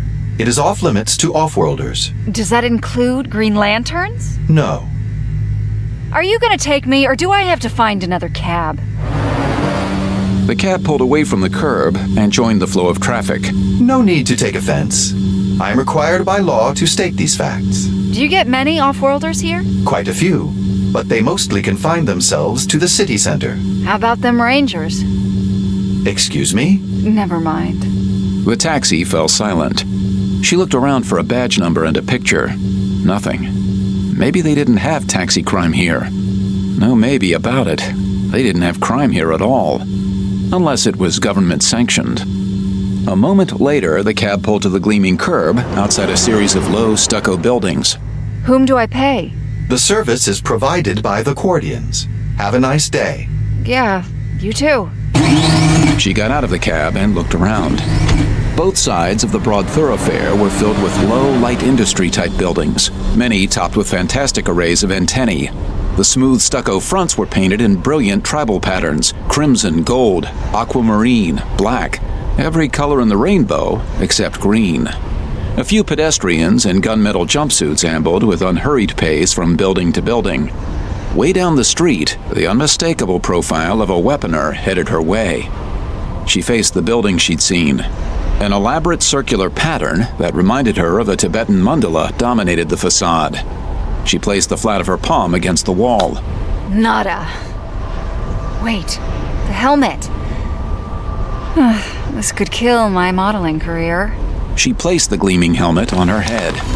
It was heavy and it tingled, and she had to hold absolutely still so it wouldn't fall off, but at least it wasn't squirting her full of evil alien enzymes. But she had to look like a character from Wagner's Ring Cycle. Killed a rabbit. She placed the flat of her palm against the wall again, and an opening immediately spiraled outward. She stepped into a white-tiled corridor with a clear view of the street, as if the outside edifice weren't stucco but glass. A weaponer looked at her from his desk just inside the entrance. He looked right through her. He went back to his reading. Jenny craned her neck. The thing he was reading was triangular and sparkled like Hong Kong at night. Maybe he wasn't reading. She noticed then that leather-like straps retracted into the sides of the helmet. She pulled them out and fastened the helmet around her head. The thing weighed a ton. Apparently, the helmet gave her some kind of immunity. The weaponers seemed unable to distinguish their elbows from holes in the ground. Whatever. She launched another blip. She was guided through a series of security gates toward the center of the structure. Midway through a darkened gallery, she stopped, frozen in horror. Behind a transparent plate hung the skeletal remains of an alien Green Lantern, its green uniform clinging in tatters. This building was dedicated to the torment and death of Green Lanterns. Kyle, I may already be too late. No, I mustn't think like that. In that instant, she realized how much she loved him, how much she needed him, and what a fool she'd been playing up to Eddie. What a silly, empty-headed little girl thing to do, because she was bored and annoyed. The door at the end of the corridor opened, and one of the little men entered. You are in the wrong building! So are you. Sorry about that. She didn't have much time. She went through the door the man had come through, and found herself in a chamber of horror. The circular room was lined with transparent cylinders, like the columns of a temple. The columns were filled with a viscous, translucent, roseate fluid. She sensed movement, a desperate, spastic twitching motion. The viscous fluid in one of the cylinders momentarily cleared. Kyle! He stared at her with desperate, pleading eyes. Controlling her panic, she swept the cylinder for controls. They were utterly alien. She dared not touch anything for fear it would only increase his agony. That he was in pain was obvious. He tried to stretch, twitching like some hideous perversion of life. Don't move! Don't move, my love. I'll get you out of here. Just don't panic! Something warm and sinuous snaked around her waist, yanking her back. She looked down. She'd been seized by some kind of energy beam. She twisted and beheld a grinning, beat-faced Eddie, now wearing a skin-tight black and blue costume. It was familiar, but she couldn't place it. Instead of resisting Eddie's power beam, she went with it, kicking off from the floor, reaching out to rake his eyes with her fingers. He held her inches away. I should have known you were too perverted to appreciate what I was offering. She hung there like a kitten, trying to reach his eyes. You're not gonna save your boyfriend. He's gonna hang there until he dies. Then we're gonna finish deprogramming his ring and use that data to find and destroy any other Green Lanterns still living in this galaxy. Jade felt helpless in Eddie's mental grasp. His power had increased exponentially. Hers had dwindled. Nice hat. You look ridiculous. The hat. It weighed a ton. She grabbed the strap beneath her chin and pulled it loose. Twisting in Eddie's grasp, she swung the helm like a mace and let go straight at Kyle's cylinder. It struck the cylinder with a tapered point. The cylinder cracked and began to spew fluid. The fool! Suddenly, Jenny was out of the building, helpless in Eddie's grip as they soared straight up. She could see weaponers below, converging on the building. It was up to Kyle now. He saw her through a haze of pain and nausea like a green oasis. And then, when she let fly with the helmet, he wanted to kiss her. He would kiss her. But first, he had to get out of the prison in which they'd placed him. The exterminator, who Kyle now recognized as a Sinestro in training, took off at the first sign of trouble, choosing to let the weaponers control the rogue Green Lantern. Kyle was nearly exhausted, his reserves of energy all but depleted. His ring was useless.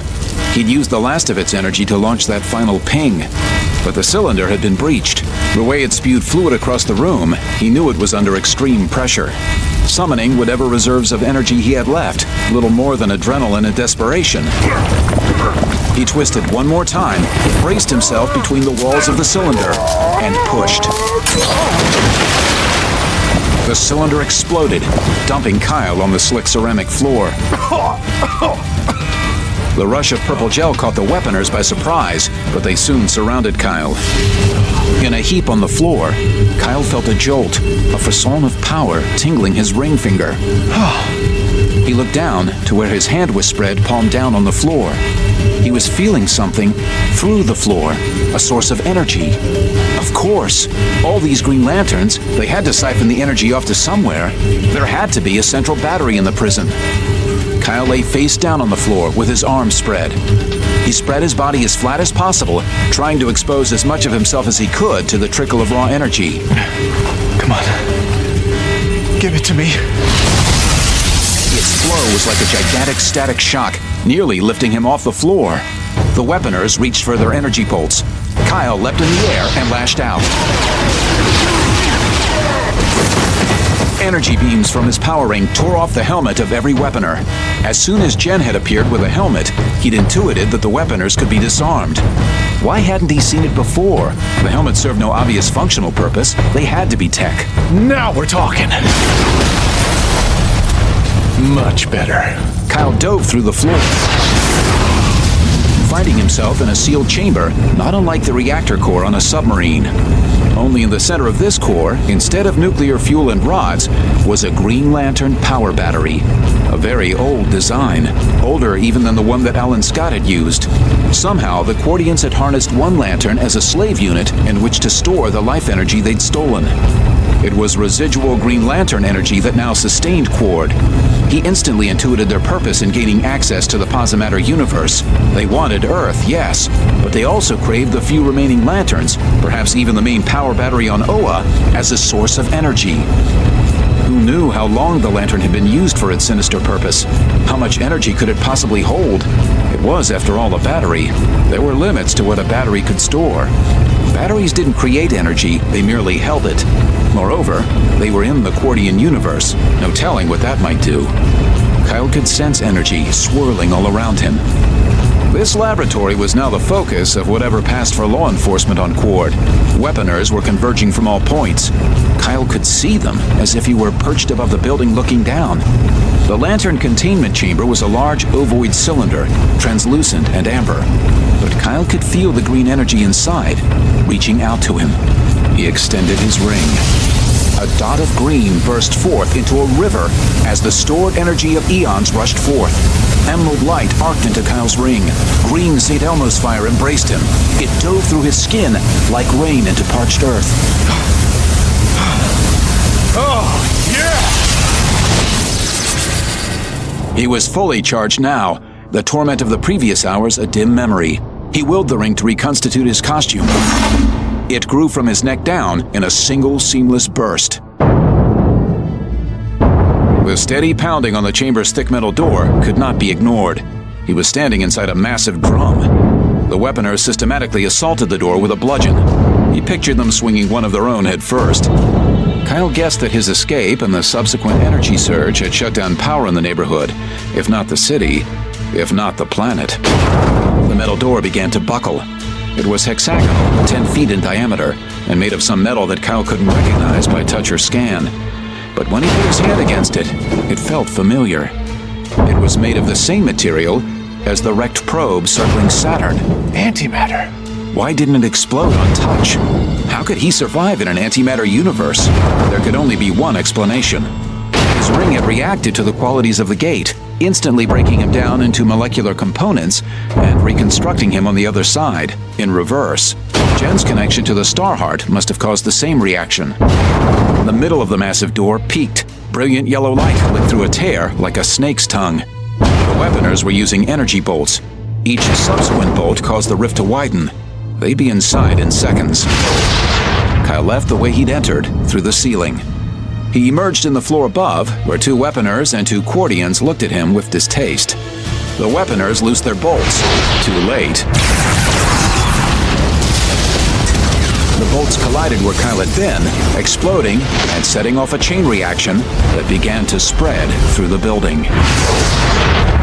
Kyle watched from 2 miles up. It was terrible and beautiful, like the lava flow at Mauna Kea. Only this had nothing to do with nature. The Quardians had long since buried nature. Flame erupted through the prison's perfectly smooth facades, spreading under the thoroughfares, causing the streets to heave and buckle. It spread outward like ripples in a pond, an ever-expanding circle of fireworks. Emergency vehicles began to converge. A series of dart-shaped ceramic craft rose from platforms circling the city and headed his way. Kyle didn't stick around to wait for them. He booked toward space, launching a blip in his wake. Where was Jen? One vector bounced back strong, its trace ending in what appeared to be a residential unit. Kyle committed the location to memory before turning his attention to the fighters closing in on him. He could detect no one on board. They were using drones. Yellow particle beams converged where he'd been a split second earlier, creating a miniature sun over the city. But Green Lantern was gone. Using refracted light as a cloaking device, he sank to street level and zeroed in on Jen's trace vector. It appeared to be a plush residential neighborhood with opulent villas surrounded by 7-foot walls covered with striking patterns. There were no doors or gates. The walls themselves moved to permit entry. The place where she had stayed would have been obvious to any Green Lantern. A faint green glow hovered over the property. Kyle saw a weaponer on hands and knees in the garden, wires dangling from its denuded scalp. It rummaged through the bushes as if searching for keys. The thing didn't even look up as Kyle passed it on his way into the house. Cold fury seized him when he came to the bedroom. The big round bed spread with pale green sheets and what looked like rose petals, her scent everywhere. And his, that scum, the exterminator, the new Sinestro. Kyle had glimpsed Eddie's new coloration in the lab. Of course, that's what this was all about, grooming a new Sinestro to open up Earth for invasion. He should have realized it the instant Eddie had manifested his own power ring. But what did Jenny have to do with this? And where was she? The danger now wasn't that Jen would fall in love with Eddie. The danger now was that Eddie would hate Jen and try to kill her. Weaponers converged on the villa. They had found him. Kyle glanced out the window. The weaponer he had passed continued to comb the shrubs for his hat. Kyle dragged his gaze inside and forced himself to scan the room for a clue. His broadband view reflected countless glittering microscopic elements dancing in the yellow sun. They cast the same hue as the debris he discovered on Saturn. Well, duh. He should have guessed that the probe had come from the Quartian universe. Traces of antimatter everywhere. A weaponer appeared in the doorway and loosed a bolt. Without thinking, Kyle had held up one hand, a glowing green nimbus forming a shield that scattered the energy of the bolt. Kyle blasted the weaponer from the room. That's right, Pinhead. You didn't expect this. I've got the juice you've been draining from all the lanterns you murdered. Kyle felt more powerful than when he'd been Ion. As Ion, he'd operated on a macro scale without the satisfaction of hands-on labor. Now he had a unique opportunity to deliver a message to the Quartians. Kyle burst straight up through the ceiling, boring a hole as round as an auger, ignoring the pinprick irritation of the weaponer's bolts. I am juiced! He flew over the city, backtracking Eddie's radiation trail. From an altitude of several thousand feet, he spotted a large open area crawling with activity. He was over it instantaneously. 100,000 weaponers were lining up in formation. 500 gleaming shark-shaped ships waited to receive them. Each weaponer carried a pack the size of a washing machine. These weaponers were clothed in protective gear. They're preparing for invasion. Kyle was seized by an overwhelming urge to let loose, rain fire on the whole field, fry them where they stood. But it would only be a symbolic victory. The weaponers weren't people. They were weapons designed to look like people, and the Quartians could punch them out quicker than donuts. It would only harden their resolve. For millennia, one thing and one thing alone had prevented the Quartians from invading Earth: the barrier. It would do no good to destroy the Quartians on this side of the barrier. For Earth to live, the barrier must stand. He flicked back to the vector he'd been following. It led to an immense government complex built around a vast, intricately decorated dome, the center of government. And government was in session. Kyle could sense the myriad bodies in concentric circles through the walls. Government was always in session. The Quartians were nothing but government, backed by an iron fist. Kyle knew what they wanted. Same thing they always wanted: death to Green Lanterns and more space for themselves. Having thoroughly screwed up their native environment, they were looking for new digs. The Exterminator was their Pathfinder, their Sacagawea, their Wild Bill Cody. Eddie, the new Sinestro. Well, they're in for a surprise. Kyle dove for their parliament. He fell through its skylight, landing on the podium next to a dapper little man who had been talking monetary policy. The sudden appearance of their most hated enemy in the very heart of their empire almost sucked all the air out of the chamber. The speaker fell back, ashen-faced. Grinning fiercely, Green Lantern gripped the polished wood balustrade surrounding the dais. You know who I am. You brought me here to kill me. I shouldn't even be alive. You had me where you wanted me, but you blew it. Now I stand at the center of your world, impervious and unassailable. Imagine what will befall you on the other side, where other Green Lanterns are waiting along with superheroes you can never hope to defeat. You'll never take our universe. Stay home. He spiraled upward into the sky, into the range of 5 crimson dart-shaped drones. He was too fast for them. Crimson darts converged from all over the city, all over the planet. They launched weapons, broad channel rays designed to upset his molecular structure, particle beams to pierce his organs. None of it mattered. He had absorbed too much power from the Quardian's captive battery. Maintaining a random orbit to avoid missiles, Kyle blipped the city looking for Jen. She was gone. Off planet. Sinestro had her. Kyle blipped for Sinestro. He too was gone. The program now inhabited Eddie. Kyle had to find the transfer gate and return to his home universe. He blipped for the gate's energy signature. The ping came back from the lab where he'd been held in the Green Lantern prison, now teeming with a Quardian equivalent of forensic specialists and cops. These came in 2 packages, wizened little guys and weaponers. Emergency vehicles surrounded the now devastated building. Black smoke rose in fat skunk tails to the ochre sky. The lab was a burnt-out hulk. Green Lantern used the refracted light trick to render himself invisible, but he must have triggered something on one of the sensors. Within seconds of landing on the lower level, a weaponer looked up from a handheld device and pointed directly at him. A Quardian cop followed the weaponer's finger and put on a pair of round goggles with a knurled adjustment next to each lens. You! Green Lantern! I see you! Gold star for the midget. Where's the gate back to Earth? I'm checking out. Several other Quardians noticed and leaned over the makeshift barriers from the upper levels to watch. The weaponer remained where he was. What makes you think we'll just let you walk out of here? What makes you think you can hold me? Look what I did last time. I suggest we call a temporary truce. I can do a lot more damage here if you want. All I'm asking is for you to politely show me the way out. I'm tired and I want to go home. The Quardians froze. They seemed to be having a mental summit. The only part of them that moved was their foreheads. The first Quardian to have seen him pointed to a pattern on the curving wall behind Kyle that had survived the fire. When Kyle turned, the pattern irised open, revealing a corridor that ended in a large dark chamber from which an eerie glow spilled. The staging area lies at the end of the corridor. The gate to Earth is clearly marked. Thanks, Bilbo. Kyle ducked through the opening. The corridor was lit only by a series of tiny floor lamps, like miniature landing lights. The corridor ended in a large ovoid chamber that reminded Kyle of a train station. 12 rhomboid apertures were set in the wall around the perimeter a few feet above the floor.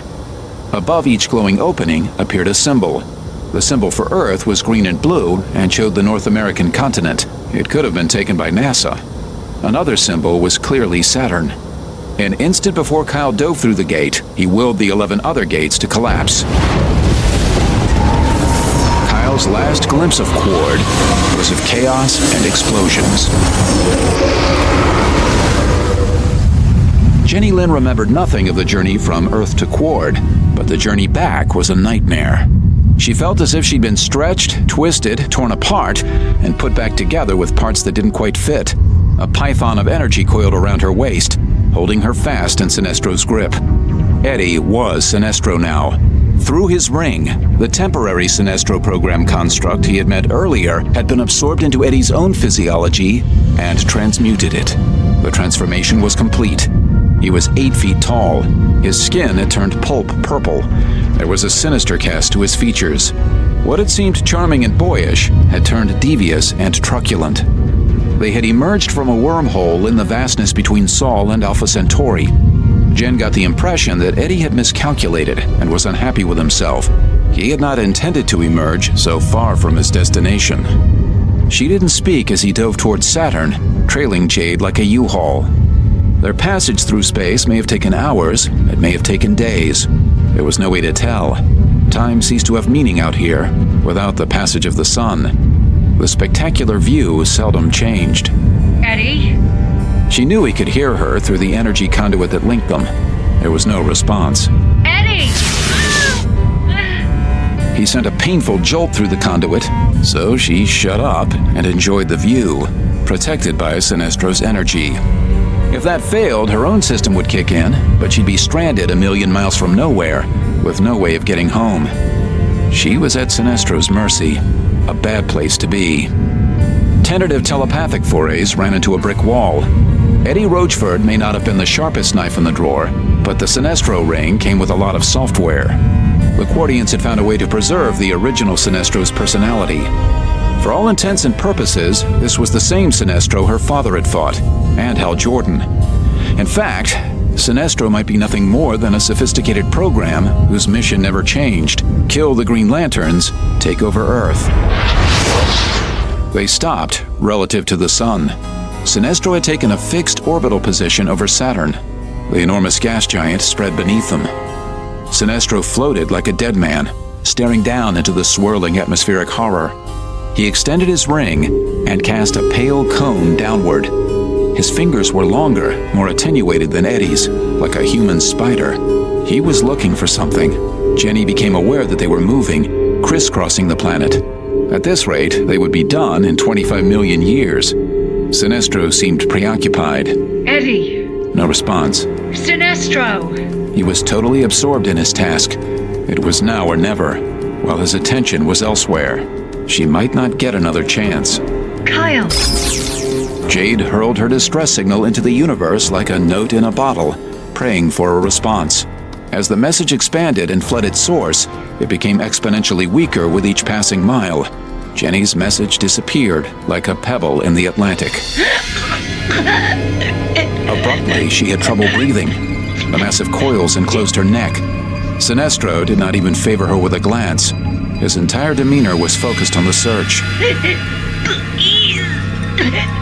The coils released her. Dreamlike, her captor seemed to coalesce before her, grinning. A thin force field bubble of atmosphere encased them both. Eddie doesn't live here anymore. Do you see the debris? Do you see it? He grabbed her tightly by the back of her head, forcing her to look down. A cone of yellow light extended from his ring, illuminating a trail of glittering space flotsam that went on for hundreds of miles. 200 million years ago, a group of peaceful explorers tried to enter your solar system. They were the kindest, gentlest people the universe has ever known, and they were viciously attacked by your father. That's a lie! My father has never killed anyone! Oh, Eddie, what have they done to you? You love your father.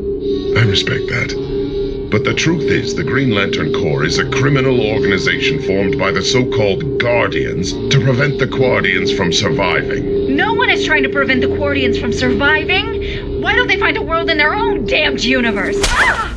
The blow came so swiftly she didn't see it. Her response was automatic. She kicked him right between the legs. Imbued as he was with the power of Sinestro, he was still vulnerable to an attack, particularly coming from within his own force field. Sinestro gingerly straightened and regarded her with a wry smile. Good one. It's a shame you're in love with that worm. He's a killer too, you know. All the Green Lanterns are killers. Why are you showing me this space junk? I want you to understand. Why? What do you care? Do you think we're going to be boyfriend-girlfriend? You're not even human anymore. I want you to understand the perfidy of the Green Lantern Corps. It, and it alone, is responsible for the bulk of human suffering over the millennia. How is that possible? My father was the first Green Lantern on Earth. He didn't appear until 1940. How can you blame the bulk of human suffering on the Green Lanterns? The bulk of human suffering has occurred since 1940, has it not? And the Japanese won the war. Eddie, what are you talking about? Hasn't it occurred to you that the Quardians have fed you a line of crap? I mean, you're a human being. You're not Quardian. They've got you betraying your own planet. There is a higher responsibility, you know. I can't imagine what it is. The ideal of cosmic justice. Oh, Eddie. Enraged, Sinestro seized her in a crimson coil and dragged her down into the toxic atmosphere. Debris lay in clumps. He shoved her face to within 6 inches of an object, but at first she couldn't identify. Something burnt and twisted. With a sickening jolt, she realized that it was an alien corpse, Quardian eye socket staring sightlessly back at her. You see? You see what your father did? Amid the din of Saturn's shrieking winds, the ping was all but lost. So faint she almost missed it, but not quite. Hope swelled in her like a nova. She looked quickly at Sinestro to see if he'd heard it too. But he was too involved in his anger and hadn't. Green Lantern had just re-entered Earth's atmosphere. Green Lantern came out of the gate on the 5th floor of the abandoned Gotham warehouse. Was it the same gate he'd used on the Jersey Palisades? Did that mean the gates were mobile? And if so, did they have predetermined fixed positions? Or were the Quardians able to access a number of gates on Earth? Perhaps the outlet gate was strictly a matter of chance, or involved some automatic selection process. Green Lantern stared at the free-floating rhomboid, a bubble of white noise in the otherwise dark and silent building. As he watched, it dwindled to nothing, and blinked out. He used his ring to scan the closet where the shamrocks had holed up. Nothing. It was just an abandoned closet, devoid of meaningful radiation. Hoping against hope, Please let Jen be home when I get there. He rocketed out of the building and shot like an arrow toward Manhattan. Kyle knew instantly that the condo was empty. He checked all the rooms anyway. He refilled the cat's water and food and was about to contact the JLA. Where the devil's my daughter, Rayner? Sir, I'm working on it. She must be trapped in the Quardian universe. What? Sir, the Quardians seem to have found a champion here on Earth to become the new Sinestro. This guy they chose, we knew him. He was the exterminator for our co-op. What are you telling me, son? The Quardians have taken some laborer and turned him into the new Sinestro? Exactly. Sir, please stay where you are. There's nothing you can do that I and the rest of the Justice League can't. Have they been informed? I was about to when you phoned. All right. I'm in my office. I want you to get in touch with the Justice League and call me right back. Will you do that? Yes, sir. Kyle contacted the JLA satellite. What's shaking, Green Bacon? You still solo? Until my wayward sheep come home. What's up? Kyle explained the situation. He'd searched for Jenny, but couldn't find her. Let me do a system sweep. Oh, that is, I say, a solar system sweep, that is. Just do it, O'Brien. Sorry. Just trying to lighten the mood. A minute elapsed. It seemed like an eternity. I have a reading here indicates she might be on Saturn, although it's hard to tell. Some kind of negative energy is blocking her signal. Are you getting 2 readings? Only one that's human. I got another reading here, but it's an energy sink. Could be a wormhole. I don't see how she could maintain that close to a wormhole. But we just had the system checked out. It can't be the equipment. If what you say is true... We're looking at a possible Quardian invasion. Maybe I better put out an alert. No, I don't want you pulling members off jobs on my say-so. I can still stop it by shutting down Sinestro. He's the key that allows them to convert to positive matter. You and what army, boyo? Don't sell me short. I'm jerking your gherkin, Green Bean. Say, wasn't Sinestro discombobulated a while back? Yeah, he was dead. Hal Jordan killed him when he went crazy, before he became Parallax and the Spectre. But the Quardians have created a new one. They've been working on generating a human candidate for decades. They seem to have found their man. Guy used to be Eddie Roachford. Doesn't ring a bell. He's a nobody. That sample I sent you? That stuff is all over the Quardian universe. Looks like they tried to turn Saturn at some point. What do you mean, turn? Generate enough antimatter through a gate to start a chain reaction. Isn't that dangerous? Yeah. It would screw up everything's electromagnetic field, and possibly upset the orbits of the entire solar system, in which case Earth would readjust at a level not conducive to life. At least, not our lives. And inadvertently detonate our stockpile of nuclear weapons. Now, they have a new plan that doesn't involve blowing up the universe. They want to take over. If they succeed in opening a gate on Saturn, it's going to be Doomsday ×9 down here on Earth. What are they, nuts? They're trying to create an electromagnetic shell that would encase the whole planet. They'll pop out on Saturn and be instantly transported to Earth. Why not open a gate on Earth? Something about electromagnetic fields. They've been trying to establish a base on Saturn for eons. Once they get established, they'll use it as a staging area to invade Earth, never mind the consequences. Their hatred has blinded them to science. It's been growing unchecked for years on their creepy Stepford planet. Far as they're concerned, the Green Lantern Corps are the Antichrist, Count Dracula, and the Nazis all rolled into one. And they don't like you very much either. Man, I'd love to help, but I'm no good at this space stuff. A faint green ping impinged on Kyle's consciousness. Relief flooded him. Hey, I'm just glad you're at the wheel there, man. You've already been a tremendous help. Listen, I gotta go. Got a blip from Jen. Where? Saturn. Keep the transceiver on. I'm getting some anomalous readings from all over North America. What kind of readings? Beam broadcasts. I'm tracing one of them right now to an abandoned factory in Gotham. Holy crap, Eel, that's one of their gates. The other readings must be other gates. Are you mapping them? What am I, a rookie? Of course I am. But why are they activating now? Maybe you should alert the other members.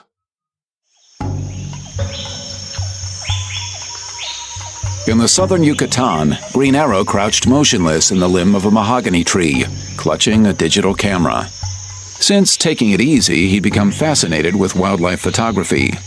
Maybe it was all the time spent with a bow and arrow in the wilderness. He'd eaten everything he'd killed, but lately the desire to prove himself a natural-born killer had diminished. Maybe it was having his kid around. Maybe it was dying and being brought back to life. He wished he could bring back all the creatures he'd slain, enough to stock a game preserve in Kenya. He'd learned to forgive himself, with his son Connor's help. The important thing was that he wasn't through growing as a man. He could admit past errors and change for the better. He was waiting to photograph a jaguar. He'd been camped out in the forest for 3 days, eating grubs and tubers so that his sweat and waste would smell of the jungle.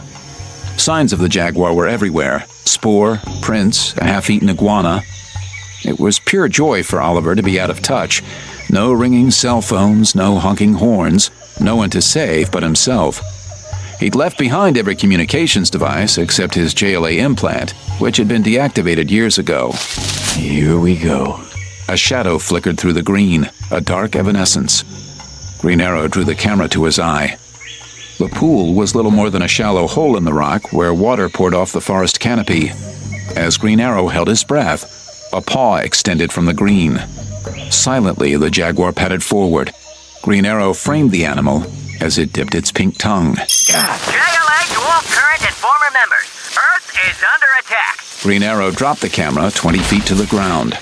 The jaguar looked up, stared at him a second, then faded into the forest. It took Green Arrow a minute to realize what had happened. They'd switched his JLA transceiver back on from the other end. Who is this? Why are you shouting? Green Arrow, it's Plastic Man. Sinestro's on Saturn trying to open a gate to the Quartian universe. Gates are opening up all over Earth and converging on Saturn. Looks like a full-scale invasion is underway. Sinestro? He's dead. Yeah, and? Damn it. Why do they stay dead when we kill them? Yeah, I should talk. Wait a minute. Are you alone? Yes. No, he's not. Oh. Hal Jordan here. Yeah. The Spectre just showed up. Out of nowhere. But I guess that's what he does. Good thing I'm wearing rubber pants. Hal, what do you want from me? O'Brien put out a general alert and no one answered. And unfortunately, no one will answer because Sinestro is jamming everyone's frequency on the emergency signal. Fortunately, he didn't jam yours because it was inactive. O'Brien turned it back on after the jamming burst went out. How the heck do you know that? Oh, right. You're the Spectre. You mean you can't get in touch with anyone? Superman? Batman? Wonder Woman? John Jones? We will eventually, but right now, you are the only one we can contact. Green Arrow thought that Jordan sounded more alive than he had in years. Since becoming the Spectre, he had seemed to have lost his personality. I don't know what I can do to help. I'm in the southern Yucatan. Left my Jeep up the road a couple of miles. Ollie, you're among a handful of JLA members who have actually fought Sinestro. Maybe if we put our heads together... You're too kind, old buddy. All I did was hold your coat. You and Black Canary did the rest. Where is Black Canary? Back in Star City, probably baking lemon bars. Whoa, wait a minute. You're not thinking of asking her to go out there? It worked before. Well, how do we know this is even the same Sinestro? Has anyone checked the coffin? We can't find the coffin. What? I tried searching for it. It's gone. Great. Do you think it's the same guy? No. Apparently they made a new Sinestro out of some human kid. Well, what makes you think Black Canary can use the same trick on him? In space? I can place her there. How? Why don't you just off the guy? You did it before. I can't do that. Why not? There are certain restrictions, moral restrictions. Oh, you're back to no killing again? Phew, talk about bad timing. It's not that simple. But if we can get Black Canary up there, we might not have to kill him. Okay, let's see what we can do. Rayner picked up his things and headed back to his Jeep. Do you really think that you and GA and Canary can take this new Sinestro, Hal? Hal? Oh well. While Jade watched frozen in stasis, Sinestro recreated the ancient Quartian scout ship, molecule by molecule. The vehicle taking shape under her gaze resembled a great silver shark with parts missing. It was unbelievable. Not in a million years would she have thought he could have made something from a cloud of interplanetary dust. But there it was, held in place with a tenuous yellow membrane. Sinestro sat opposite Jenny, his eyes shut, legs crossed, hands on knees, mentally directing the reconstitution. It was like watching an explosion in reverse. Whenever Sinestro came across mortal remains, he installed them in gleaming yellow caskets that he conjured from his ring. Unlike Earth caskets, these were lozenge-shaped with no flat surfaces, meant for disposal in space. The caskets began to pile up. Without ever opening his eyes, he indicted Jenny and her kind. She could feel his insinuations nibbling at the edge of her consciousness. Your fault. You and the Green Lanterns. Lies. He still kept his eyes shut, concentrating. The probe continued to coalesce. The reconstruction looked like a ghost ship, a haunted vessel, dinosaur bones. It took enormous concentration to put it back together. Jenny guessed that they'd been sitting there for at least 24 hours while Sinestro worked. Where the parts were unavailable, he intuited their shape from their surroundings. The ultimate jigsaw puzzle. Due to the fragment of Starheart that lived within her, Jen wouldn't need food or water for days. From time to time, she dozed. She had vivid dreams of her and Kyle arguing, her and Kyle loving, her and Kyle with a baby. At random intervals, she would sweep the heavens with her thoughts, looking for him. It was like shining a flashlight into the night sky, hoping to illuminate a particular moth. She could feel Sinestro's nimbus robbing her of strength, dampening her senses, keeping her dull. At least she wasn't barefoot and pregnant. Whatever Eddie had become, he seemed to have lost interest in her as a woman. Thank God for small favors. There could be only one purpose for which he was keeping her around. Bait. Think I'm just a worm on a hook? Think again. There was plant life even here. It clung to the pores of her lungs and her body hair.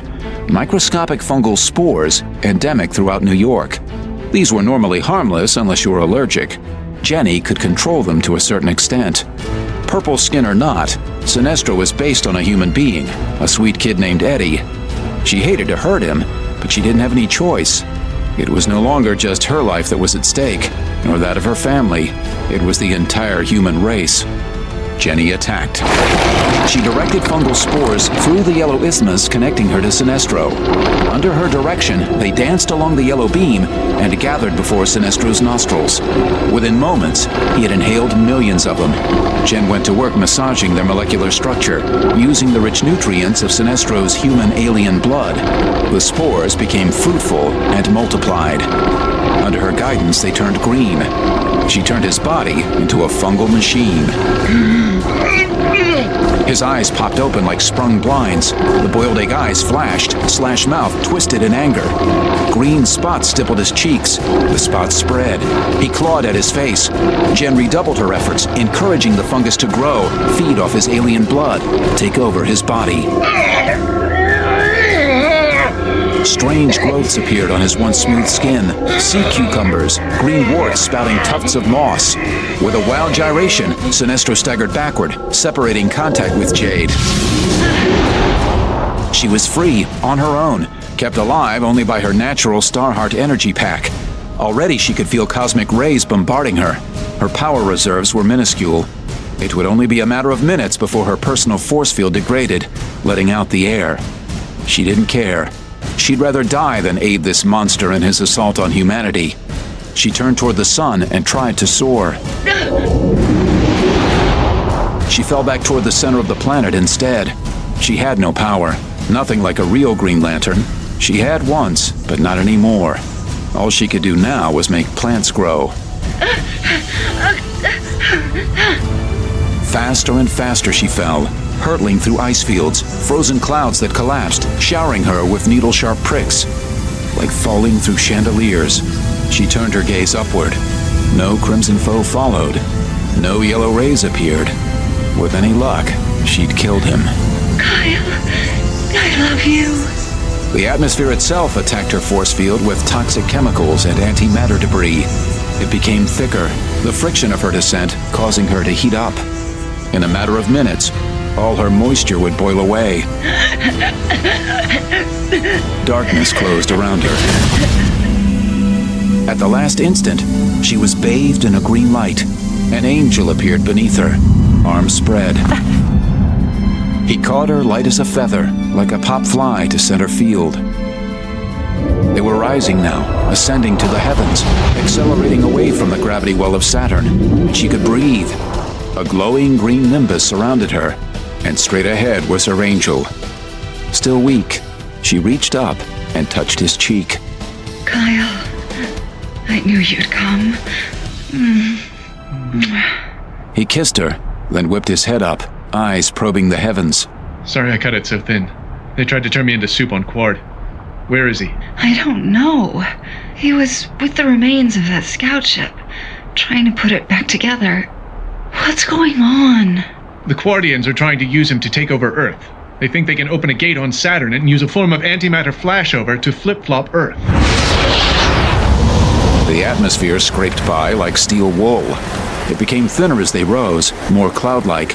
Vistas opened, allowing glimpses of towering cumulus monsters, the occasional gleam of debris, but no sign of Sinestro and his death ship. Flip-flop? Matter-antimatter. That's how we were able to survive when we passed through the gate. If we'd kept our normal molecular structure, we would have exploded. But they don't want to reverse the polarity. They want to invade our system and have that explosion. They burst free of the last vestiges of Saturn's atmosphere just beneath the plane of the rings, which stretched over their heads, seemingly to infinity. They're looking at a controlled explosion. They don't want to shatter the atmosphere or affect the orbit.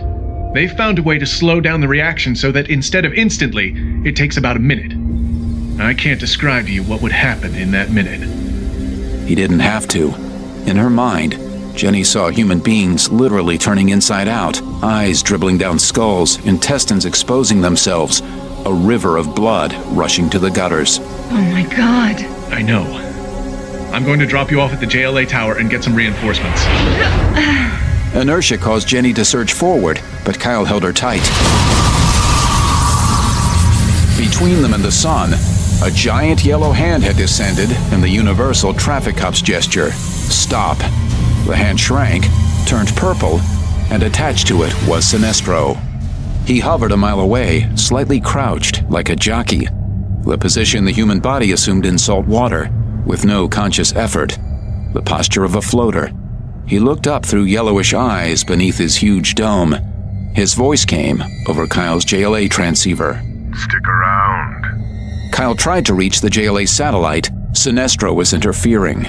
Can you contact the JLA? No, he's blocking me. Kyle looked around for someplace to stash Jenny, while he and Sinestro headed out. The JLA tower was 1 trillion miles away. I'm going to have to put you someplace. I need my hands free. Where? The probe.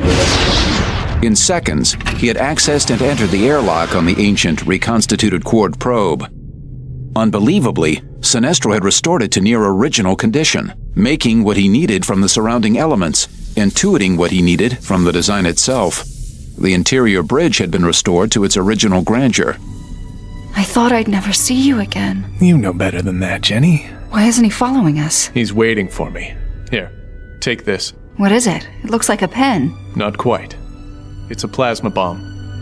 You can set a timer by twisting it. Although, I don't know where you'll go to be safe. If Sinestro gets me, don't let him have the ship. It's the key to restoring their gates. Jade looked at the tiny object. It was capable of pulverizing a large moon. If it detonated, it would destroy everything within 1,000,000 miles. Jenny? Yes? I love you. Hang tight.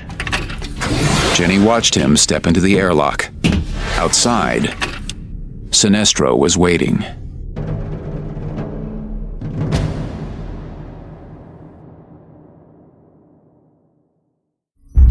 Sweet Mother McCree! Plastic Man scanned the monitors. Gates had opened on a dozen locations on Earth and were converging via curved beams above the surface of the moon in seeming defiance of the JLA tower. Oh, Lord, I'm just a cheap hustler. This is out of my league. There were now at least 24 tendrils of energy arcing up out of the atmosphere and converging above the moon. Control board lights went on like Christmas at Rockefeller Center. On the station's surface, invisible beacons automatically activated, broadcasting throughout the known universe. Warning. Interdimensional gates have been detected at 16 locations. There is a high probability of an environment-altering event. This is a Stage 1 alert. Think, man, think! Computer, what is the nature of these portals? Why are they converging at the moon? Trace radiation of antimatter residue at each gate suggests possibility of portal opening between matter-antimatter universe. Possible attempt at radiation flashover. Flashover? What the hell is flashover? A phenomenon whereby fire travels along a smoke corridor, like electricity through a copper wire, igniting fires down the line. So, someone wants to open a really big gate?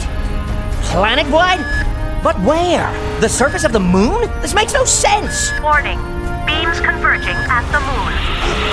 Oh, crap. Plastic Man stared in horror as the tracers flowed around the moon, met, glowed, flared, and launched a beam away from the sun.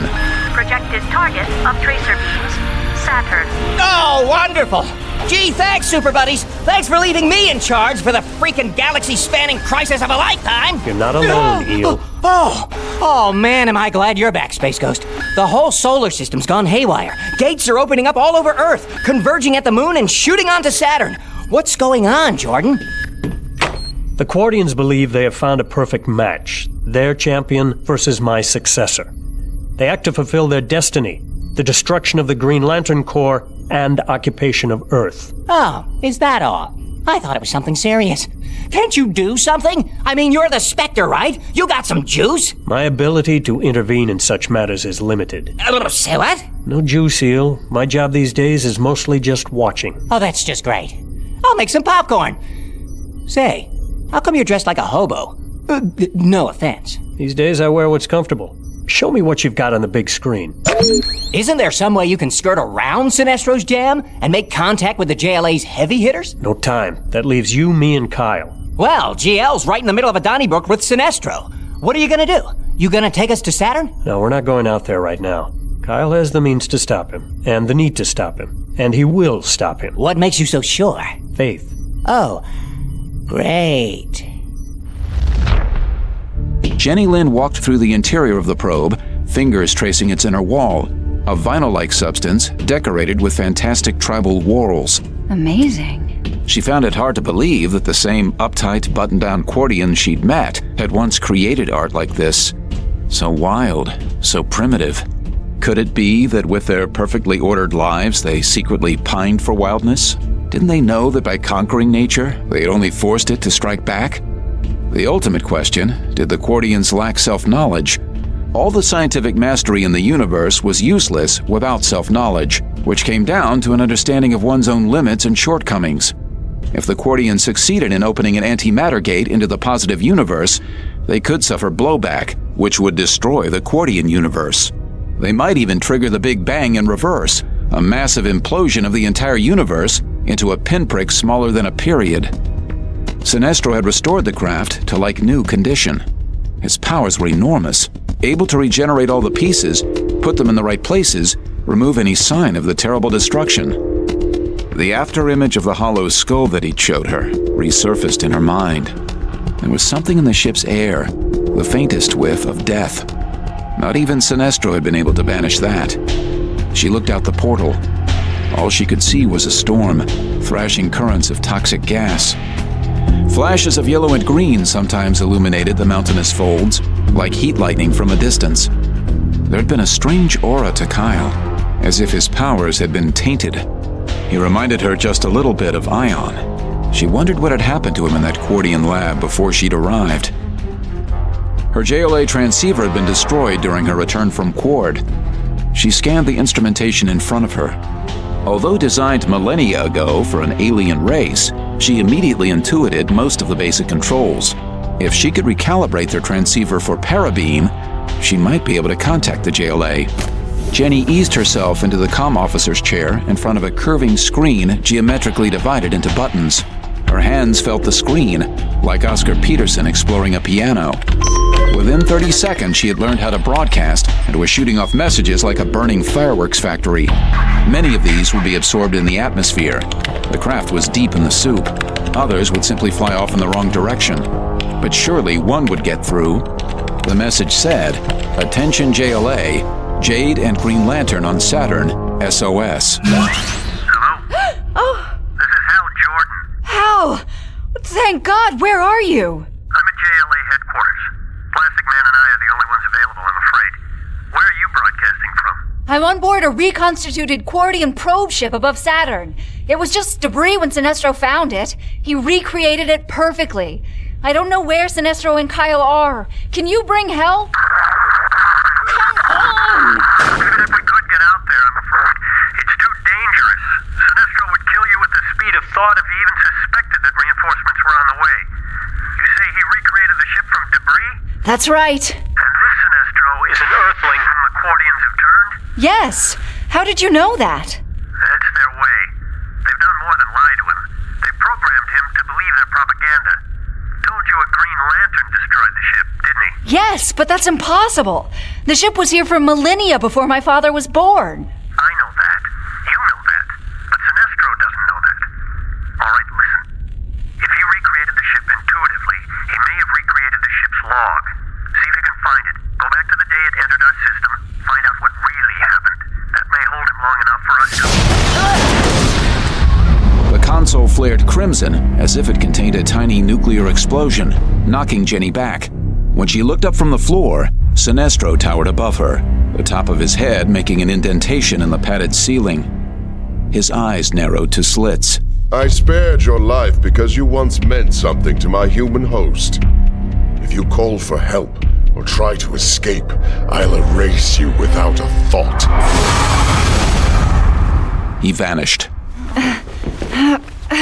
The lights, circulation, and ventilation system still worked, but when she investigated the communications console, it was toast. Damn.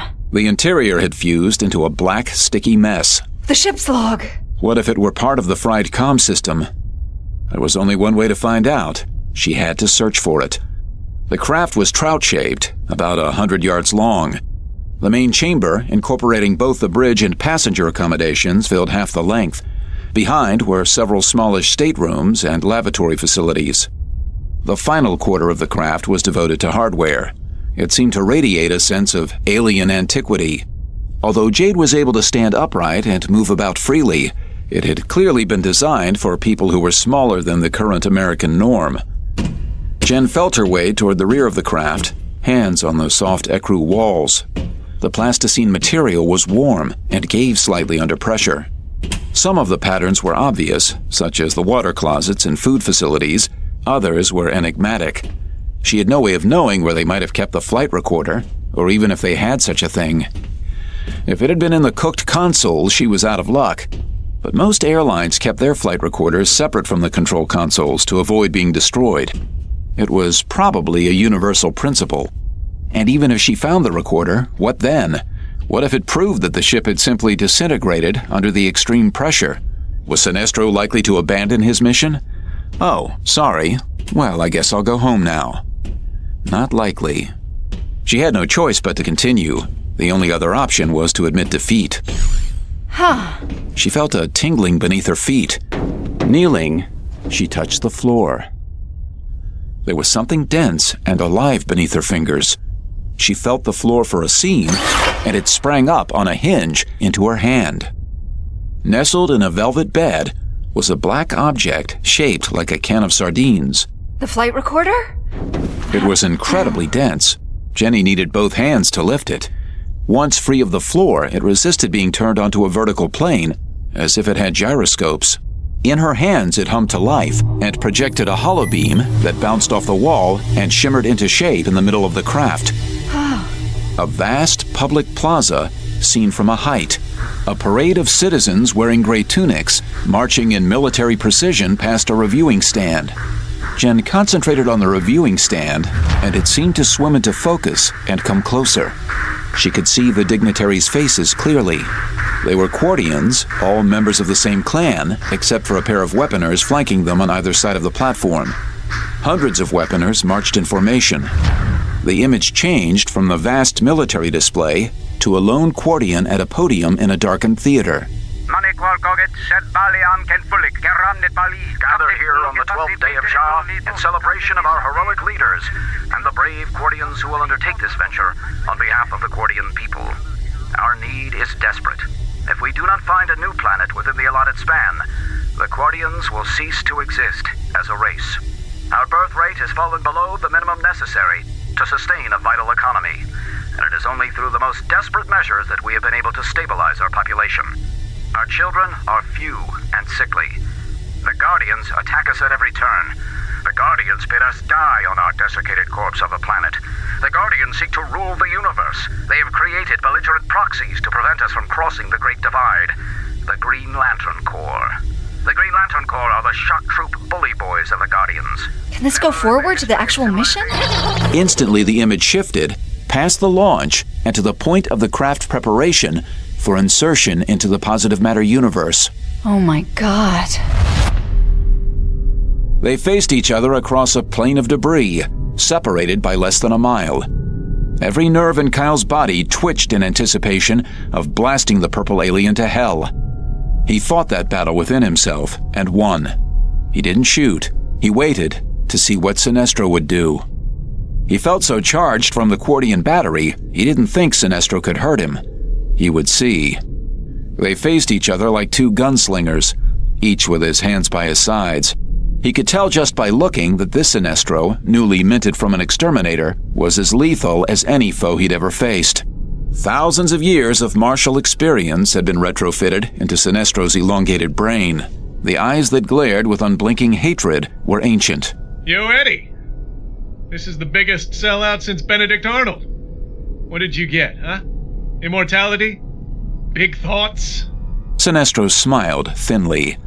Although they were in a vacuum, they could hear each other clearly via their rings. How apropos. What do you mean? How fitting that I end your reign of terror on the very site that you and your ilk destroyed a ship filled with innocent pilgrims. Whoa, Eddie! Those are awfully big words for a home exterminator. A surge of rage boiled over Sinestro's features. Then it receded, and he was back in control. That answered one question.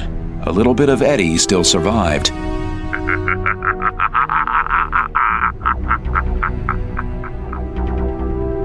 Kyle experienced the first fissure of doubt. This was no home exterminator pumped up on steroids. Here was the culmination of millions of years of concentrated energy, the personification of the Quartians' racial imperative, invested with the power of a planet and whatever dark star they worshipped. Kyle had pulled a strange energy from the Quartian battery, culled from 1,000 Green Lanterns. Memories came with it, as if a part of each fallen hero lived on in the battery. Kyle knew they weren't real. The Green Lanterns were long past dead, but their powerful emotions and ideas lingered on with a life of their own. Sinestro struck. Asteroids the size of railroad cars converged on Kyle. He felt his hand twitch like a ghost limb. His force field expanded. The rocks slammed together all around him, minutely compressing his energy envelope. Shattered rock tumbled away in all directions. You want to throw rocks?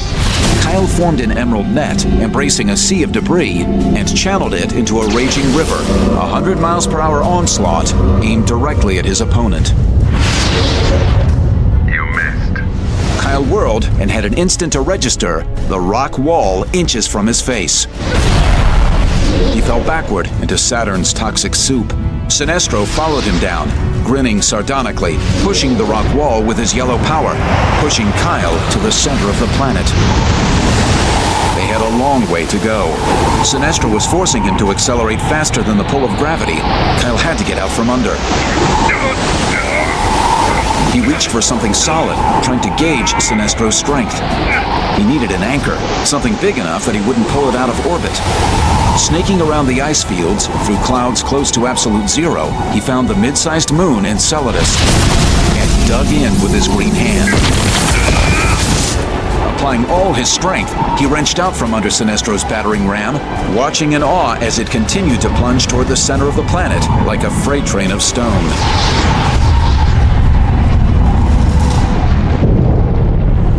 It took a long time to pass. Enceladus oscillated. Kyle hoped it wouldn't smash into other moons. True, nothing lived here, and it probably wouldn't matter, but JLA policy was clear. Leave things as you found them. But he had no time to ruminate on the ramifications of his action, pulling a moon out of its orbit. A golden energy strand arced out of the depths and attached itself to the wobbling Enceladus. Precious nanoseconds passed while Kyle registered the line tightening, and the icy little moon began to move toward him. With stunning rapidity, Enceladus grew to encompass the heavens. Sinestro was using it as a tetherball.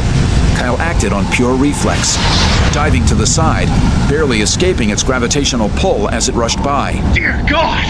An instant later, it disappeared in the primordial fog. It would continue until it joined the core. The greater heat and pressure near the center of Saturn would melt it to nothing.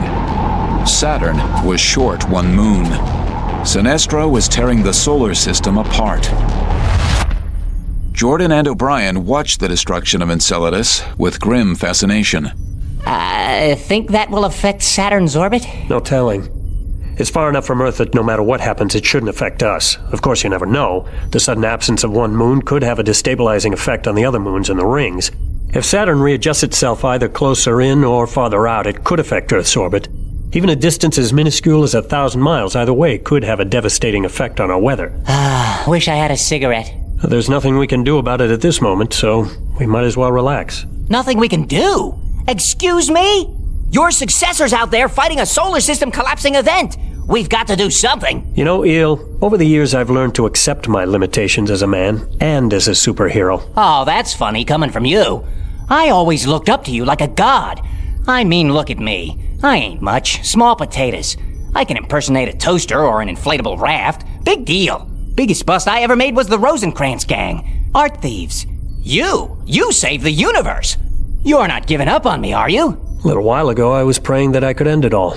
You? I'd seen too much. I felt sorry for myself. I let my personal pain overwhelm my concern for others. I was going to give it a try, but a wise coyote pulled me back from the edge. A coyote? The Almighty takes many forms. O'Brien felt uncomfortable.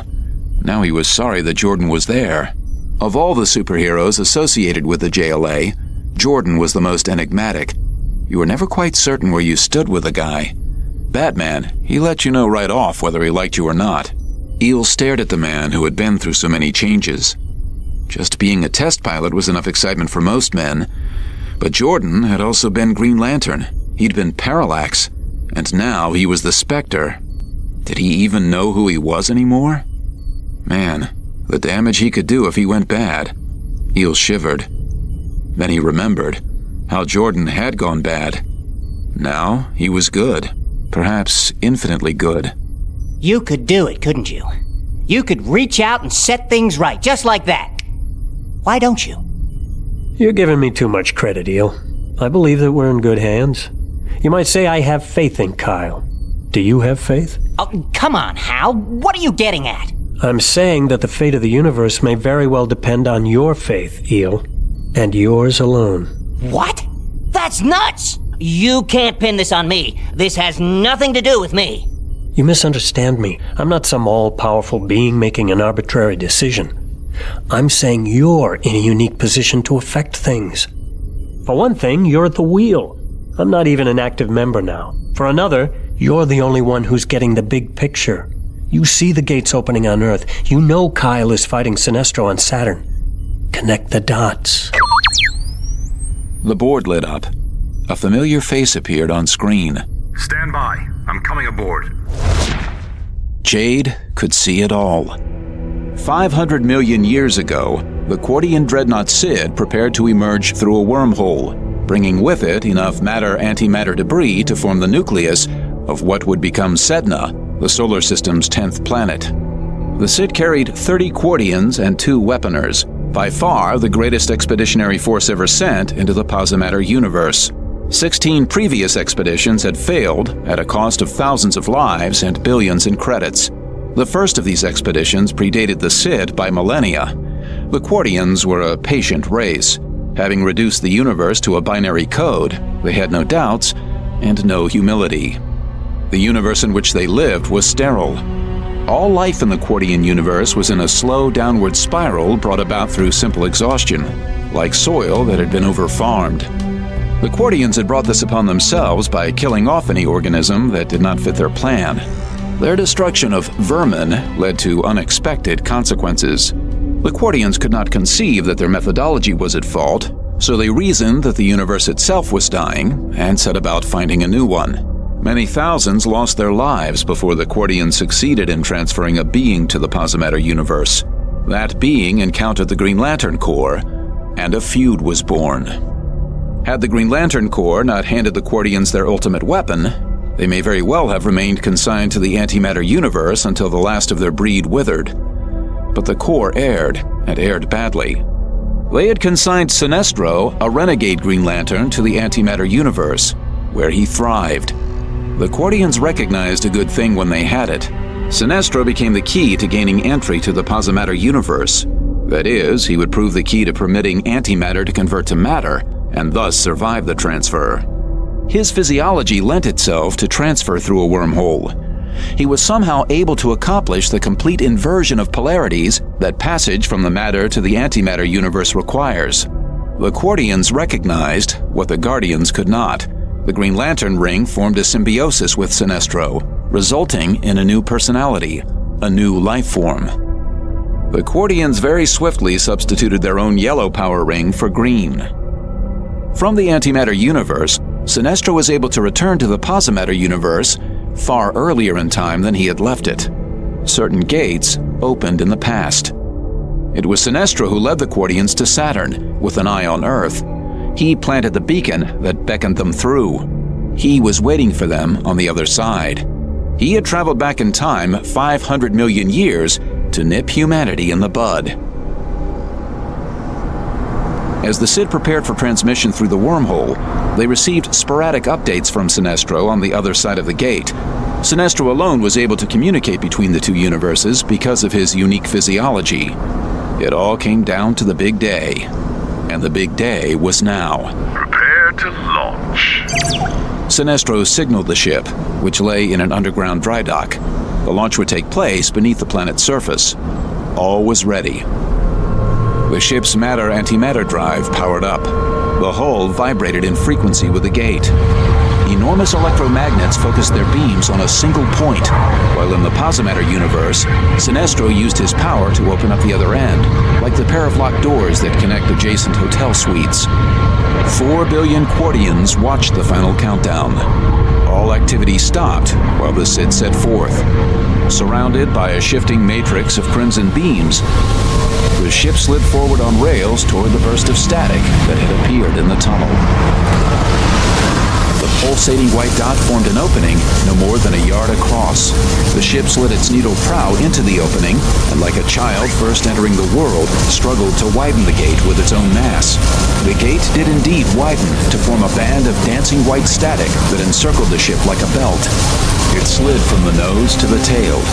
As it progressed toward the tail, everything behind it disappeared. Finally, there was nothing left but the pulsating white dot, and soon that too disappeared. The Quartian Congress of Elders waited in silence. Within the Sid, there was a sense of scraping through a tight passage, sudden changes in air pressure and temperature. Every portal and screen showed white storm. Miraculously, the storm blew away. leaving behind the clear blackness of space pierced with a billion pinpricks of light. To the right, a massive white and red atmosphere filled the sky. Saturn. Sinestro beckoned in space like a crimson beacon. He smiled, proud of his accomplishment, anticipating revenge.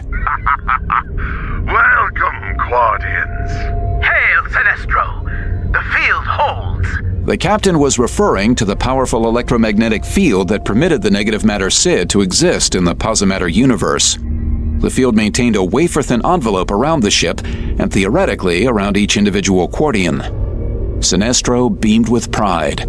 His physics had made the field possible.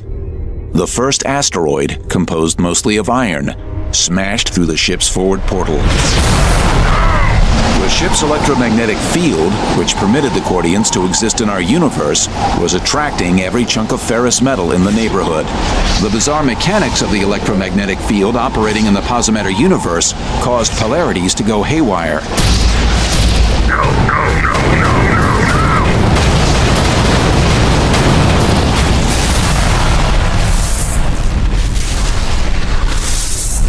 Sinestro watched in dismay as the Sid was reduced to rubble in a matter of seconds. Then he set about covering up his mistake. Carefully, Jenny Lynn turned off the recorder. She sat surrounded by ghosts. The destruction of the probe and its passengers had been Sinestro's fault. He had used his mistake as a monstrous lie to stoke the fires of hatred. Perhaps by now he even believed it. What would he do if she exposed him? What would the Quardians do? Stop trying to invade? She doubted it. Their civilization demanded that they try to project themselves into the Posimatter universe. It was their only chance of survival. In order to do that, they needed Sinestro. There had to be a way to use this knowledge against him. Eddie. The way was Eddie. Somewhere inside the purple madman, Eddie Rochford still lived. If only she could reach him. But first, she had to find him. Jenny launched a blip. It hit the inside of the Sid and bounced back. Her energy was sealed inside the Quardian craft. Only by leaving the craft would she be able to communicate with Eddie or Kyle. The craft itself remained up and running. Cautiously, she made her way to the bridge, a crescent-shaped console facing forward. A wraparound screen showed the view ahead, as if it were glass. It was not glass, it was a Quardian substance that transmitted light images with a millisecond delay for analysis and protection. Jenny settled herself in the captain's chair. It closed around her, shrinking and fitting her form, sliding forward so the controls were within reach. Tracking. I need tracking. A pod detached itself from the console and rose on a narrow stalk to face her. Where is Sinestro? She smelled a faint electrical burn. A tendril of vapor escaped a seam and rose toward the ceiling. The ship was essentially 500 million years old. Even the latest batteries were perishable after a couple of years. A nuclear reactor could be coaxed into its centuries. But millennia? She was kidding herself. She hoped she hadn't burned the ship out. The view screen went blank, slate gray. A black point appeared before her, like an antimatter planet in the distance, and grew with startling speed to encompass the screen and turned into a chart. Saturn, the rings, the planets, the ship, the combatants. The ship was shown in bright yellow outline. The combatants were green and purple. They were 5,000 miles overhead, in the rings. Ship. What's your name? Sid. Sid, take me to Sinestro. Sid shook itself like a dog. The ship began to vibrate.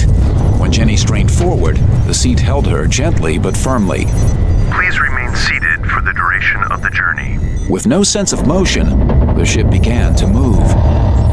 Jenny watched the swirling miasma of rocks and gas through the screen. It was like rising through a swamp.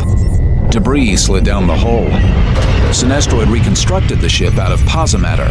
It was now truly in the universe for the first time, and therefore vulnerable. Come on, baby. You can do it. Just like her old Camaro. It only needed some encouragement. The half-billion-year-old ship swam up through Saturn's murky depths, a tapered yellow cylinder.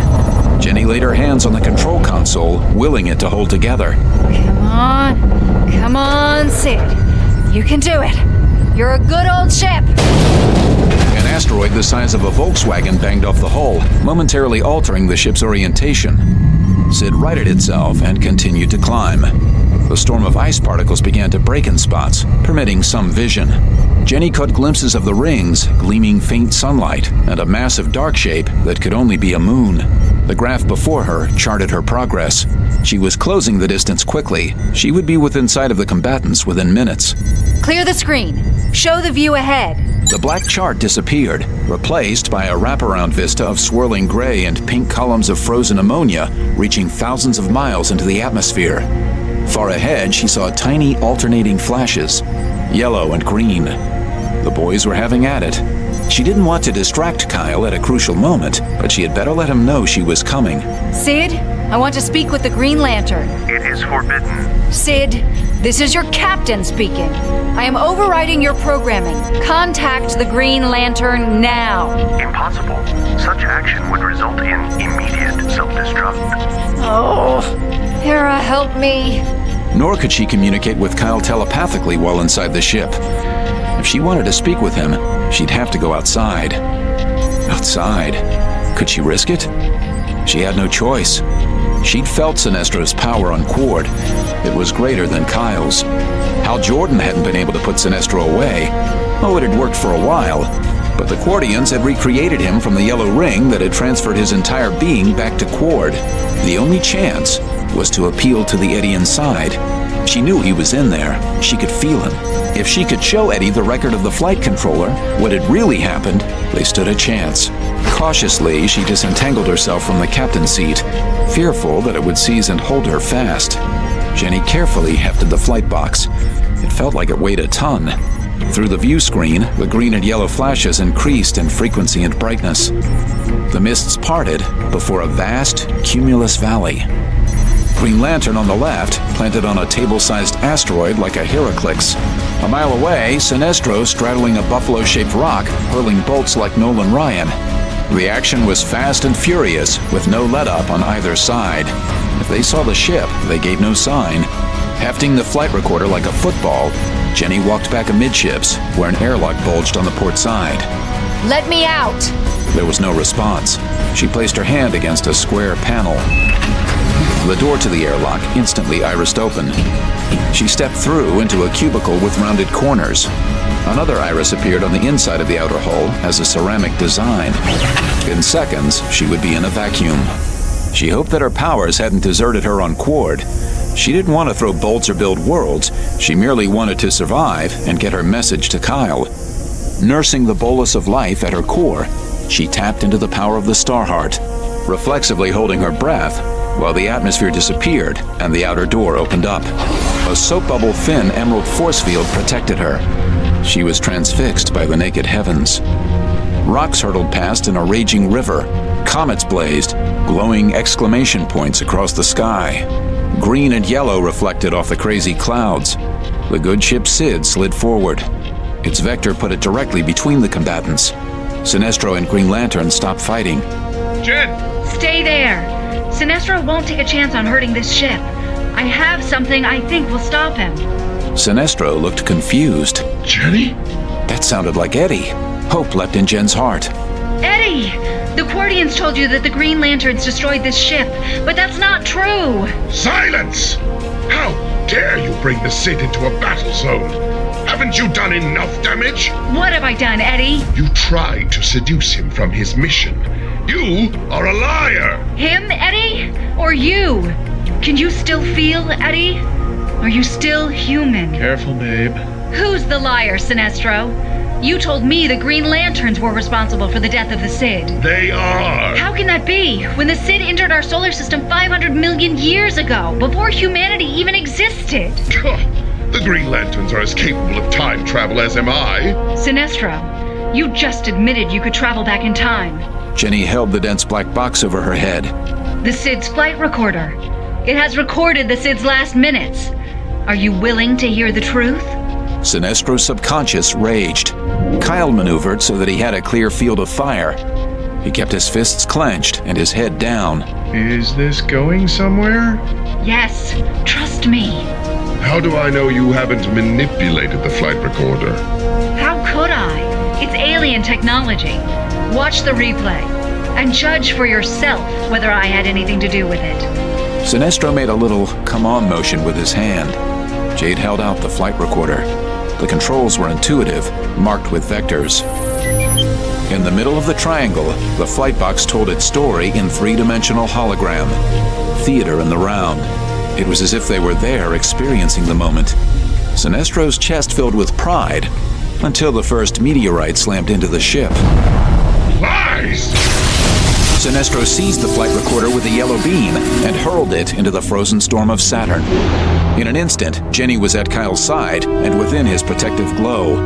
Sinestro seethed with rage. Time to put an end to this farce. Setting aside her glass of Chardonnay, Black Canary got up from the sofa and padded to the front door in a sleeveless Tennessee Titans sweatshirt, long blonde hair done up in a French braid.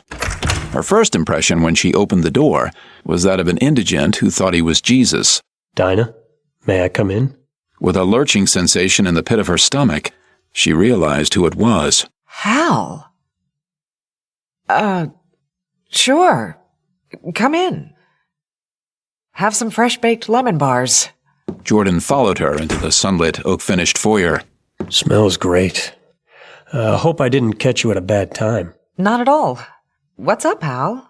You want to stay for dinner? You look like you could use a good meal. I don't eat. Sorry to bother you like this, but a situation has come up that might require your assistance. Sinestro's back, have you heard? Huh. You know, this doesn't come as a complete surprise. I had a feeling he'd be back. How are your ultrasonics? I've been practicing. Want to see me shatter a glass? Why? You want to try that stunt we used back in the day? Well, that's what I had in mind. Slight problem. He's on Saturn. Saturn? I can transport you there and keep you safe. How am I going to reach his ears in space? I can do that. Does Ollie know about this? Of course. Okay. Give me a minute to get in costume and pack a few things. I really appreciate this, Dinah. Hey, what's not to like about saving the human race? You mind answering a question, though? I dress like this because I find it comfortable, and I don't want to attract attention, okay? No problem. Afterwards, she followed him out to the street. You've got to be kidding. We're going to Saturn in that? Parked in front was a 67 Volkswagen microbus festooned with peace stickers. First, we're stopping by Kyle's apartment. As for the vehicle, it can take any shape you please. Would you prefer something else? No. Leave it. It's so you. They got in the bus. Jordan sat behind the wheel, but didn't touch a thing. The bus rose into the air, weightless, gentle, like a balloon. Elm leaves brushed the window as it cleared the shaded street. It rose above the outskirts of Star City. Dinah could see the stadium, the federal courthouse, all the way to the coast. Soon, the earth below had diminished to a crazy quilt of farmland and development. Then that faded beneath a layer of clouds. Dinah could feel the acceleration now and the passage of atmosphere over the hull. It sure didn't ride like a Volkswagen. Dinah had an urge to punch the 8-track. Hal, why don't you just kill him? The last Spectre would have snuffed him in an instant. I have a different set of marching orders. No direct interference. Back to that again. But you bring me out there to zap him. So why don't you knock him out, Hal? Gently. I'm not too good at the finesse stuff. You are. I'll never forget the way you took him out that time in Colorado. I'll bet Sinestro never forgot it either. Certainly he's taken steps to guard against a recurrence. It's not the same Sinestro. Wouldn't he share the same memories? Possibly. It's been a long time. He may have forgotten. This strikes me as a long shot. I have a gut feeling it's the right thing to do. Well then, by all means, go with your gut. Dinah settled back in her seat. They were making tremendous progress now, Earth receding visibly. She reached out one long, elegant finger.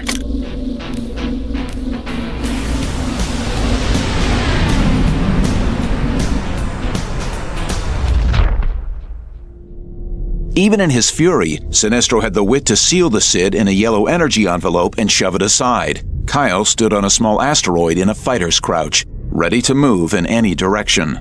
Jenny was the south pole to Kyle's north, looking at Sinestro upside down, Separated by 6 miles, they could see each other clearly through refracted vision, their positions constantly changing. Kyle could feel the gates opening all over the Earth, a faint echo of the cosmic consciousness he'd possessed as Ion. In his mind, he could see the JLA projection centering on Saturn. Sinestro was somehow coordinating the gates. Suddenly, a blazing line cracked the sky. Kyle couldn't look at the line directly. It was too bright. It stretched from the moon of Earth to Saturn's core.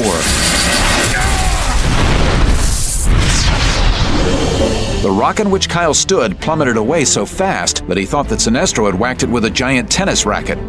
It was Jenny. She'd yanked them aside an instant before 2 purple hands slammed together where they'd just been.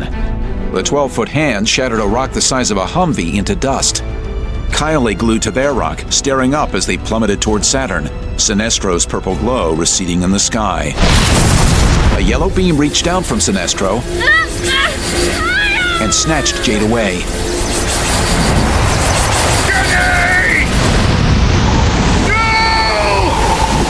Kyle willed himself to pursue her, but he remained pinned to the rock as it hurtled toward the center of the gas giant. What happened to the charge I picked up on Quart? Spent already? He searched within himself for the glowing green nimbus. There was a faint smudge, a thumbprint. He'd been using power like Manhattan during a heat wave. He felt in his bones that the posimatter transition coming back through the gate had cost him enormous energy reserves. A purple dot appeared overhead and grew rapidly into a hurtling face. The grinning mask of Sinestro followed him into the depths like a dive bomber. So it comes to this, ancient enemy. You are depleted and defeated. The energy you stole from Quart has a half-life of 23 minutes in your universe. And I have your woman. I shall breed with her. Parthenogenesis be damned, I'm not Quardian. You shall plummet to the center and be incinerated. I suppose I could tell you that I respect you as a foe, but I don't. Good riddance. The face vanished. Green Lantern plummeted. All his energy had fled. He was helpless, glued to the damned rock like a bumper sticker. The rock rotated, and he faced down. He was into thick atmosphere now, unable to see because of the intense cloud cover. The rock to which he was plastered began to disintegrate behind him. Tiny bits of solid matter struck his face. Grit. He was losing what little protection the ring offered. His air was leaking out. It was getting difficult to breathe. The ring had stopped generating oxygen. I love you, Jenny Lynn. He sent her his last message, preparing himself for impact with the planet's rocky core. A tiny rectangle appeared far below. What is that? And quickly grew in size. He stopped. He'd landed on an air mattress. He looked around. Black Canary grinned at him over the back of her seat. He looked up. He'd fallen through the moonroof of Volkswagen microbus. Hal! What's going on? Not much. Kyle boosted himself to a kneeling position and looked through the windshield at the violent clouds of Saturn. Sinestro's got Jenny Lynn. We've got to save her. That's why we're here. I need to recharge. Black Canary reached under the dash. That's why we stopped for this. My battery! Kyle thrust his ring to the lens. Hal, in honor of your past incarnations, or at least one of them, it's my pleasure to say, in brightest day, in blackest night, no evil shall escape my sight. Let those who worship evil's might beware my power, Green Lantern's light. Kinda missed that. Kyle soared out through the moonroof into Saturn's stratosphere. Jordan joined him on the right, arms crossed, coattails flapping, encased in a green nimbus. Got a plan? Yeah. I'm gonna deconstruct the bastard. All of a sudden, they were standing on a rock, clouds swirling around them, their upward momentum gone. Did you do this? Just hold on a second, Kyle. This isn't the same Sinestro we fought 30 years ago. Yeah, no kidding, Sherlock. That's what I've been trying to tell you. No. What I mean is his cells still retain their genetic imprint of Eddie Rochford. So what? Hell, every second we delay could cost Jenny her life. He's not gonna kill her. If he does that, he loses all touch with his humanity. Besides, you heard him. You heard what he said he was going to do? You think he gives a damn about his humanity? He does care, Kyle. The Cordians think they can get around nature, but they can't. The basic biological nature of each organism will eventually assert itself. Sinestro may look like an alien, but he was made to look that way by his masters. The Ring knows. What does the Ring know that I don't? Use the power of the Ring to bring Eddie back, on a cellular level. The Ring remembers the man. Devolve him. I don't have time for this! Jordan pulled back a little, and a wry smile settled on his thin lips. Sorry if I seem a little mysterious or didactic. In life, as in comedy, timing is everything. Sinestro is much stronger than you know. You're going to need a distraction if you're going to get past his barriers. So give me a distraction! You got it. Okay, go on. Kyle blipped Jen and found her 12,000 miles overhead. Jordan shut his eyes. He prayed that he timed it right. On Quard, 250,000 weaponers began filing into 100 troop transports. Troops necessary to subdue Earth defense forces. The planet Earth would not blow up. The purpose of the beam extending from Earth to Saturn was to provide instant transport as soon as the Quardian forces crossed over. The matter-antimatter collision would not take place because the new Sinestro had pioneered a complete cellular flip-flop. Only through the generation of a Quardian Sinestro that included human tissue were they able to cross over without exploding. Now that Eddie Sinestro had paved the way, they had obtained a sample of his DNA to inoculate every Quardian. The old method of controlling matter-antimatter collision through electromagnetism had failed. The new method would succeed. The entire Quardian invasion force would be transported to Earth in an instant, at which point the beam would collapse and all Earth-based communication systems would go back up. They would have a fight on their hands. The Quardians estimated that it would take 72 hours to subdue Earth, at which point Earth defenses would be so degraded that they could bring over the rest of the Quardians. Because Quard was not long for the antimatter universe, the planet was days away from death by exhaustion. The ineffable element of life that had driven the Quardians for eons had run its course. Only by transforming the entire race, by crossing over into the posimatter universe, could they renew their lease on life. Sinestro waited on the other side of the gate to guide them through. He appeared as a purple dot on the display aboard the JLA satellite. Plastic Man slumped in his chair watching the dot, unable to communicate with Earth. All Earth communications, including landlines, were now frozen within a stasis sphere that extended from the Earth to the Moon to Saturn. Eel could see it through the heavily filtered window. A blinding beam circled the Moon like a lottery cage, forming up on the far side and shooting towards Saturn. The JLA watchtower lay outside the energy sphere encapsulating Earth. Eel had been searching for Kyle for 45 minutes, ever since he'd abruptly disappeared off the screen. I've half a mind to go up there. Don't do that, sir. You can do more good here. What good? Someone's gonna have to fight the Quardians if they do make it through. My daughter's in the hands of a madman, and you want me to fight a rearguard action? Someone with significant power has got to be here, just in case, sir. O'Brien glanced anxiously at the member monitor board. Nothing. Wonder Woman, why hast thou deserted me? Hawkman, John Jones, Flash, where are you guys? Quiet. I'm trying to find them. Sorry. Eel glanced up at the board. A bright green dot had appeared approaching the purple dot and its pale green satellite. Green Lantern was back. Sir! I see him. You go, boy. 2 other readings. Hal Jordan and Black Canary. The Spectre! Yeah, boy! What's Black Canary doing out there? Where's my daughter? Eel stared hard at the monitor, waiting for the Spectre to make his move. The icon indicating the Spectre didn't move. The green and purple dots jockeyed for position.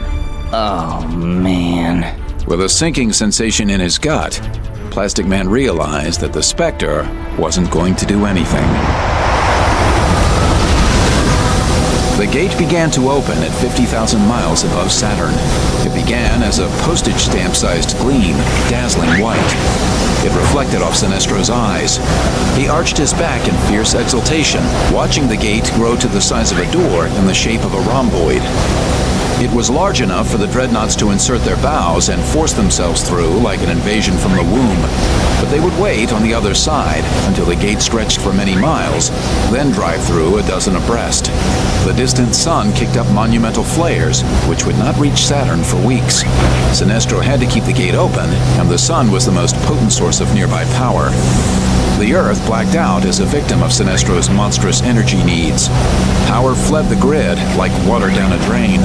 Only independent emergency generators still functioned, lighting most hospitals and some private homes. Looking down from the JLA's lunar tower, Plastic Man was shocked to find Earth gone dark. Sinestro savored the moment. The arrogant humans brought low, their champion crushed. The gate was now the size of a football field with the intensity of the sun. He could see through to the other side, the hazy outline of hundreds of dreadnoughts standing by. Sinestro held his arms wide in welcome. Come! Earth is ours for the taking! They saw him. The lead craft began to levitate.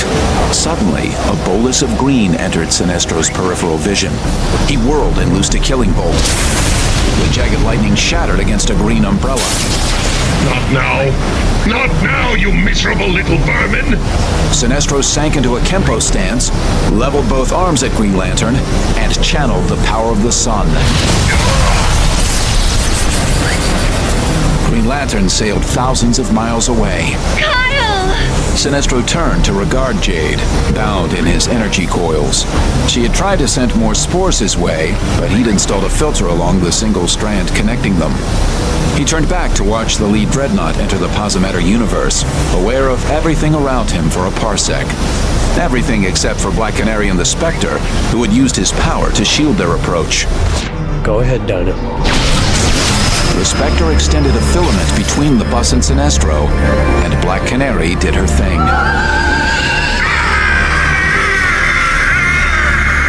Sinestro's scream created a backwash that nearly drove Black Canary mad. The Spectre dropped the link. Sinestro's head cleared. He sensed something approaching fast behind him. What now?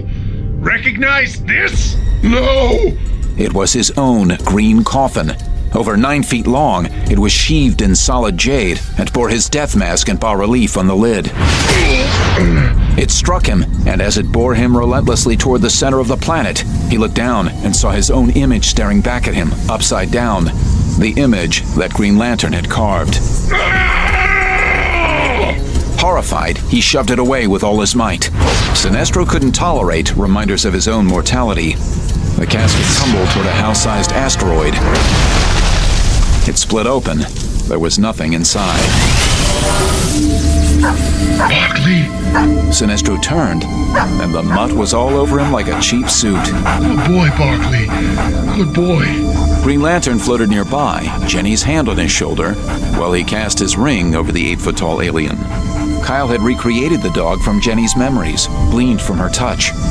As Eddie Sinestro embraced his ghost dog, Kyle cast a green funnel, searching for a morsel of humanity. The green glowed hot in Eddie's heart. Green Lantern cushioned and surrounded Eddie's cellular memory, pouring everything he had into reversing the transformation. No! Sinestro stiffened and shoved the ghost dog away. It evaporated.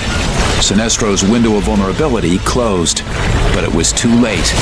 Green Lantern had seized the handful of cells, strengthening their human DNA and causing them to multiply.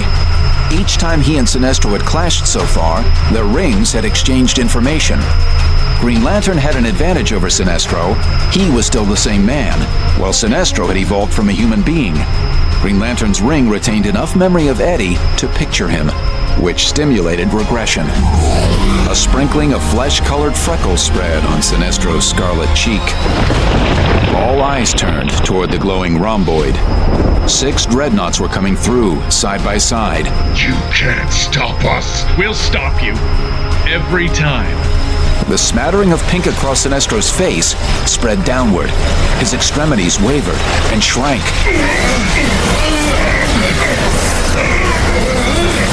As Sinestro lost his grip, the force binding the channels from Earth to Saturn wavered. The Sinestro program raged against erasure, twisting its host. Jenny shifted her grip around Kyle's waist, pressing her cheek against his back. Fight it! Fight it, Eddie! Half-human eyes turned from scarlet to brown. Kyle enclosed the now-human Eddie in a protective sphere. Eddie Roachford III, Roach to his pals, found himself inexplicably above Saturn, witnessing a phenomenon. Oh my God! Kyle slipped the ring off Eddie's hand. The dimensional gate flexed and flickered like a bad television transmission. The dreadnoughts tried to reverse their forward progress, but were caught in an energy flux. The positive universe had a grip on their prows, which had transformed to positive matter while passing through the gate. The Quartian universe seized their negative sterns with a force of gravity. The gate gyrated like bad neon. The gate snapped shut, severing the prows of the 6 dreadnoughts, who disappeared in a sea of explosions. The beam from Earth blinked out. The lights on Earth blinked on. What am I doing here? Green Lantern had seen before the mental effects of exposure to space. For some people, the immensity was just too much. It caused their minds to shut down. Kyle was about to conjure up an enclosure, something to help Eddie feel more secure, when a Volkswagen microbus nosed up, with Hal Jordan at the wheel. Jenny still had a grip on Kyle's waist. He looked down and tilted her head up. Hey, come up here a minute. She scooched up so they were face to face. Have I told you today that I love you? The bus pulled to a stop on their left. The Spectre used the borrowed power of the lantern to extend a protective energy conduit to Eddie. Black Canary helped the dazed and groping Eddie into the back, where he collapsed on the mattress face down. Man, somebody must have slipped me some ecstasy or something. You'll be all right, Eddie. We'll take care of you. Come on, get in the car. We don't have all day. Kyle and Jenny piled in. Careful, this is a classic. But Hal, you conjured up this bus out of whole cloth. It's not a genuine classic. Doesn't matter, it's the principle. With Jenny and Kyle on cushions in the back, Jordan turned the bus around and headed back toward Earth. Blast the Green Lantern! You did it! Boy, howdy, Jim! We were beginning to get a little worried. I had some help, but thanks. You were about to get a lot more. Everyone checked in. Everyone wants to know what happened. They'll have to wait for my report, Blaz. I'm bushed. Kyle lay his head in Jenny's lap. She put her hand on his head. Kyle fell asleep, one hand resting on a half-gun will travel lunchbox.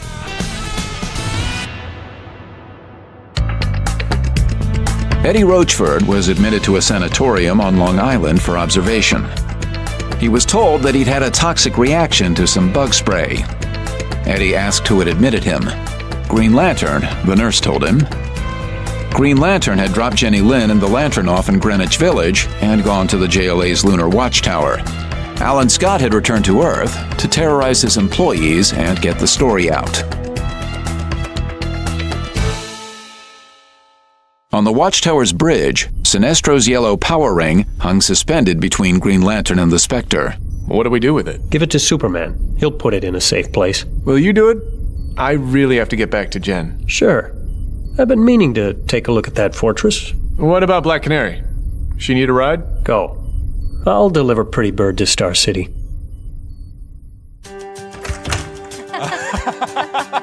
Well, that's good to hear. When Kyle opened the door, Jenny looked fresh as a spring crocus in tight jeans and loose army surplus sweatshirt, lounging in a chair sipping Cristal. Alan Scott sat on the sofa in a banker's pinstripe, drinking Bushmills on the rocks. Kyle's eyes went at once to the coffee table. Where'd you get that lunchbox? Hal gave it to me. He said he wanted us to have it. He baked fresh brownies. Have one. Brownies, huh? Brownies from Hal Jordan. Kyle had a suspicion as to why they were in such a good mood. Jenny tells me you had quite a struggle.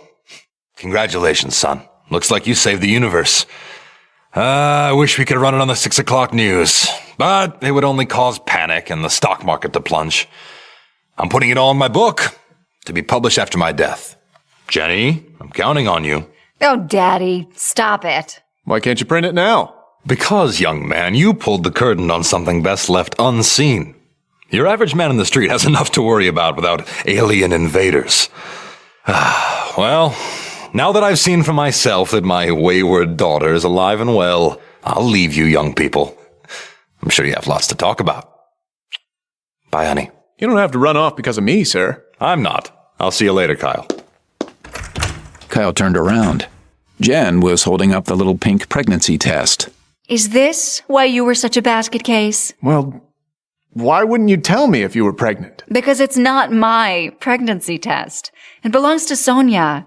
You know Sonia, the model from Czechoslovakia? Oh. What's it doing here? Never mind what you were doing in my closet. It's here because Sonia spent the night with me last month and was worried that she was pregnant, so she bought the test over here. Only she forgot it. I jammed it back there because I didn't want you to find it and jump to the wrong conclusion. You mean you're not pregnant? No. I, however, am an idiot. That you are. But you're my idiot. Didn't you have something you wanted to show me? Kyle reached into his pocket and felt the ring. He pulled it out. He got down on one knee. Jen. Kyle, we've got a lot to talk about.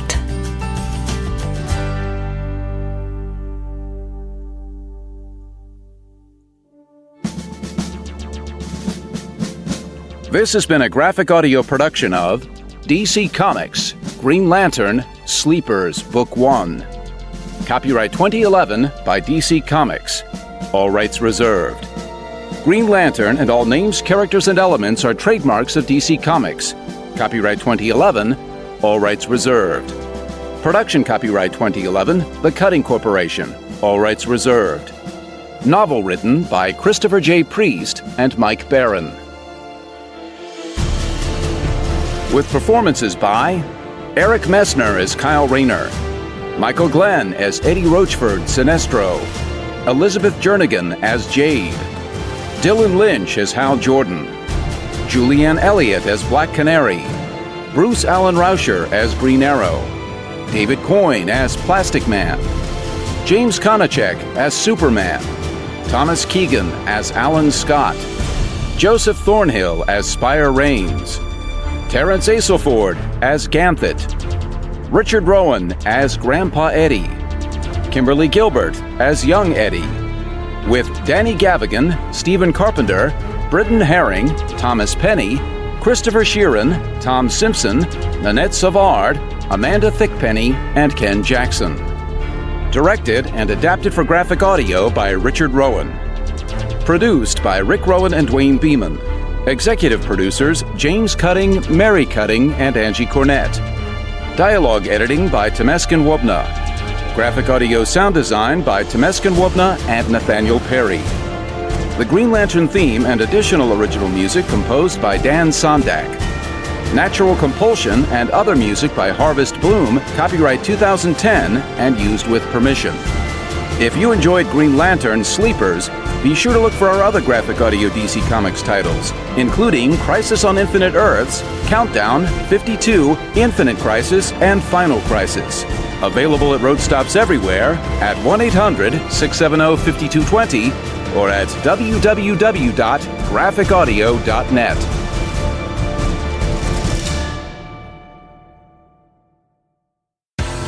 If you can't find that graphic audio title you're looking for, go to www.graphicaudio.net, where you can order it in CD format or digital download. If you're on the road, call 1-800-670-5220. That's 1-800-670-5220. Or www.graphicaudio.net. And if you're looking for a great way to try out a different graphic audio series, check out our convenient and easy-to-store long-haul box sets, which contain up to 5 books of a series. Available only at www.graphicaudio.net. Be sure to sign up for our monthly newsletter or follow us on Twitter.